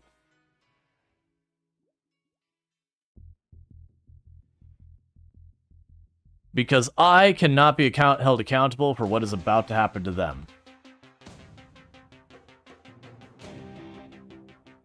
Now, downside is any of the ones that get eaten, there's a really good chance that they'll just get digested and that'll be the end of their stuff. Yep, run at the Devourers. That's how you fight them. You take your ranged weapons, you get nice and into melee range, and you just get in there. Alright, we're going to support them. I do want them to lose that fight, but they're losing it a little bit too handily.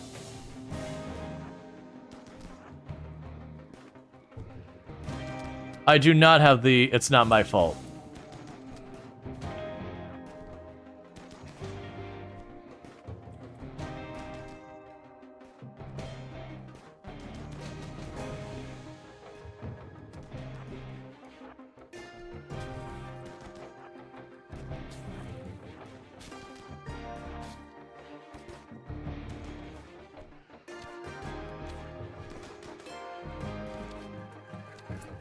Change of plan, we're retreating back in there.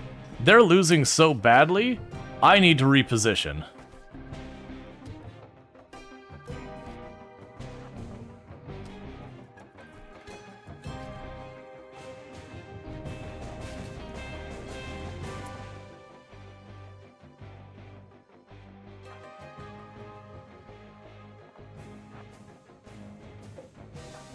Wait, why do you have a bow? What are you doing?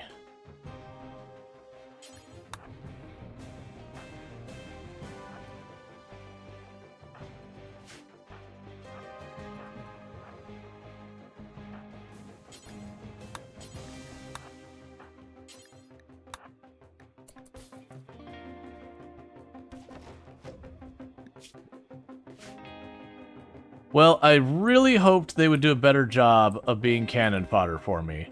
Because they did not do nearly enough damage to those things. Get back into position as fast as you can. Because there's still 5 of them alive. Do we have any flares? Oh man, I literally have no flares in the group. Get over there to help. Get over there to help. Pronger, please.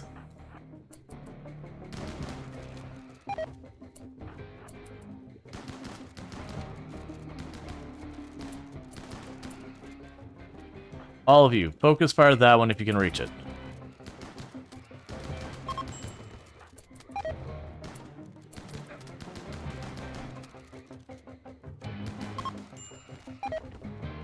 Poor melee.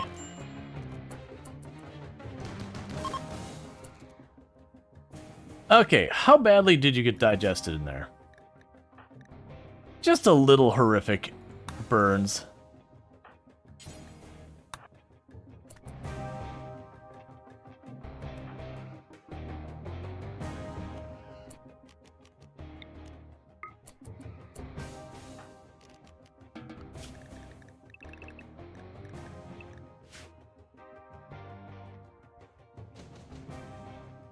Look at all that free food.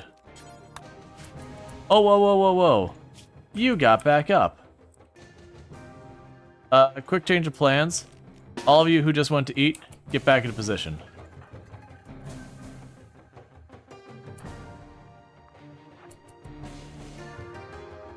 The others are all dead there. It's bleeding a lot, though, so it's not going to do well.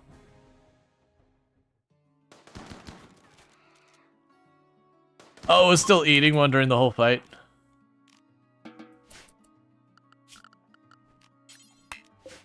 That's fine. Yeah, so only our melee got hit, and they mostly just got, honestly, just bruised up a bunch.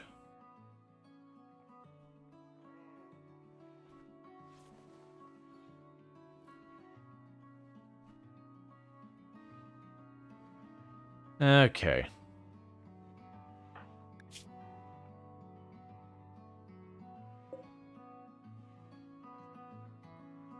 Any good guns drop? No. Sadly, most of the Empire people didn't end up having anything really worthwhile for us. What was going on here? Did we get all you taken care of yet? Yeah, you're all ready. Cool.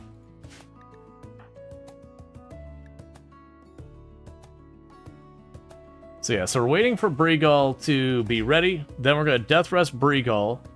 Get them super juiced in the in their little pod over there, and they're gonna be ready to turn them into a ghoul. Let's double check to make sure we have everything they need to be a ghoul beforehand, because I don't remember what the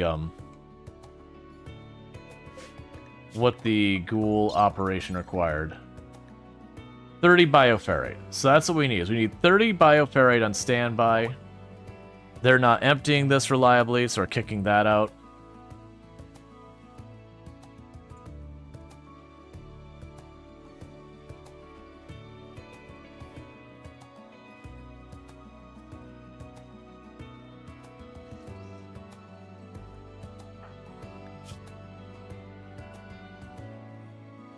Yeah, so 1.5 days, you're good. Let's go ahead, pause allowing to do that. I want to keep that bioferrite on standby. That way, the moment we, pop them in here, we get the bonus. I know I have what we need, because we've got the shards. I've got the bioferrite. So I just make the bioferrite available, and we immediately turn them into our super ghoul. So we'll have a tough ghoul who can go around at like Mach 5. And as we get the availability, we'll start doing stuff like giving them power fists and all that, and just turn them into an absolute menace. We'll need to get the ghoul enhancements as well, which we are working on.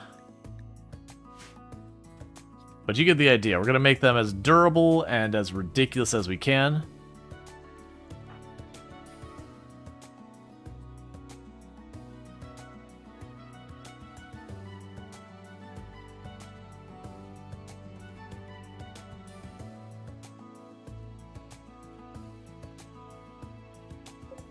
Oh, you need to be able to accept teamage impacts.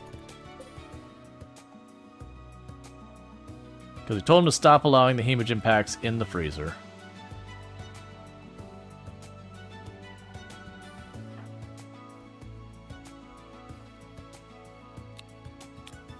Let's see, the natural next step is to fill every single tile of that room with blood-bagged prisoner. Well, right now we're fine. We're definitely hitting the point. I'm not making enough food to facilitate the amount of prisoners we're taking in. And go here, you're gonna be corn. Oh, you found a tiny little pocket in that wall. That's fine.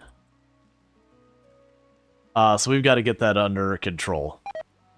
We do have a lot of prisoners. A lot of prisoners. And we are solidly... What's your job around here? Your job around here is you construct stuff and you do art. Basically, you construct stuff, and when there's nothing to build, you paint the floor.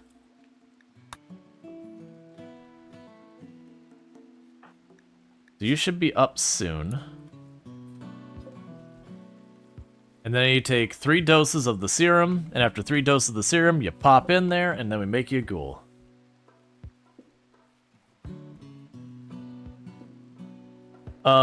It's what, 1 prisoner per sacrifice needed?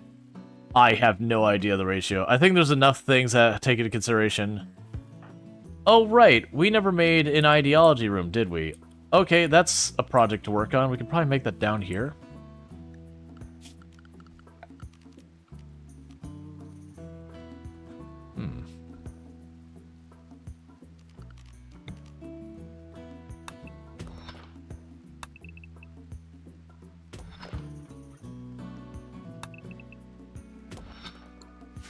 Yeah, we can make an ideology room down there. Just tuck it in the mountain. It'll take some work to do, but that's fine.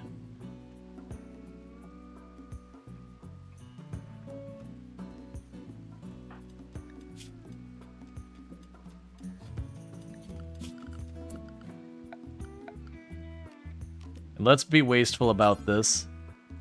We are going to make a granite ornate door.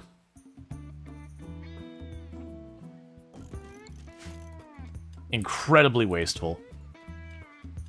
But I've got the gold on piles and all that.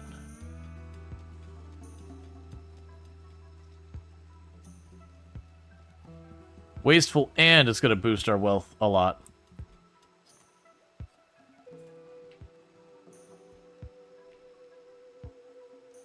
Poor prisoners don't get beds.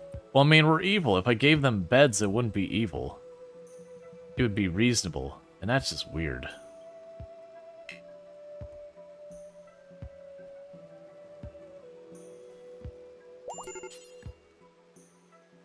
Okay, so major break risk on you. We butchered human-like. Alright, so I need you to go real fast, because I don't want you to get angry.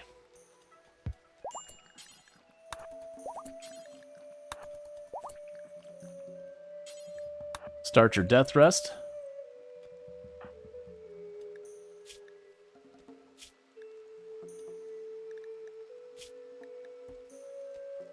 So you should be able to get 4 traits. Or 4 of these boosts. Which would make you absurdly fast when you get out.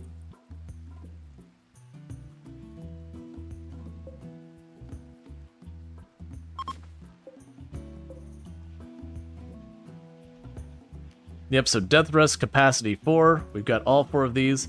We are not going to have Breagle get out automatically. We're going to leave them in there until they're completed, and then they become a ghoul.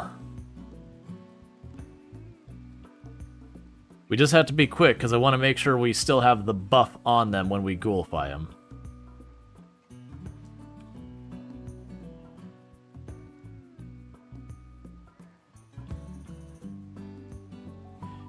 Which then we just take apart the casket and then rebuild it.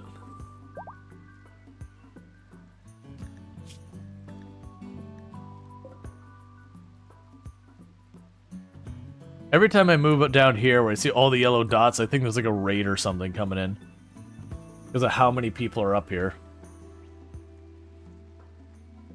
We're gonna need more food than this.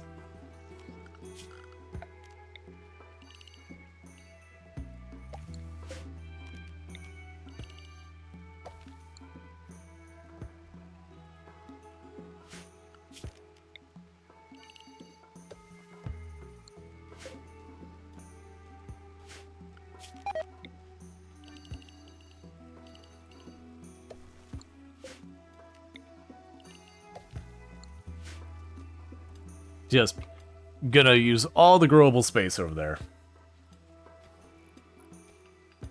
There's just a lot to be done. It's interesting that they've already dropped some of their desire for like the other thing.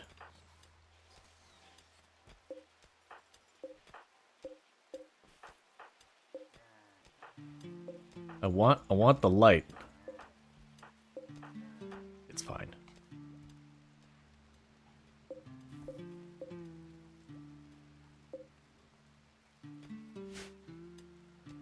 You might need to expand the walls soon. Probably not too much, because the ghoul's not going to need an actual bedroom. That part's fine. Oh, bills, butcher creature, entity, devours.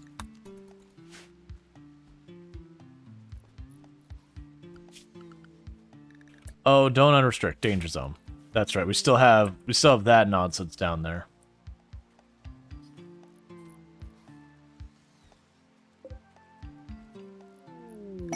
Exotic goods trade ship. Love to see it. Let's see, you're using Death Rest accelerators. How do you overcome the blind's first user effect? The blind's first user effect? I don't know what you mean by the blind's first user effect. You mean where it binds? If it binds, you just have that person use it. For this, when I make this person into a ghoul, I can destroy the casket and just rebuild the casket, and it will reset it.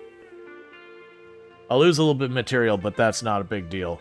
We're making a super ghoul. It's not something that's supposed to be going ongoing. We'll grab those. I can't. Let's first see what we can make money-wise. Right. So stuff you want. You just want the gold, which I'll end up using for all sorts of bionics later. The Polox tree has interesting considerations later. The compact weaponry is probably the right choice. Now, the reason I say the compact weaponry is probably the right choice, if we do research the compact weaponry,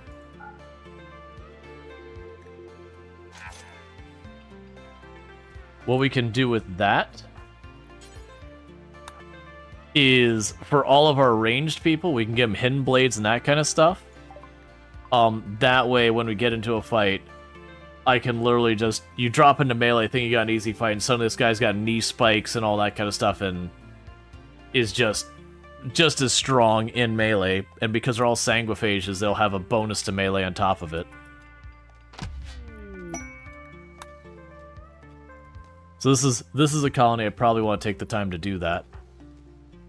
But yeah, so no, this casket will bind to Breagle, but then we're gonna turn them into a ghoul, and then I don't think it'll automatically unbind, but you'll be able to destroy just the casket, rebuild just the casket. I believe that will. Oh, I might have to rebuild them all. You're not wrong. even then, the idea is I'm making I'm a high investment, super powerful character. Change color. Red. Accept.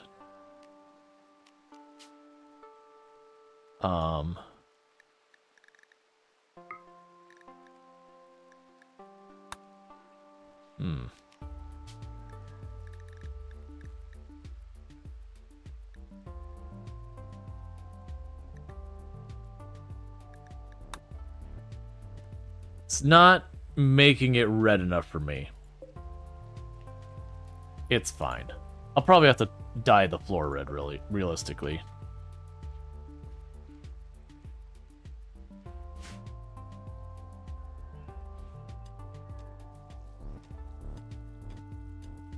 Yeah, more lights or dyeing the floor red, either would do. Please start actually hauling that stuff.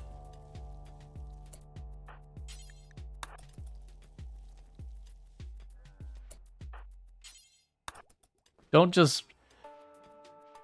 like leave it all piled up all over the place.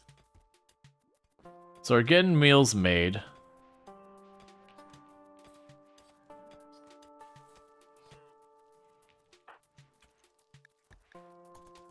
But yeah, these just cost components and steel, and later on those are a non-issue.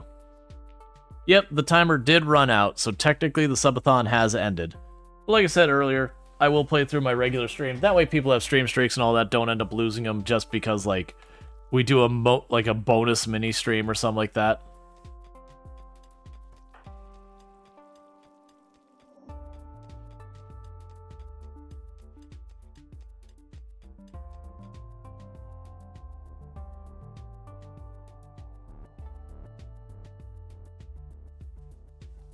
Oh, you're a full bookshelf.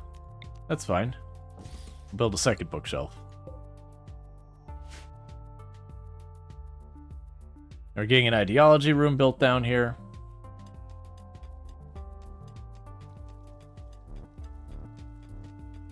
Which will be good. They'll carve more stone and all that. Putting entirely too fancy of a door on it. That the dromedaries are just trolling our people trying to build the door by passing through it constantly, causing it to cancel the build every single time. Okay, and our cooks are finally catching up with the meals. I had to bring a second cook onto the team to get that happening. Which I'm not super pleased with, because that was our main crafter. It was the only other one who can cook, really. And even they're not really good at it. So I do kind of need to get ourselves another cook and or crafter.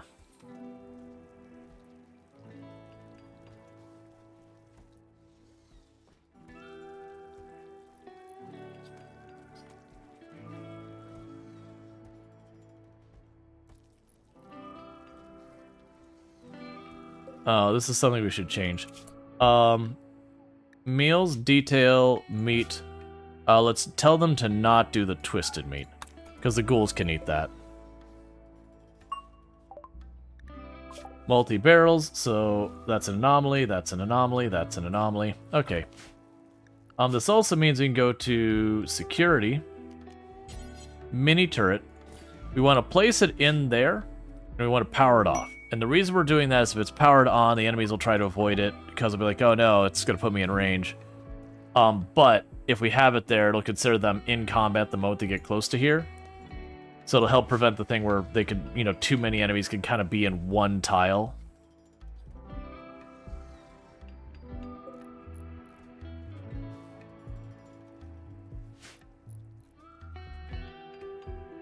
Trying to build a bunch of camels are walking through the site constantly. It sounds very painful. Yeah, it does get to be annoying when we run there. Twisted meat like a potato twister. Twisted meat is for, like, the entities and all that. They got, like, weird, creepy properties and all that. Please stop blocking the doors.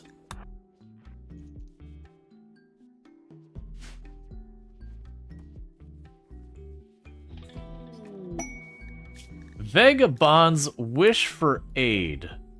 Hey.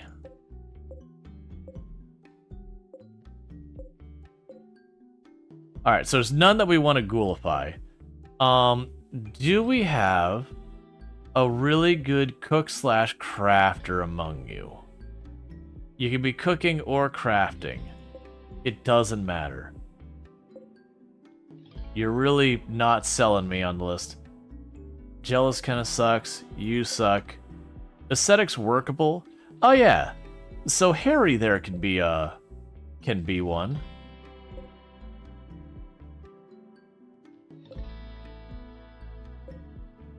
Yeah, so we'll let's go have a conversation with Harry.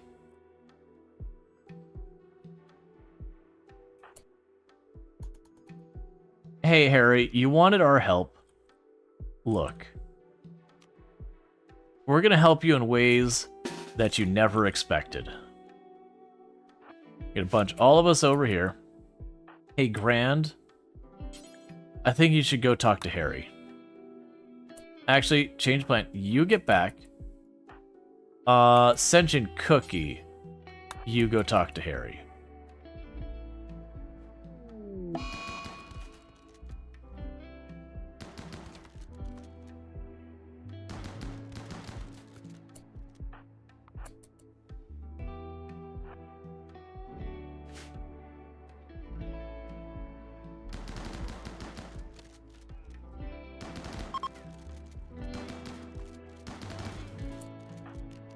Alright, and are you someone we want to keep around? No, and I think we've hit capacity with blood bags. So it is one of those things that I just don't see us needing more people for that purpose. So, Harry, buddy, friend, pal, look at the bright side. Compared to everything else everyone else is going in this colony, you've got the easy thing. You're sitting in a room of people who have like bags of their blood piled up at their knees. They're missing their legs. They're probably begging for it to all to end. And we're not going to put you through that. We're going to have a nice conversation where you join our ranks or else.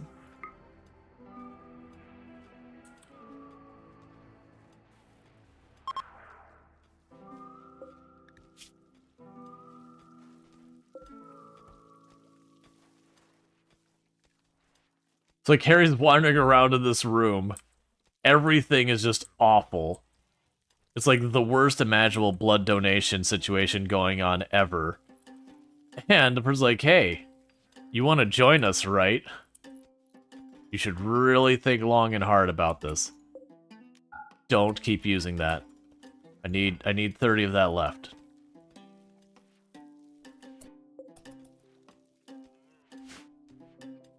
Those prisoners must be so recreation start. Oh yeah, they're terrible off.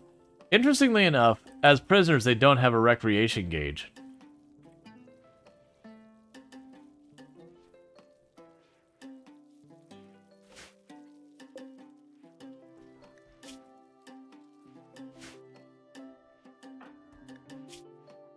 Alright, so 1.2 days, we get our super goal.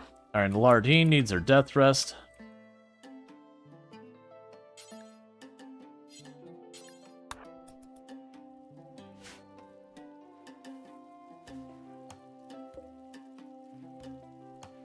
Okay. Where's our dedicated hauler? Why is, like, none of it getting done? Oh, right, you're frozen. And you got prioritized to mining. Right.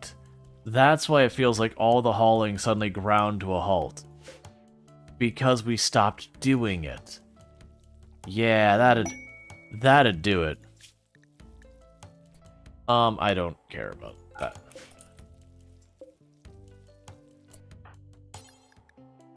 Stop leaving it in the door. You're screwing up the freezer.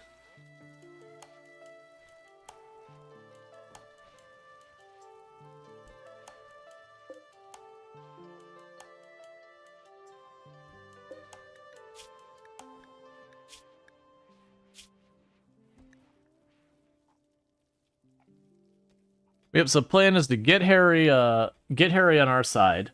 One of the nice things is right now Harry is incapable of violence. We can fix that. We can cure Harry of their pacifist ways. We know the secrets.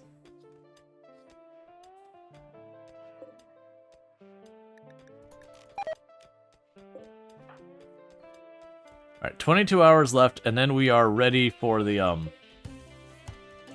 ready to have Breagle here become a ghoul. Because at that point, they should have a really significant boost to their movement speed. We rush them over here, we ghoulify them, and then we get Super Ghoul.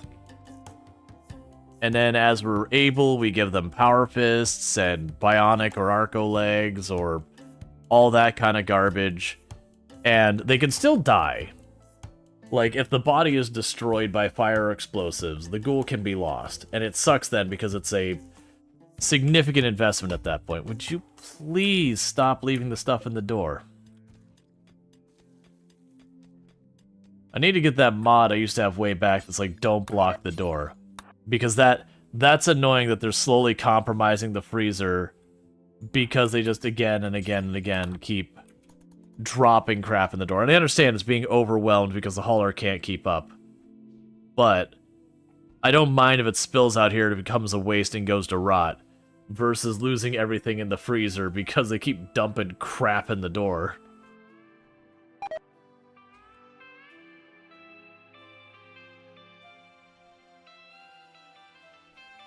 Alright, how are you doing, Harry? We're working at it. Oh, you're unwaveringly loyal? No! I'm so tired of unwaveringly loyal people. Alright, sorry, Harry. You know what? I just don't want to deal with you. Alright, I got enough blood bags. This is your decision to be unwaveringly loyal. You could have been one of us. All you had to do is be willing to listen to our discussion about, you know, eating people and using them like juice boxes.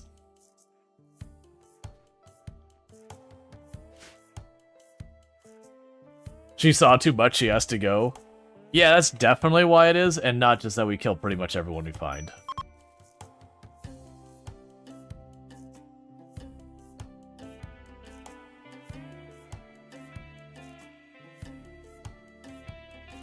I also just realized we've run out of components. And I think we may have mined them all too.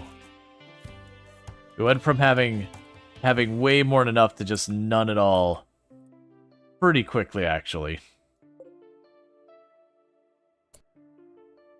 Alright, so Breagle, as soon as they pop out, should be juiced and ready. So we're going to wake them up now. So we got the glucose rush. So we got 148% movement speed. We're going to go operations add, make them a ghoul. We're going to unrestrict that and eject that for even more. So run right over here and go right into the bed.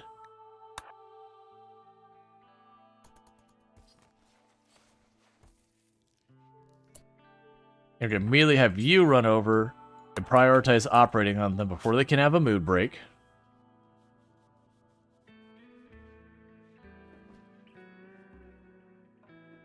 And it begins. Because this is going to remove the need for another death rest ever. Which is why it sticks.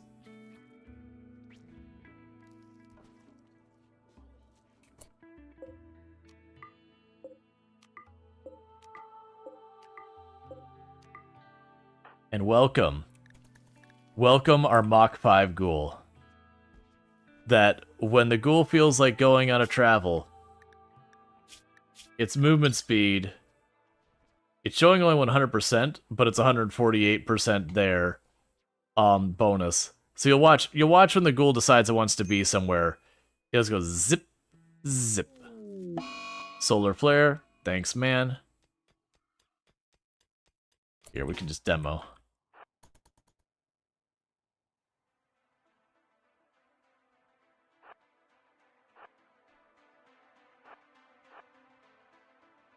Speedy little ghoul.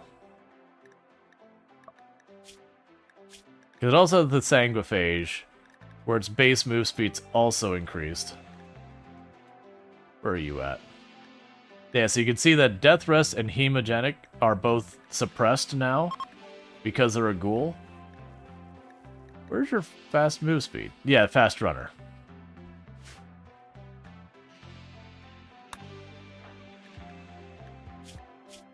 Yeah, so it should be able to zip around super fast. Please haul these corpses. It's fine. I'm gonna have to get ourselves dedicated haulers.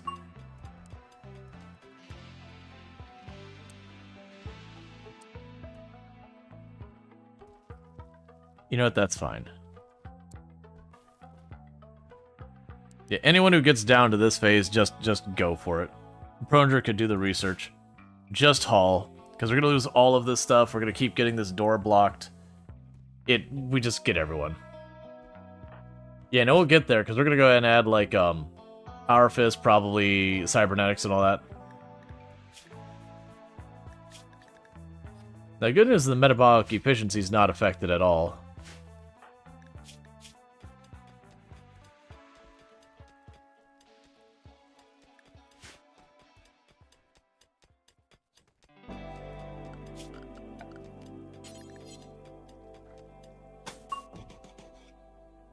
Okay, so I want to seal this wall up. We're gonna slowly convert that into our ideology room to get all that sorted out since they're complaining about various things. Yeah, Grand's also cooking.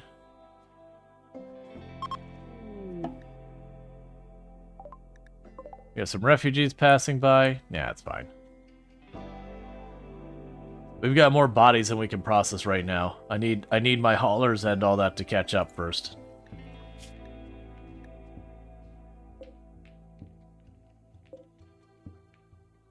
Oh, good. So I don't even need to bind it again. It unbound when the person was gone.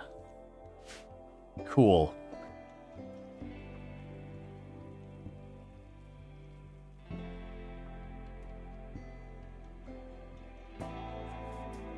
But that gives us our 3 melee pawns for the moment, and we want to get more ranged weapons going on. Do we have more chain shotguns laying around by chance? That's bio-coded. Boo. Let's go to our smelter here. Fills add a smelt weapon, do forever, if it is bio-coded. Alright. Okay, Bessa, you have a good one. You sleep well, and thank you for hanging out, all good stuff. I'm always impressed that people would literally rather die than hear about our timeshare. I know, right? Yeah, so our meals are stabilizing, which is good. Getting all that sorted out. We expanded our grow area. That's all going pretty well.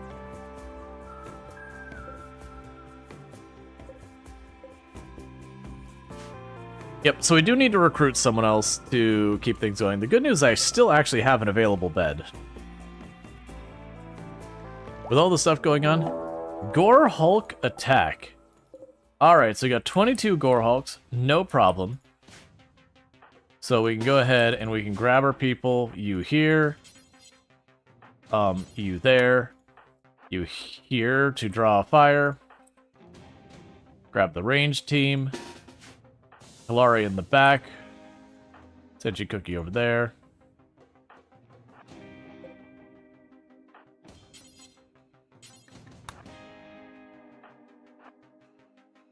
Who am I missing? Oh, it's Lardine I'm missing. Because they're death rested. Attuning the monolith. New research available.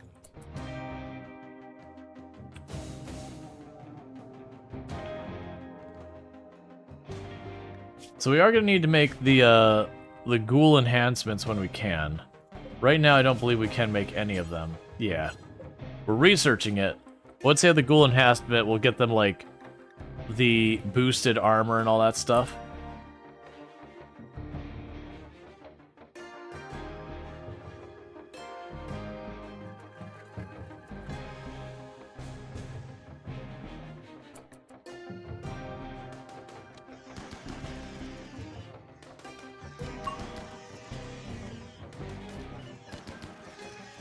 It's fine, Breagle. That's why you're here.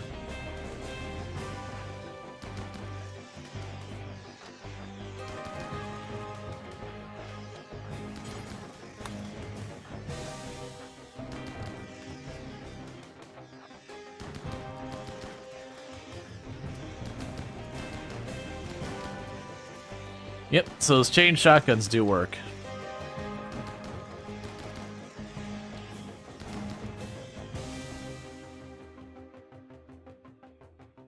Alright, looks like we got one more and a whole lot of meat just arrived.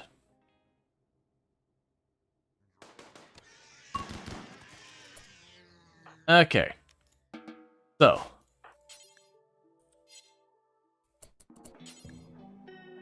Capture. Capture. Capture. Capture.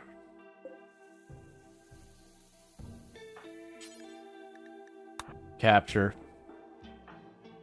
Breagle's set to violence. So once we do the quick pass where everyone grabs one and runs off to capture as many as they want.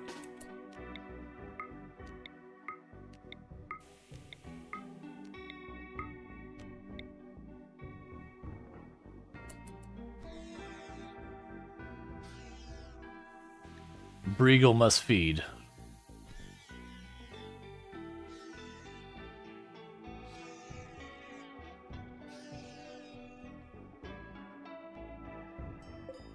And meanwhile, we also need to go here and say, yep, yep, yep. I'm gonna need to trade for a lot of components.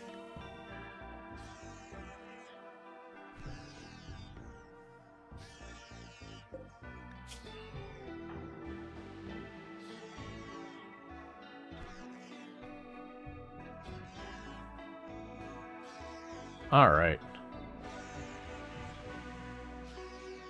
The next thing I need to do is make a space for us to start doing the biotech stuff. And a weirdly high number of these didn't get killed. Like, you usually only get like one or two in a big group like that that doesn't just get outright murdered.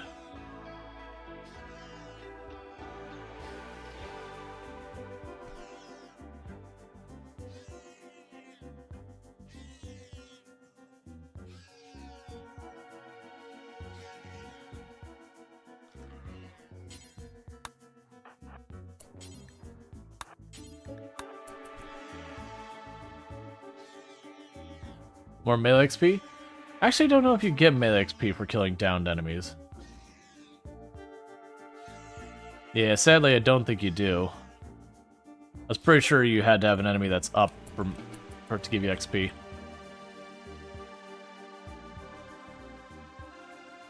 Alright, so we'll do a slight adjustment of this place.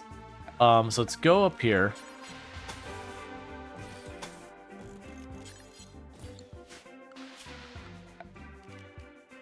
I'm gonna go furniture. Put a wall lamp up here. That's wall lamps there. Power. It's already run through there. Okay, so we're gonna go ahead and start getting the stuff we need for the biotech things. We are gonna want more power for this phase, which is unfortunate because I am desperately low on components. But let's get prepped for that. So that'll be the next one we go for. We'll pause construction of it. Go security, granite, do the circle around it, structure, granite, do the structure around that.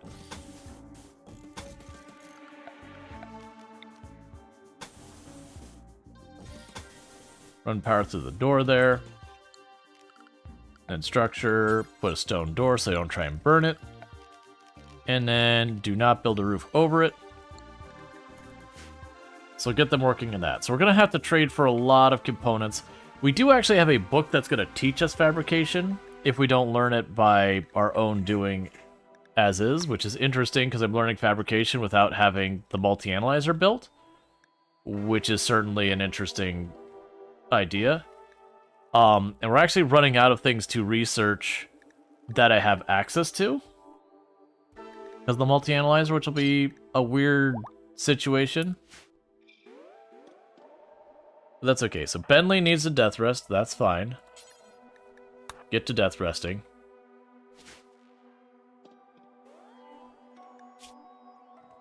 We're getting a lot of really good medicine now.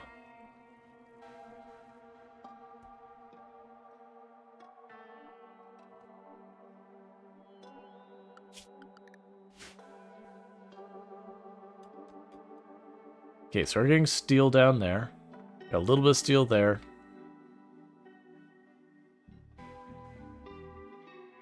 But really low on other stuff. This might be one of the few times, I haven't done this in ages. Maybe one of the few times we'll do the whole grid where we cut across the rock formations looking for little pockets of anything useful. Oh, and you could do a conversion. Oh, right, the conversion was on the person that would end up being unwaveringly loyal. Why aren't you putting it on the shelves? We allowed hemogen packs there.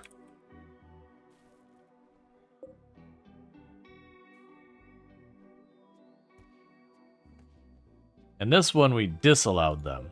This happened to already be here.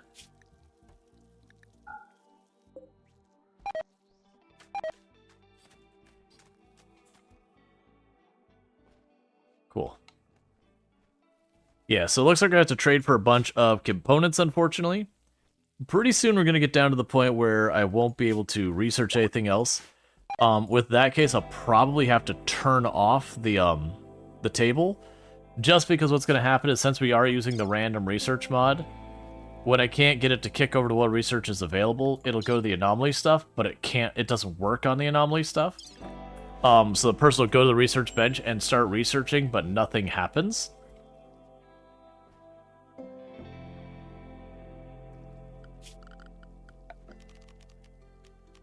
So I believe I have to smooth out the floor here. Go orders here.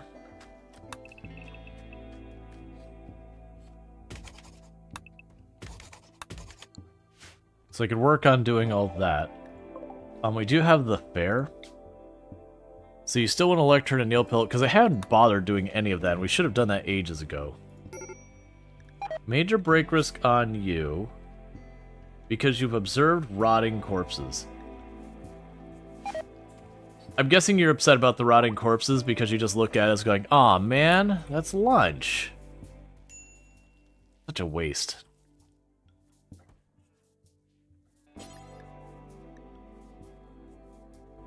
Alright, you can death rest because you're due. Yeah, your friend... Oh, you considered that person a friend. That was the one we killed in the prison. That's fine. Again, the cable built. We've got all our invisible stuff. All the corpses are already cleared up. Hauled into the freezer.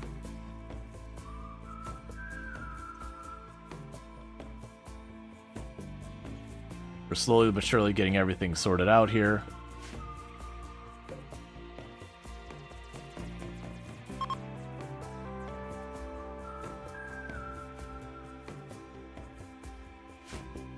Okay.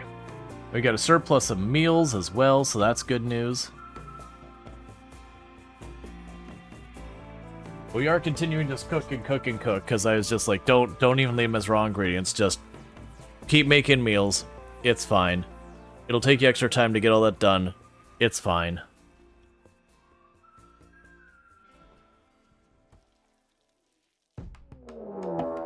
Manhunter pack of small, adorable bunnies.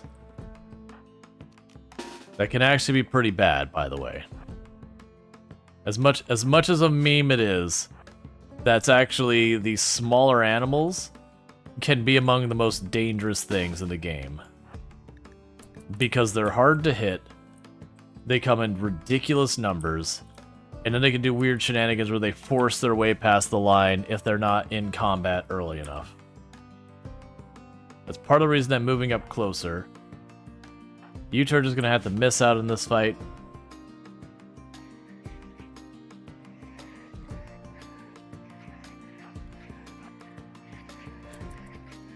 Okay, so they are getting concerned in combat, so we need them to not bunch up like that. That's the danger. Right there, that's the problem, is it's trying to figure out how to push them into spaces. Okay, it looks like they thinned out enough. If that would have gotten here and then done it, it would have shoved all my people back, and then the rabbits would have swarmed on us on all sides. And I've lost more than one colony to that because it's utter BS. I still am of the mind, the moment enemies get anywhere near your pawns, even if it's like this far away, they should no longer be eligible to be considered out of combat. If they're not friendly. Friendlies, they can do whatever.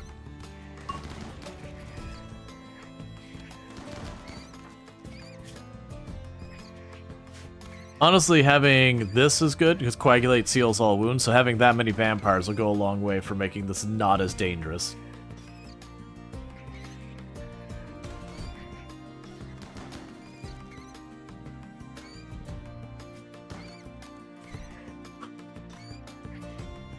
So many rabbits.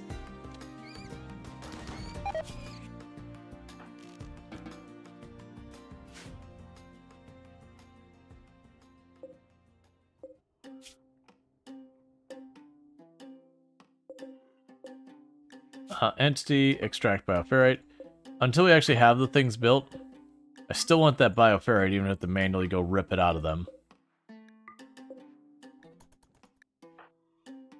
Yep, so only one person got caught up. The dreaded rabbit Congo line? Yeah, no, that's the whole thing. If that ball would have pushed through us, that would have been really dangerous. The way we had it there, having 3 really strong melee pawns, I wasn't too worried about it. But it is those things that every time they walk up, you have the exchange that maybe you get nipped. And it could be one of those things that one nip after the other, even your super juiced armor-covered pawn can still get in trouble by just a billion tiny little scratches. And then the worst thing is if they do go down from their bleeding a lot, it can be really hard to patch them up after the fight, because instead of looking at someone and they have like the 1 hit or 2 hits to their torso, they have like literally 20 hits to their torso, and each bandage only does like maybe 2 or 3 of those at a time, so it just takes so long to plug all the holes. So the like rabbits and squirrels and rats and those can actually be weirdly dangerous. Versus like when you have like 3 rhinoceros show up, you're like, okay, well I can just slap one with the stun at the beginning, and then it gets shredded before a chance to react. Yeah, all of this wasted food. Such a shame.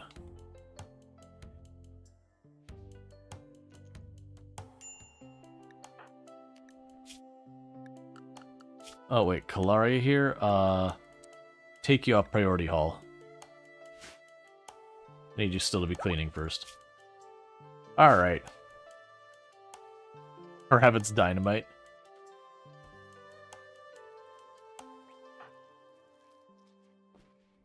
Well, at least we don't need to worry about meat being in supply.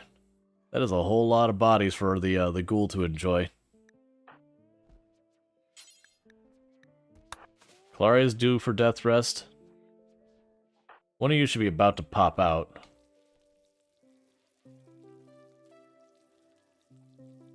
I need to get the components so I can get the death rest accelerators going.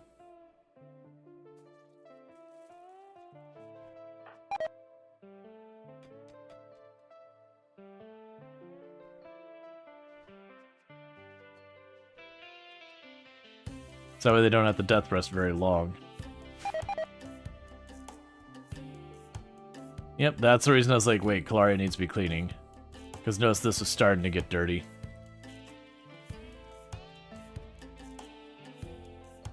That's all we need, is we just need a jogger.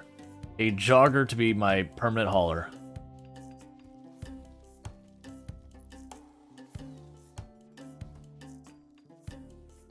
No hungry pen animals? Yeah, I've got too many.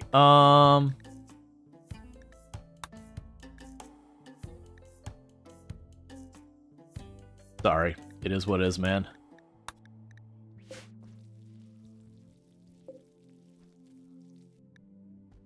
Gotta keep that population down. So,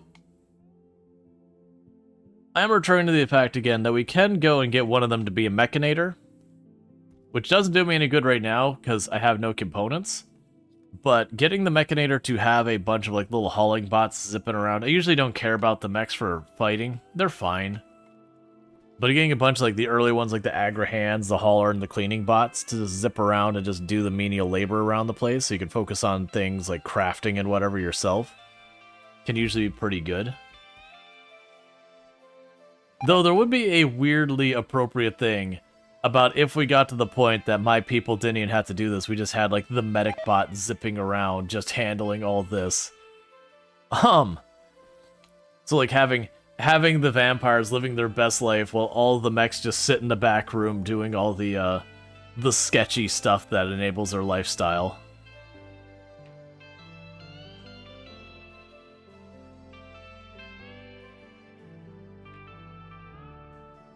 So we'll need another trade caravan soon to try and get our components situation improved.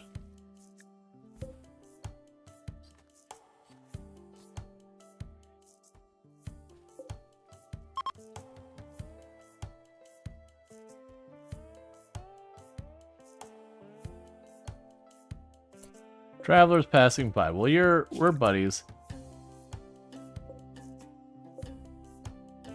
A neurotic? I mean, a jealous is not great, but a neurotic is not bad on a genie. That is a hard-working genie. I think in this case, though, I'm going to let them go. Even though they are cutting through the middle of my building, which is a bit on the rude side.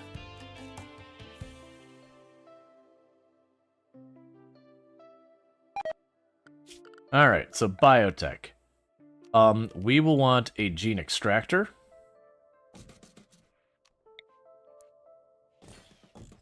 And a pair of gene banks to start. Because like I said, I am thinking that we try and get it to the point where we start getting some gene combinations for our guests here to reduce their hunger as much as possible. Because that would reduce a lot of the labor in going up there and feeding them. And make it easier for our person, you know, cooking and all that. It reduces the number of laps we're doing to maintain our prisoners.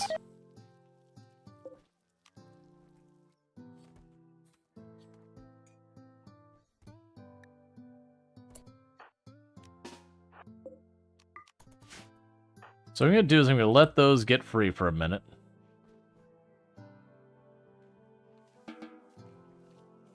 So we can top off their hunger.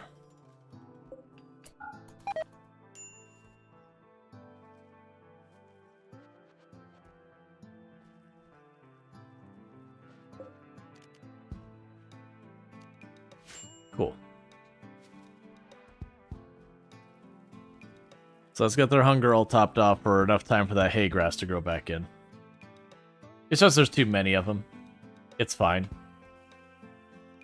What point would be about halfway through stream? Yeah, so probably have here not super long. We'll do our game switch. I've been doing a game switch halfway through stream between the different games just to keep the content fresh, as well as keep things interesting and trying a bunch of different games. So the last couple of days we ended with RimWorld. Today we started with RimWorld. I had planned to start with City Skylines 2, and just had a couple like little quirks getting that off the ground. I was like, you know what? Like, I hadn't had a chance to do any of the testing I wanted to do ahead of time. So like, you know what? We'll just do something I know runs. I'll like after stream do some tests, make sure that all works, and if it works good, then we stream it another day. If it ends up being something that is not great.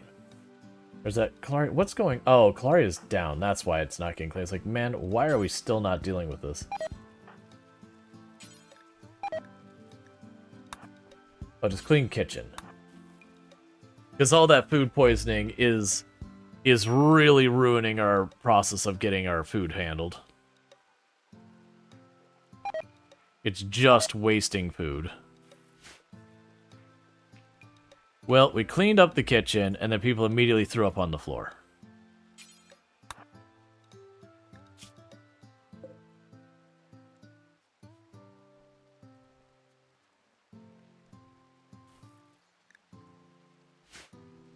Okay.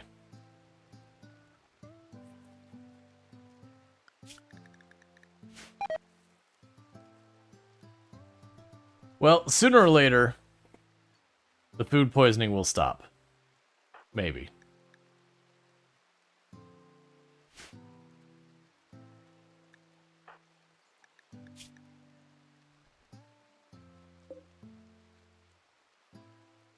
That's probably part of why a lot of her processes slow down, is food poisoning does hurt just about every bit of your productivity.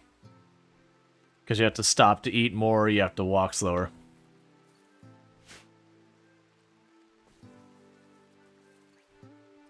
Because you're always a little annoyed that factions will somehow automatically know you've done something bad to them when there's no way of them knowing.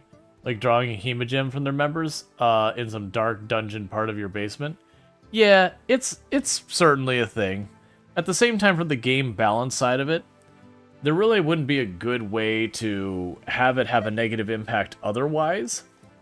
Nor would it be like... There wouldn't be like a really good way for it to like organically happen otherwise. So as a gameplay aspect, it's just, you did a negative thing, there's the penalty. From the realism sided point, I totally agree. It's like just weird that they're just like omnipotent, that they just know you did something wrong.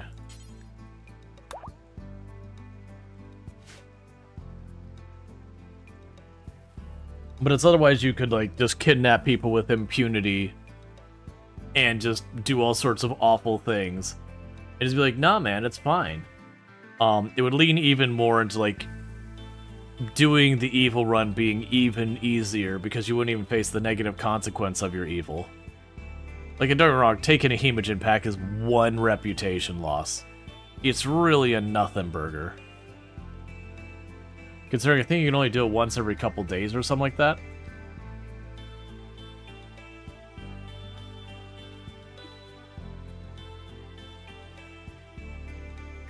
Alright, bear with me for a minute, chat. I need to use the restroom, grab myself a drink, do all that stuff. So I'm going to do that real quick and I'll be right back, and thank you again for tuning in.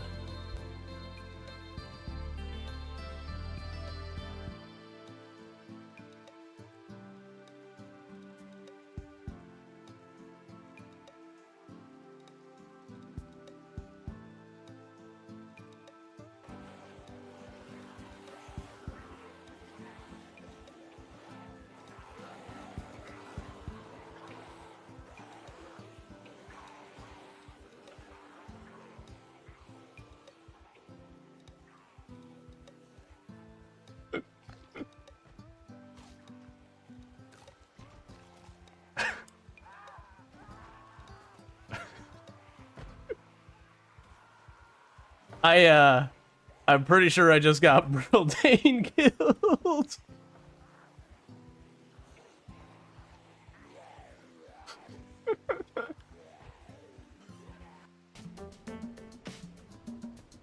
You do your best, Semi. You got this, buddy. They're totally dead. Alright. This group, we're gonna bail. I just need to clear enough that I can get out. That was our tire. We're dead.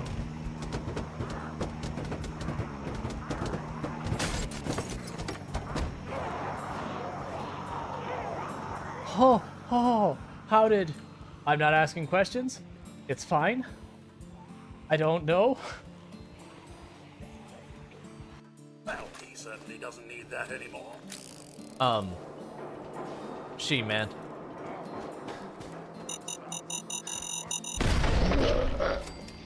Nicely done.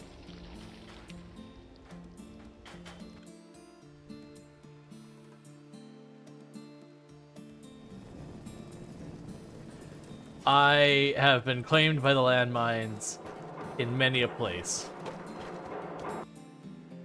Okay, and the next thing we're gonna do is we're gonna declare a variable.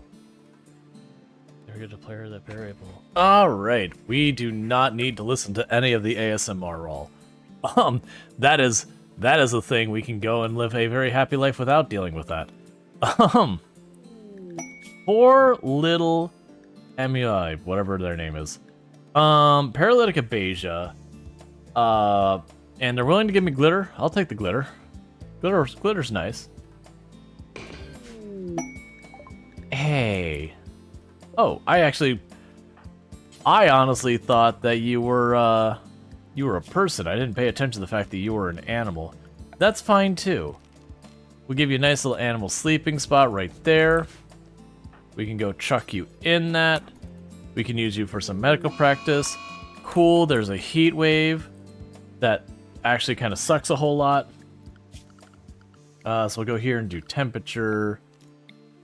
Put the passive cooler back in there because I got wood for days. And the good news is they also already have a passive cooler in this room, and we made it smaller, so it should hold up all right. Yeah, no, I get from like a realism kind of thing. It's very easy to be like, "Aw, come on, man." It sucks that they just know I've been doing awful things. But because the game doesn't have ways for them to discover or stealth or anything like that, it's just the fact they just kind of know. Hey, Mastani, thank you so much for the raid. I really do hope you had yourself a good stream and all that stuff. We're going to do a shout out for you. So we got Mastani popping in here with some... It says Lord of the Rings Online, as well as does some miniature painting. If you got something else, weirdly... Okay, so that's his Mind Over Magic. All three of those are things that apparently have happened on that channel, so... If those things you want to see, that's where you can go find it. Sorry, one was the Twitch prompt, which cannot be trusted. The other one was the actual command, which is more reliable, cannot be trusted. Twitch just be that way. But yeah, so we're doing ourselves a nice little RimWorld run here. And it's going pretty good. Components, please. All the components. We are dire. Ignore the human leather. It's not what it looks like. I mean, it is what it looks like. It's very specifically what it looks like. But it's not what it looks like. I am choosing to plead that it is not what you are observing. Don't listen to chat. Everything they say is a lie and a fabrication. I'm dropping you 2 seconds. So the iPad, no problem. Like if you gotta go do self-care as well, like all that's good. We want the steel as well. And we can give you a big old pile of drugs. And we'll go ahead and also give you a bunch of this. Man. Like, very genuinely, the amount of money, like, how ridiculously effective, like, being a cannibal and all that, really is just... It's really a negative for me for the game. Because it's like, not only do you get free food delivered you aggressively, both in the means that it fights back and that it's thrown at you well before you're ready for it, but like, then you get the human leather, and the human leather is made out of money, which feels like a thing that shouldn't be. It should be anyone who isn't like a cannibal faction. If you try and give them human leather, they should be like, whoa, man, no, what the? I'm not buying that. It's disgusting.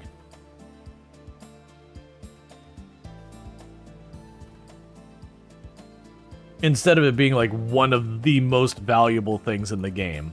Now I'm down for like if you become friends with like a cannibal tribe or something, they would pay a premium for it. That makes sense. But that's not what these people are. This is the Union of whatever it is. Yeah, the Union of Honolor. If we like look at our map real fast, and we look at the Union of Honolor, we get their information. That's not where I find that information. I find it over here. We look at the Union of Honolor. They're just a regular Outlander group. So, like, the fact that they're, like, super stoked about willing to buy human leather at a large premium, to me, is just weird.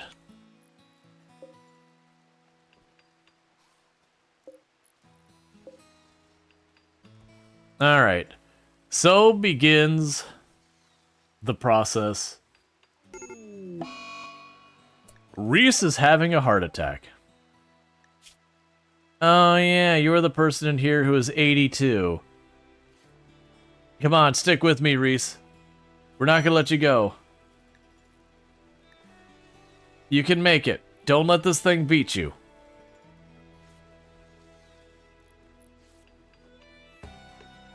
You can make it, Reese. It doesn't have to end like this.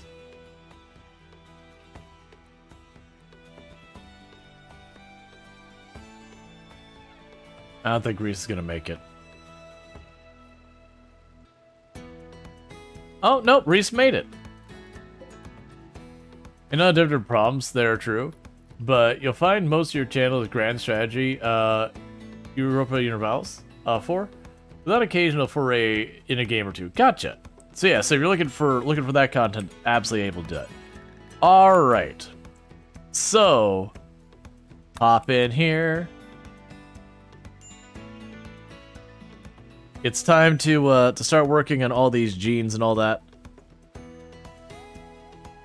Because what we're going to be trying to do here is, I want to find a bunch of combinations of negatives that we can put on the people here to get them to have ridiculously slow metabolisms by just stockpiling them with negatives, and then possibly try and give them resistance to hot and cold so they don't just, like, I just can ignore the temperature in the room and they'll just be fine. Oh, good, you finally got that done. We put that layer there. And then they need to get that all smoothed out. Exotic goods trade ship, love to see it. So let's have a little talk on the little phone here. See if we can't get some goodies.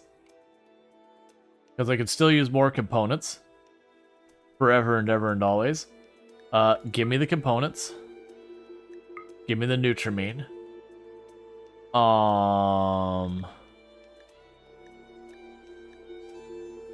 You don't want anything I have to sell.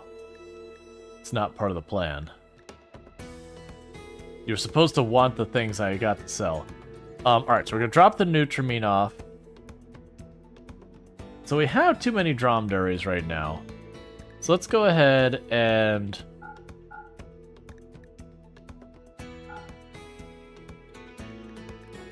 knock those numbers down a little bit. Yeah, so we got a cap. We'll let them happen. Alright, so we reduced the number of dromedaries because they were struggling on food there for a minute. Got ourselves some more components. We've been burning through the components really, really fast.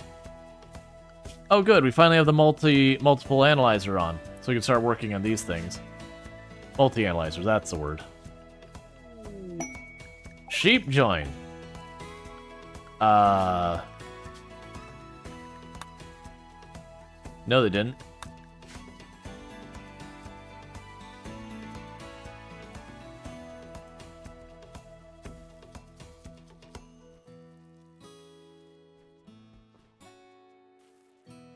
There's so much Imogen now.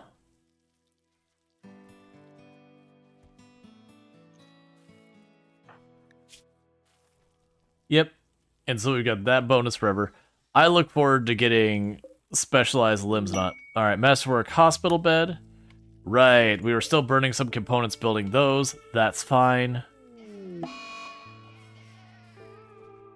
We are just trying to keep stuff going. We are researching to get fabrication on that. Once we get the fabrication, then I just need steel coming in. And then we should be in good order. We got a bunch of people hauling now. Okay, so all the hospital beds are done. That's at least some good news.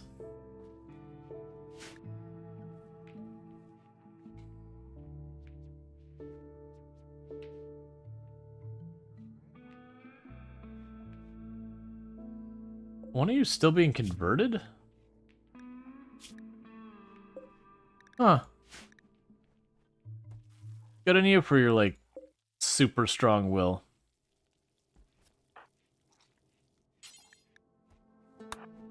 Right, put him in the machine. I don't want to sit here and wait on him forever.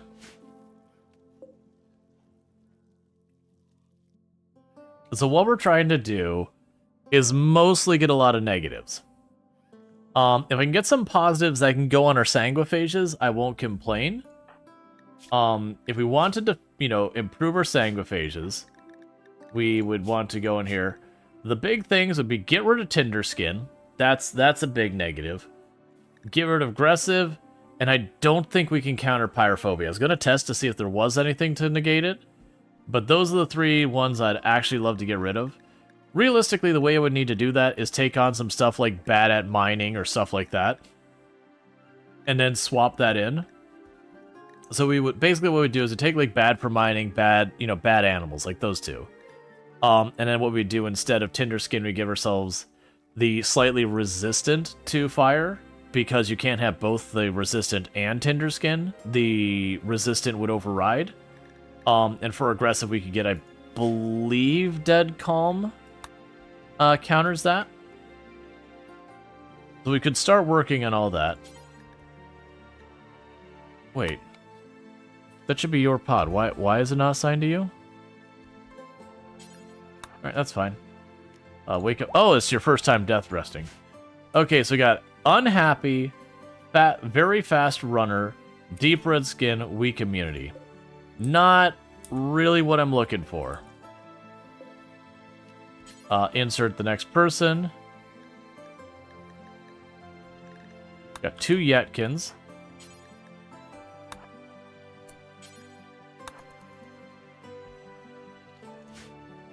Win all the genes? No, so you've got 2 kind of things going on. If I remember correctly, you've got the Xenogenes, and then you've got Xenogerm, the germ line. The germ line is one thing. If we got whatever people... Yeah, so here's an example. So here's the germline ones, and here's the Xenogenes. Actually, you know what? I don't remember. That's always one of those ones that like the game isn't super good at telling you like the difference between the two. But I know one will override the other, but only partially. Like only the conflicts.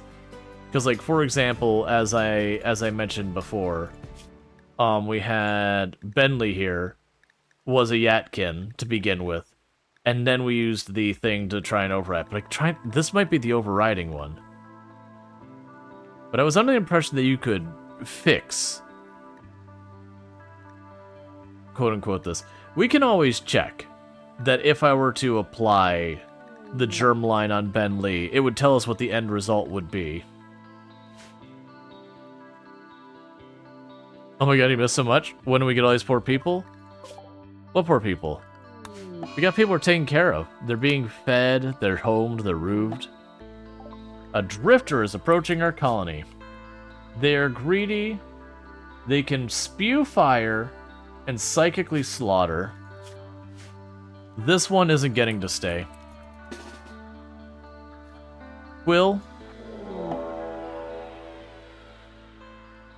Oh, well, schedule. Save. Schedule. Undraft them. I mean, I was about to murder them myself.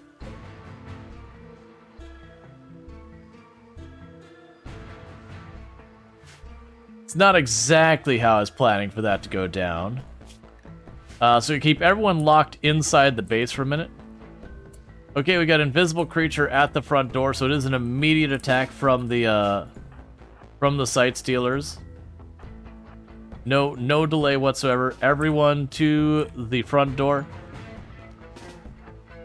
It's fighting time.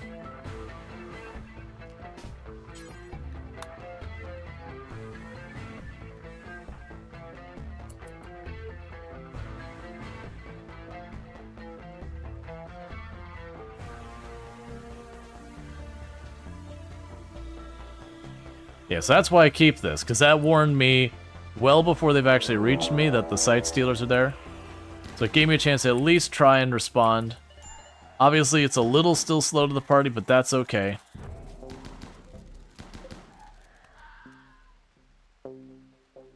Alright, so it stopped pulsing.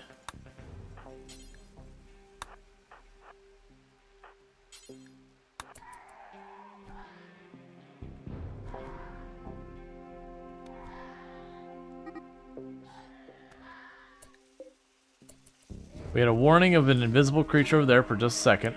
Okay.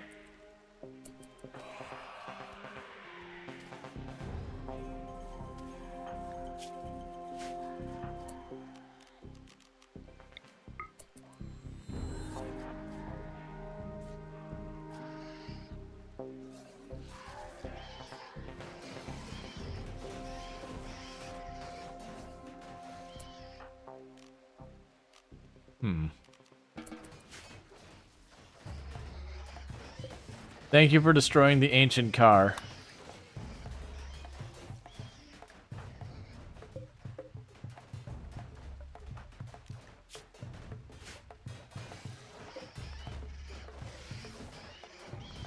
They're just having themselves a good time.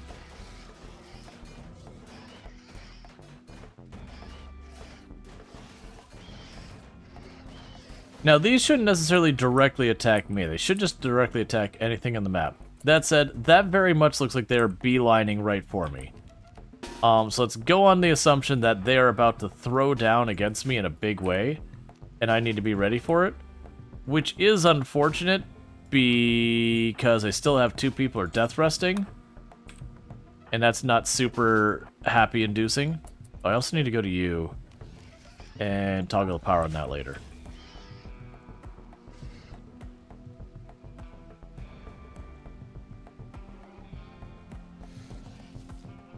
Yeah, because normally they attack everything with the pollution one.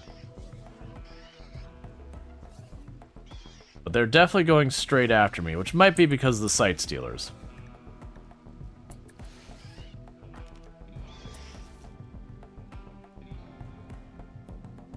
Do I still not have flares? Oh, yeah, I do, actually.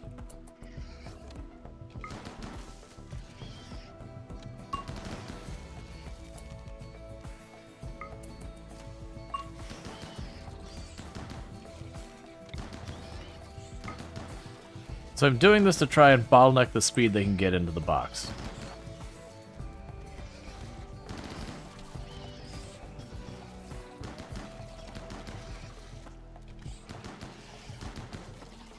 Melee pawns are doing work.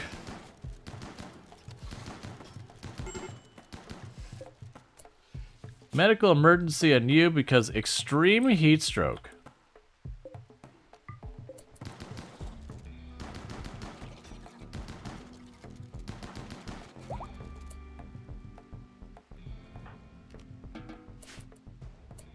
Okay, wildlife. Get a handful of them to finish off.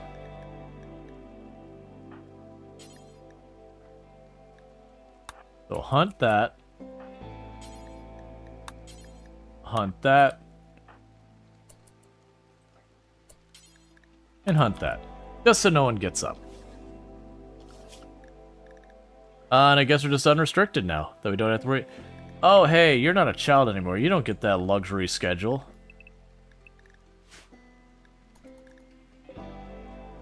Medical emergency, everyone here having serious heat stroke. Please refuel that thing. I would not like to lose literally my entire blood bag collection. I've got important things to do here. We'll put you into the gene extractor. Colonist needs rescue. Why is everyone ignoring you? Coagulate them.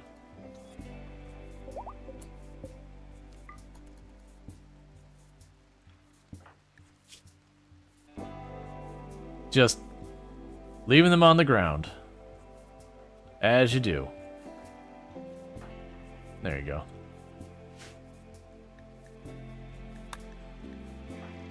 Okay, so you need death rest.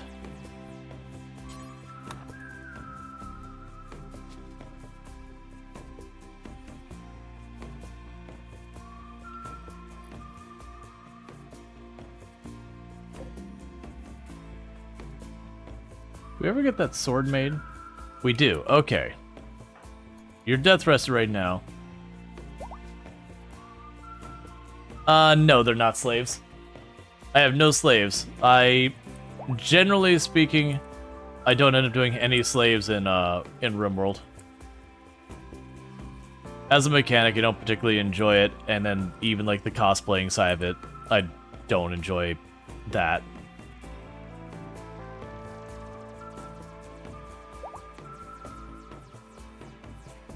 Those are blood bags.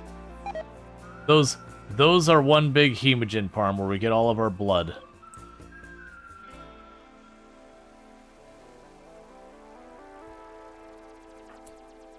Okay, go grab your sword back. No hair is what we extracted. No hair off of... Okay.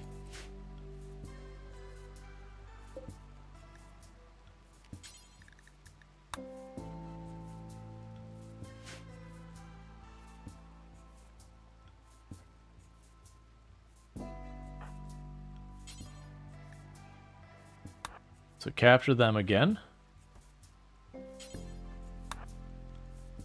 Get the next one in, because like I said, we're trying to get a bunch of negatives so we could start reducing their hunger requirement. You know, potentially get stuff to mess with that. I do think when it comes to the, where people are saying, wouldn't it just overwrite the Sanguiphage? I don't think it does, but I'm down to test, because when we turn Ben Lee into a Sanguiphage because they're Yetkin, that really causes some grief with that hunger. So it would be worth testing. So what I could try doing is testing by putting in like another negative thing here to try and balance this hunger out. And if it works, great. If not, they'll be reverted to like whatever the other one was, and then we can just re-sanguiphage them if it needs to be that way.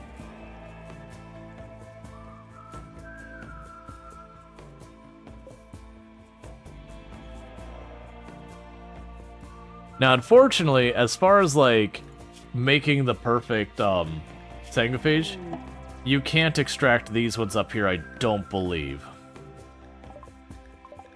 I could be wrong with that, but I'm pretty sure the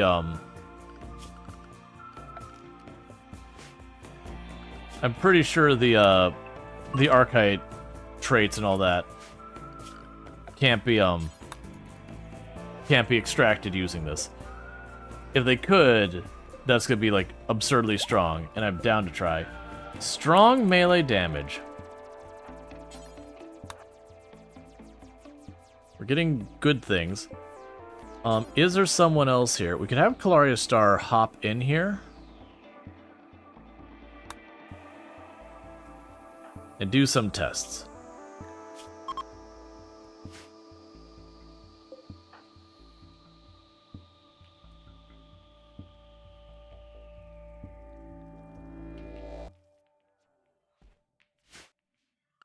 We don't have anyone in restrictions anymore. They're all working on their various stuff. We don't have a spare marble. We got plenty of granite laying around.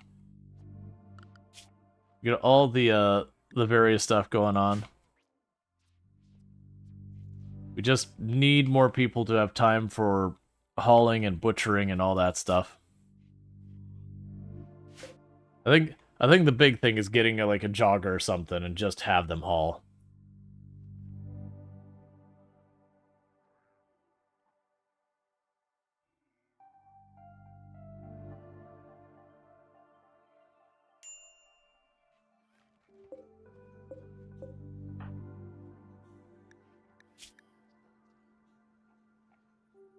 Yeah, body modder kind and all that. Claria's a good pawn, just like doesn't have any. The character doesn't have any passions or whatever. Like making a clone of Claria would be good because we have one focus on cleaning, one focus on hauling. Take advantage of Fast Walker. Blood Feeder is what we got in there. We definitely don't want to give that to someone.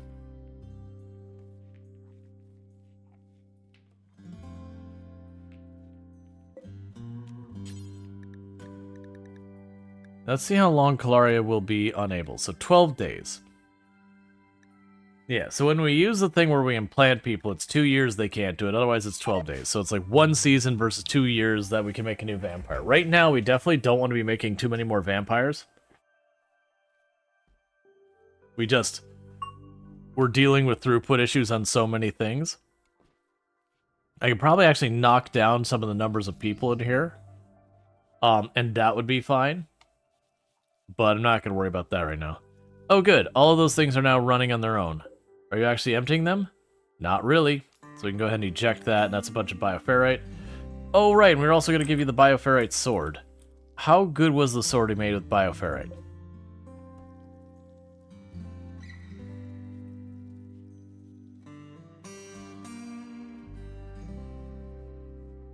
Oh, where are you at?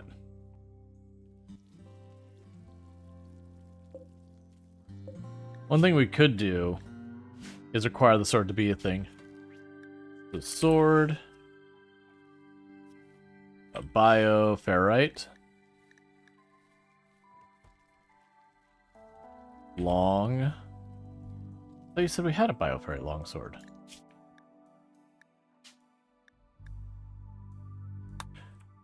Oh, did you make it and then it got melted down? Let's see. Smelt weapon. We said no to the longswords being smelted there. The rest, it shouldn't go there. Because I could have sworn we had a sword made. Maybe I'm overlooking it. Manhunter pack. Of a decent number of rhinoceros. That's a little scary. Especially since I don't have my full melee team available. So you go here, you go there. Get ready. Get ready. Get ready. Get ready. Yup.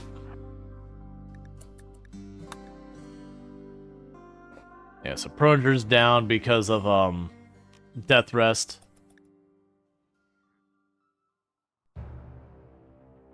It's fine.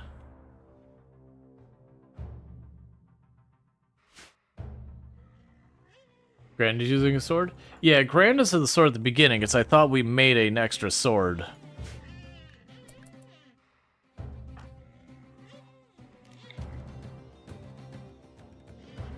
Alright, so what we want to try and do is split them up in groups.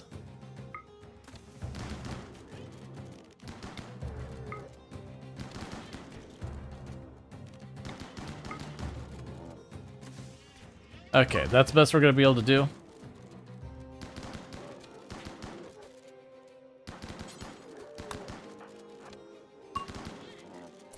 Nicely done. Burn a little bioferrite popping those flares, but being able to make sure they can only come in so fast does a lot to reduce the damage you have to heal after a fight. And schedules are all fine.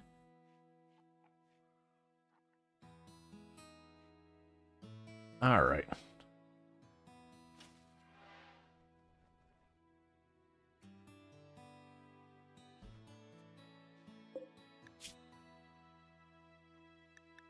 Oh, Butcher Creature, Gorehulks.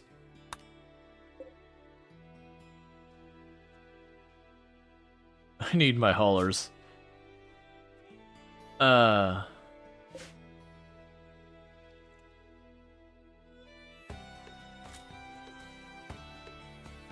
you still have 230 power left, that's okay. Not a lot of spare power, but it's something. Oh, right, I can advance the monolith. I totally forgot about that. Tuning the monolith. We can have Sentient Cookie do that. I forgot, we can go into advanced monolith and get that going.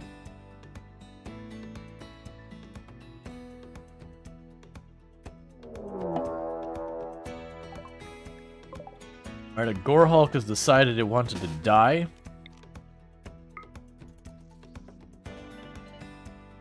We're just gonna rush our 2 melee people over here and deal with it. Yeah, so if you want the comparison, Grand is very fast. This gives you an idea of how much faster our Super Ghoul is. That's like going 1.5 times that speed. Alright, cool. So we have attuned that. The big advantage there. Thank you Cal L671 for gifting 1 subscriptions to the channel. And thank you Kal-El for gifting a sub to Miss Purple Lightning. Now have yourself a tier 1 sub and all that stuff, so thank you so much for that. I really do appreciate it. Oh, actually you lived. I was basically writing this off as a lost one. That's fine. Please don't stand in that door. But, you know, thank you so much for that support. It means a heck of a lot, and I do appreciate it. Great Paul, that's all fine. Mech Cluster... I mean, I would like the Unstable Power Core. That's a lot of, So the thing is, we don't know what the drop beacon's gonna get us. Nor... I think the capsule ones that contain stuff. These ones aren't that bad. The low shield I'm not too worried about. I'd love the Unstable Power Core. The Inferno turret sucks for our people.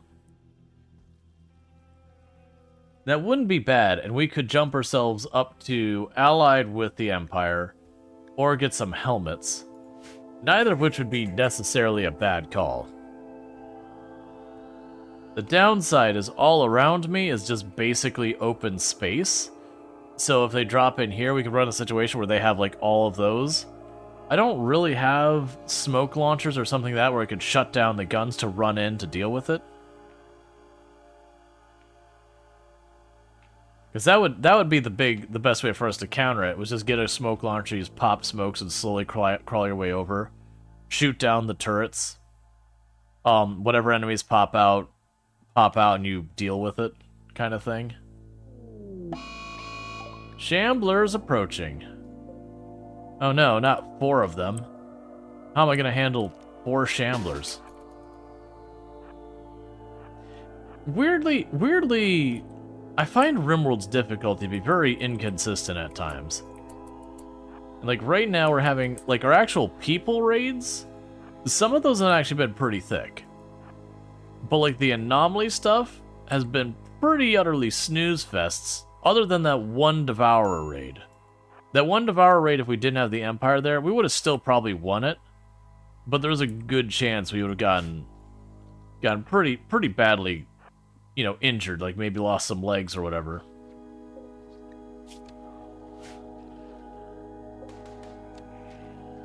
I mean, I guess part of it is we are rocking a lot of chain shotguns.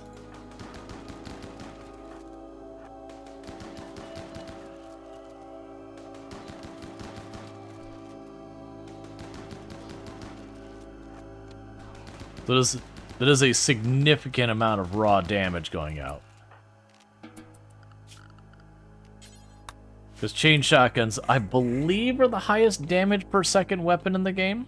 The miniguns might be up there, but as far as their horrendous accuracy, even by comparison to the chain shotgun, I don't think that would matter. Well, not counting, like, bricking something in the face with one hard hit and then calling that the damage per second. I'm talking about, like, in a fight that's long, the chain shotgun just can keep pouring out lots of damage. Because it only has, like, a one second gap between the four round bursts. And those bursts do a lot of damage. So if you get enough of those pointing in a direction, it will destroy most things that walk in. That's a matter of, between the shots, can the other thing do some damage?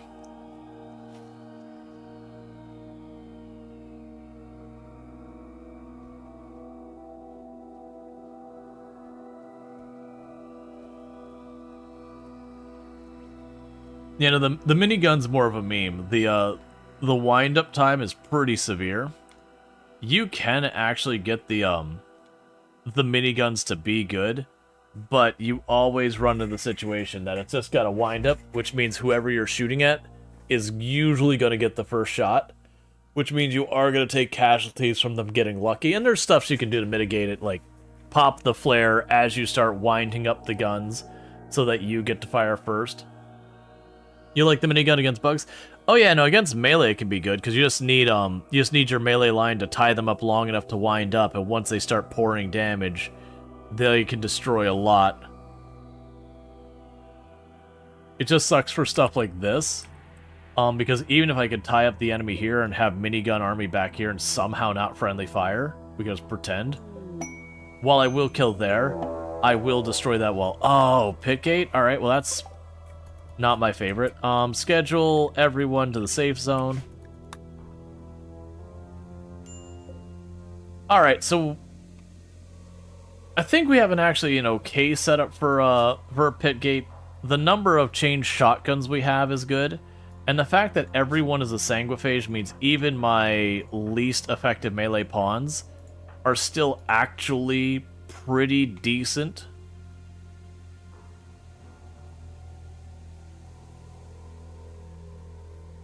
Yeah, no, that's game. You are actively starting an event. You opened a pit gate, it hasn't finished, and you've dropped this on me. I have not manually triggered the monolith to do anything. I'm gonna ask you to please take turns on these things.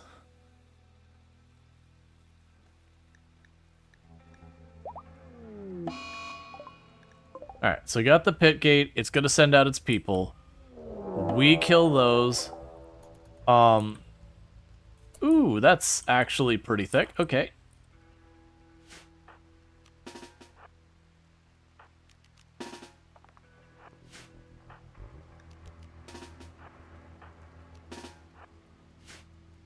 Hit. Cassandra's like, I've been saving these points. It's time. I'm cashing in. So all hands on deck. Yeah, no, that's the thing. The game's like...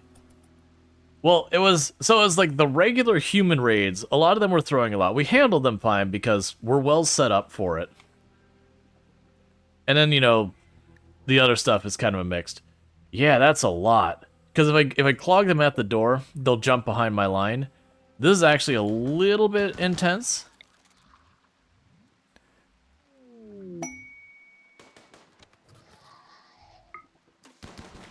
I didn't time that well.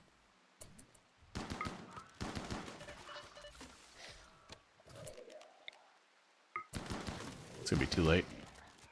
Yep, we're just fighting this straight up. Melee line, get ready for complete chaos. Just drop another flare right in it. Stun what you can. Give me time. We'll actually probably be okay. This one worries me a little bit. But with how much we're shredding a lot of this stuff, there's a good chance... Yeah, it's fine. Like I said, one advantage is because we're sanguiphage, every one of our people is capable in melee. And these things mostly are just stuff that causes grief to your back line and all that when they hop over.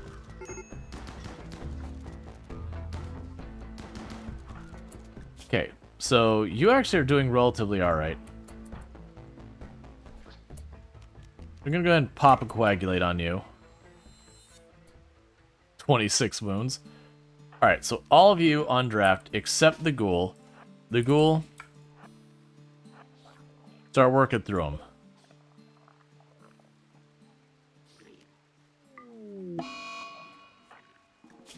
And they already popped this.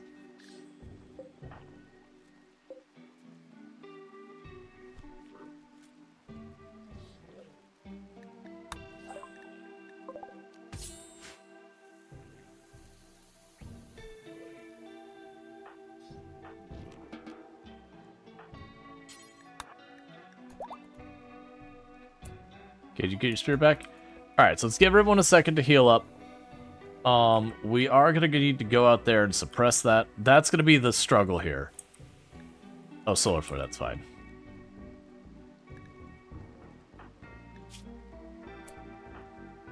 And no one's healing, per the usual. Tend and tend. You already patched up.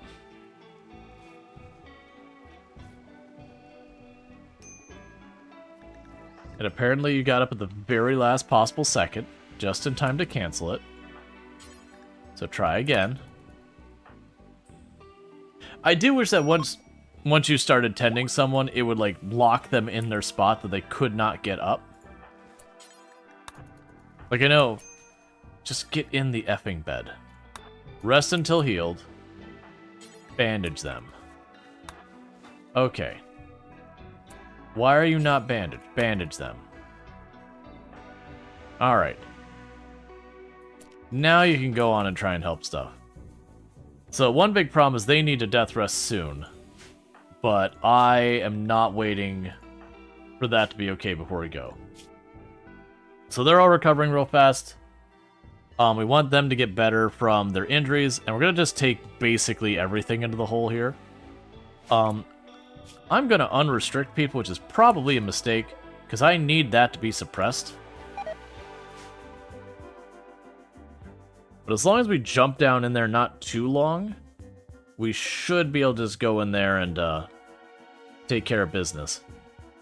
It's only if I leave that alone for a period of time we'll have the risk of popping out more and more enemies on me. Would you please haul the crap out of that door? It is forever leaving garbage in the door.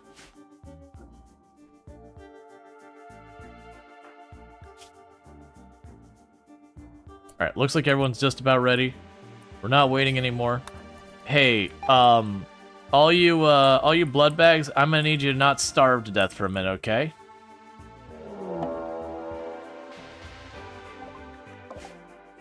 Oh, right. The ghoul goes like Mach 5. Hey, others, get over here. I should not have sent the ghoul that far ahead.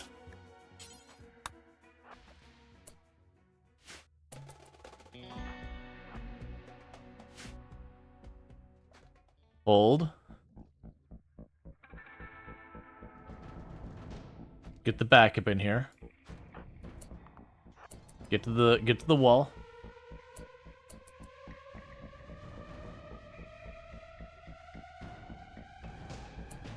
Alright, range team.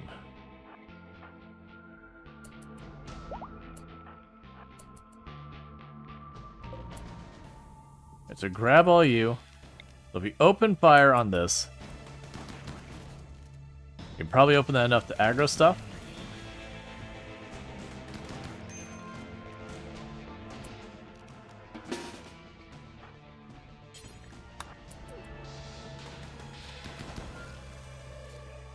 Cool. It's getting handled relatively well.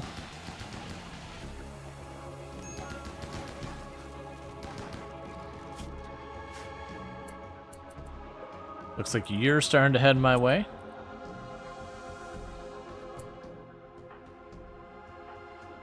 Alright, how do I want to go about this? Move you up. Move you up.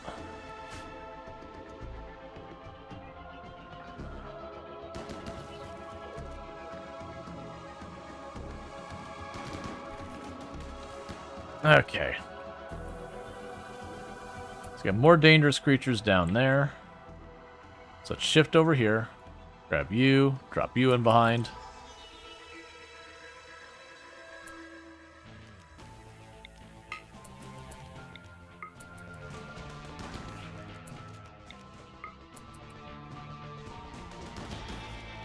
So basically we keep sawing through this. We can open up as much as possible to hopefully get them to aggro us.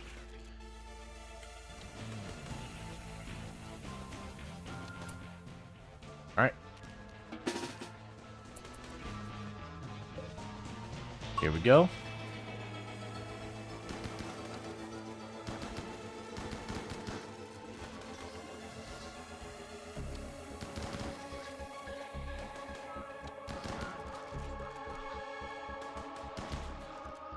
And how are our injuries going? Because we got a lot of stuff running in. No one's bleeding much, so that's good news. We are still Sanguiphages and a ghoul, so we all do heal fast.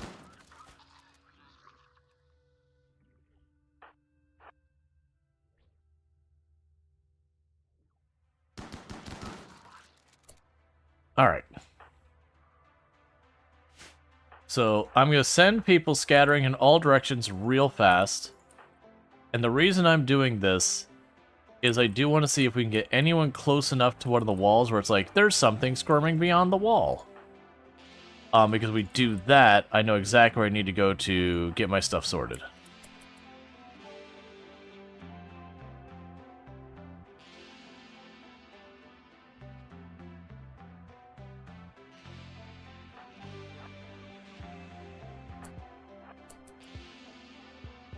Alright, so it's looking like that's a no. That's fine. Guess we're checking. This feels like the most defensible point, so I'm just going to go over here.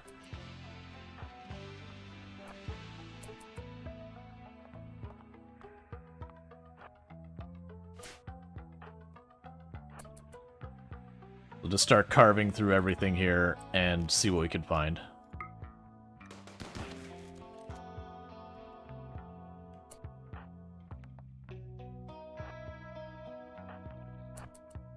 Yep. Oh, there we go. So the ghoul has noticed it. So, let's try and make this work out the best we can.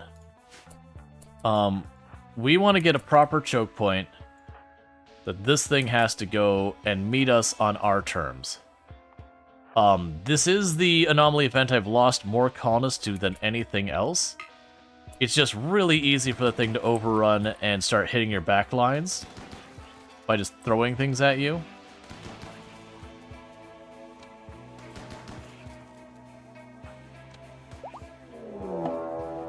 Okay, so it's out.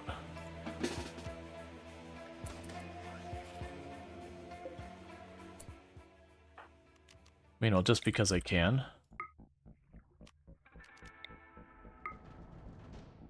Or not. Alright, be right with the flares.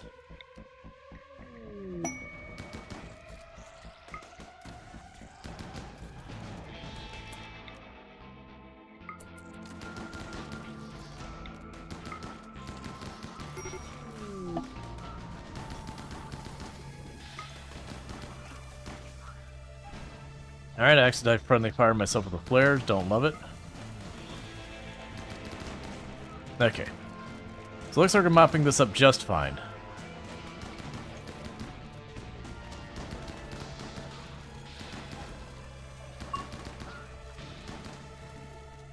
Okay, quick status check. How's everyone doing? Ghoul is doing fine, you're doing fine. You are gonna go get a slap of Hemogen. You're fine. Let's pop over here real fast. Because I want to know what's in the prize box. It's not really what I was hoping for, but okay. We can go over here and here. Grab those. Grab those. So grab the goodies. And then get the heck out of Dodge because we did that nice and cleanly. You can actually get some really good things down here as well if you take the time to clear it all out. I have lost entirely too many people down in the hole. So I just don't even take my chances anymore. And with that, everyone can go off draft. And is unrestricted, and this will be handled.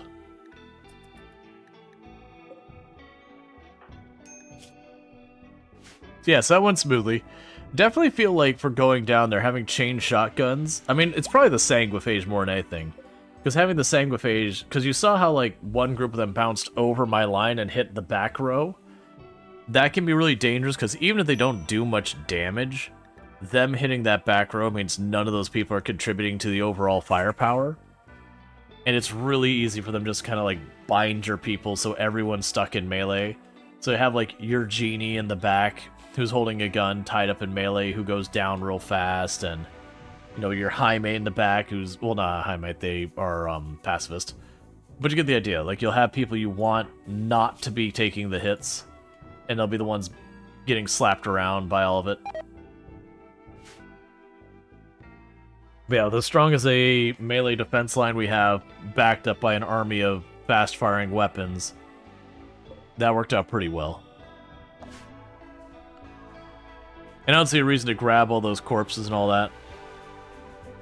There's apparently an infestation down there. But yeah, that'll collapse soon enough. But yeah, if you take the time, there's the little, like, the node that I destroyed that dropped the body. Some of those will drop really good stuff.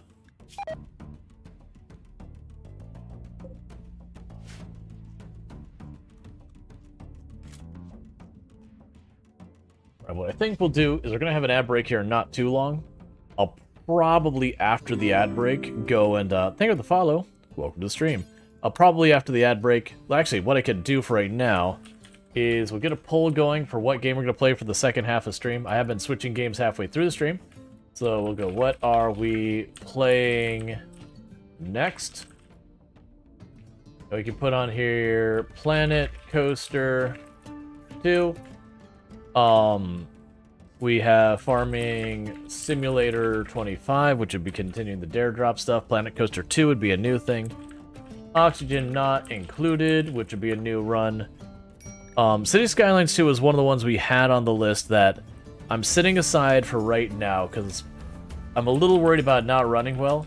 I want to test off stream, and then once I get it, I'm satisfied it's running well off stream, then we'll do that. So that might be on the roster for tomorrow. Let's see. What else do we have? Oh, the last game was City Skylines 2. Right. Trying to see what I want for, like, one more game to add on the list. It doesn't have to have one more.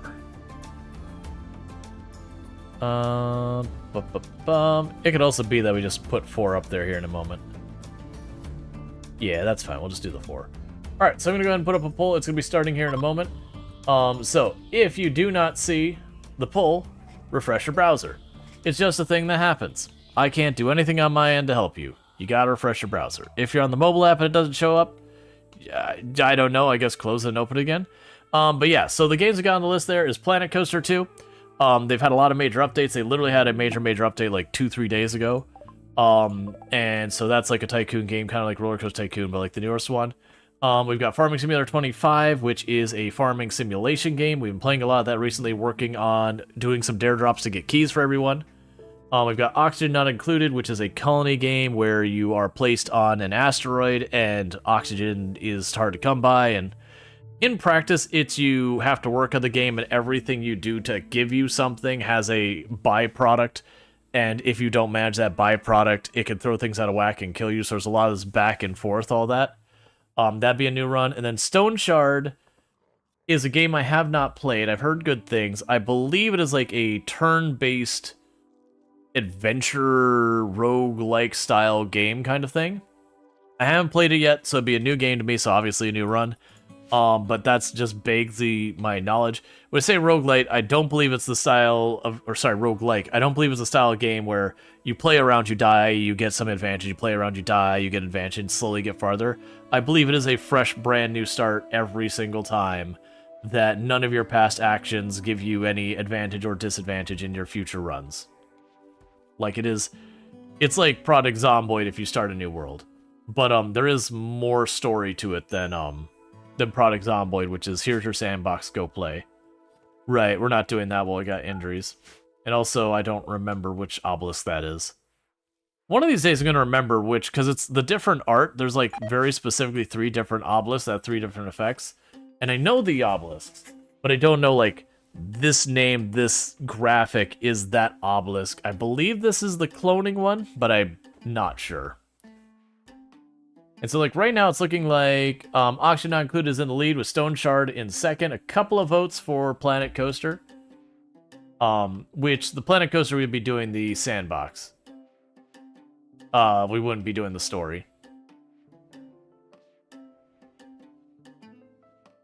Yeah, and no respawns or reloading.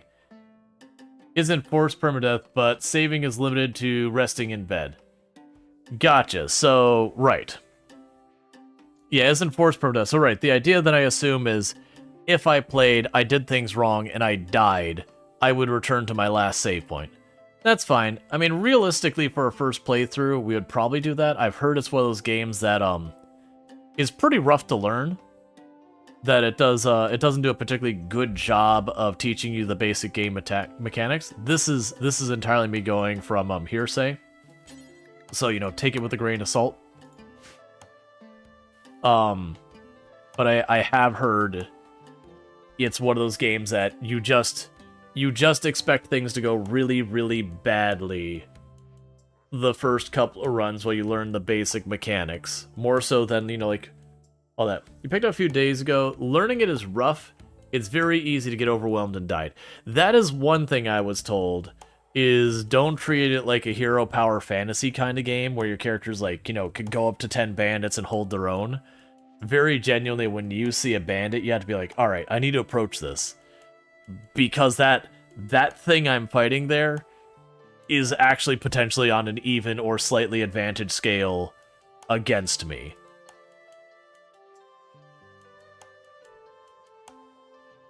Oh yeah, like the bravery part's not the problem. It's just, if we're learning a brand new game, and it's a game that's got a reputation as not being exactly accessible, on learning, there's definitely a point where you accept a certain amount of failure as part of the learning curve.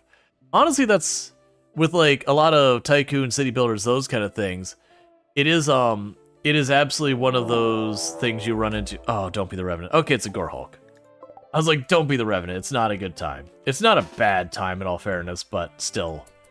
But with like the learning curve kind of things, even like your tycoon, like chill tycoon games, most of them, you kind of accept your very first playthrough, unless it's like a really, really easy difficulty. You're gonna have one flub, like one mulligan run you're gonna need to do. Alright, so it's oxygen not included. Yeah, we only got a couple of votes for Stone Chart, about 5 votes, and then Planet Coaster got 3, and no votes for Farm Sim. That's not surprising. I've been playing a lot of that lately. I do think we might hop into tomorrow, do another round of Farm Sim, because we are trying to unlock Dare Drops to get a bunch of copies for the games to get people. And we're like 70-80% of the way through most of them. But that'll be something we do tomorrow. Yeah, so you're gonna do some oxygen not included here in a second. Let's see, is there anything I need to deal with? You just got a bruise. We did kill it that time, which is what I expect to Gore Hulk when we get into close quarters like that. Most of the time it's not gonna survive the exchange. But all that said, we've got things going relatively well. The only thing I'm seeing as a major problem right now is we are just not getting any food. I've got a... Did this get destroyed at some point? Why is nothing getting butchered? Dreadmill corpse? Okay. Where's my cook? Get the heck over here. What are you doing? Stop doing that. I need you to start butchering everything. Because, like, people are actively going to start starving. I mean, the thing with the problem is, you're not even a doctor. Oh, you know what? Let's deprioritize you being a warden. That'll help. I see what's happening here. I've got so many people to deal with putting, you know, the blood and all that, that very genuinely we're running into issues where they're busy trying to deal with the many blood bags and not doing any actual butchering or cooking. But definitely think before you try and be a hero. Oh yeah, and that's the whole idea. Is it's designed that the player is not got a very distinct, incredible advantage over the enemies. Yeah, so you shouldn't be forced butchering anymore. You're choosing to butcher, which at least gives me raw food. Yeah, so that's what was happening here, was Prodiger was also set to warning because everyone is. And as a result of that. So we can also probably go to Calaria, and we could reduce the priority of warning on you. And then Sentient Cookie was... Who's going to be the one? Yeah, you're the hauler. So reduce priority of warning on you. So that should help. Basically, I've got too many people here, and we need to let some go. I'm also being stubborn and not doing that. But, with that said, we've been at RimWorld for like 6 hours. I do think we're going to get to that point of switching and all that kind of stuff. And we can get all that said. Just checking one thing. Alright, we can deal with that later. Okay, so for those over on YouTube, when it goes to switching game categories, unfortunately it's just a reality with YouTube that I have to end the stream and then start a new stream. If I knew what game I was planning for the second half, I could set up a hosting and do all that kind of stuff. Maybe that's a thing I can figure out a way to set up later, so that like I can have something I can easily change. Unfortunately, YouTube does require us to set up all the metadata in advance, which does make that a problem. It's just YouTube treats everything like it's recorded video, which makes a lot of this work poorly. So with that said, the stream is going to drop on the YouTube side for a couple of minutes, and then it's going to come back up, and we'll be playing some Oxygen Not Included. If you're all like, yeah, I just want to see RimWorld, I don't want to see this other garbage. Don't worry, it's still available. We'll be doing more RimWorld in the future. This isn't the end of this run, but it is the end of this run for tonight. So I'm going to go ahead and get this game out of here, get some music going in the meantime, and I'll say goodbye to you for a minute, YouTube, and I'll see you in a couple minutes. And everyone here on Twitch, you don't have to do anything. Things work well on Twitch. It's almost like they had streaming in mind for a platform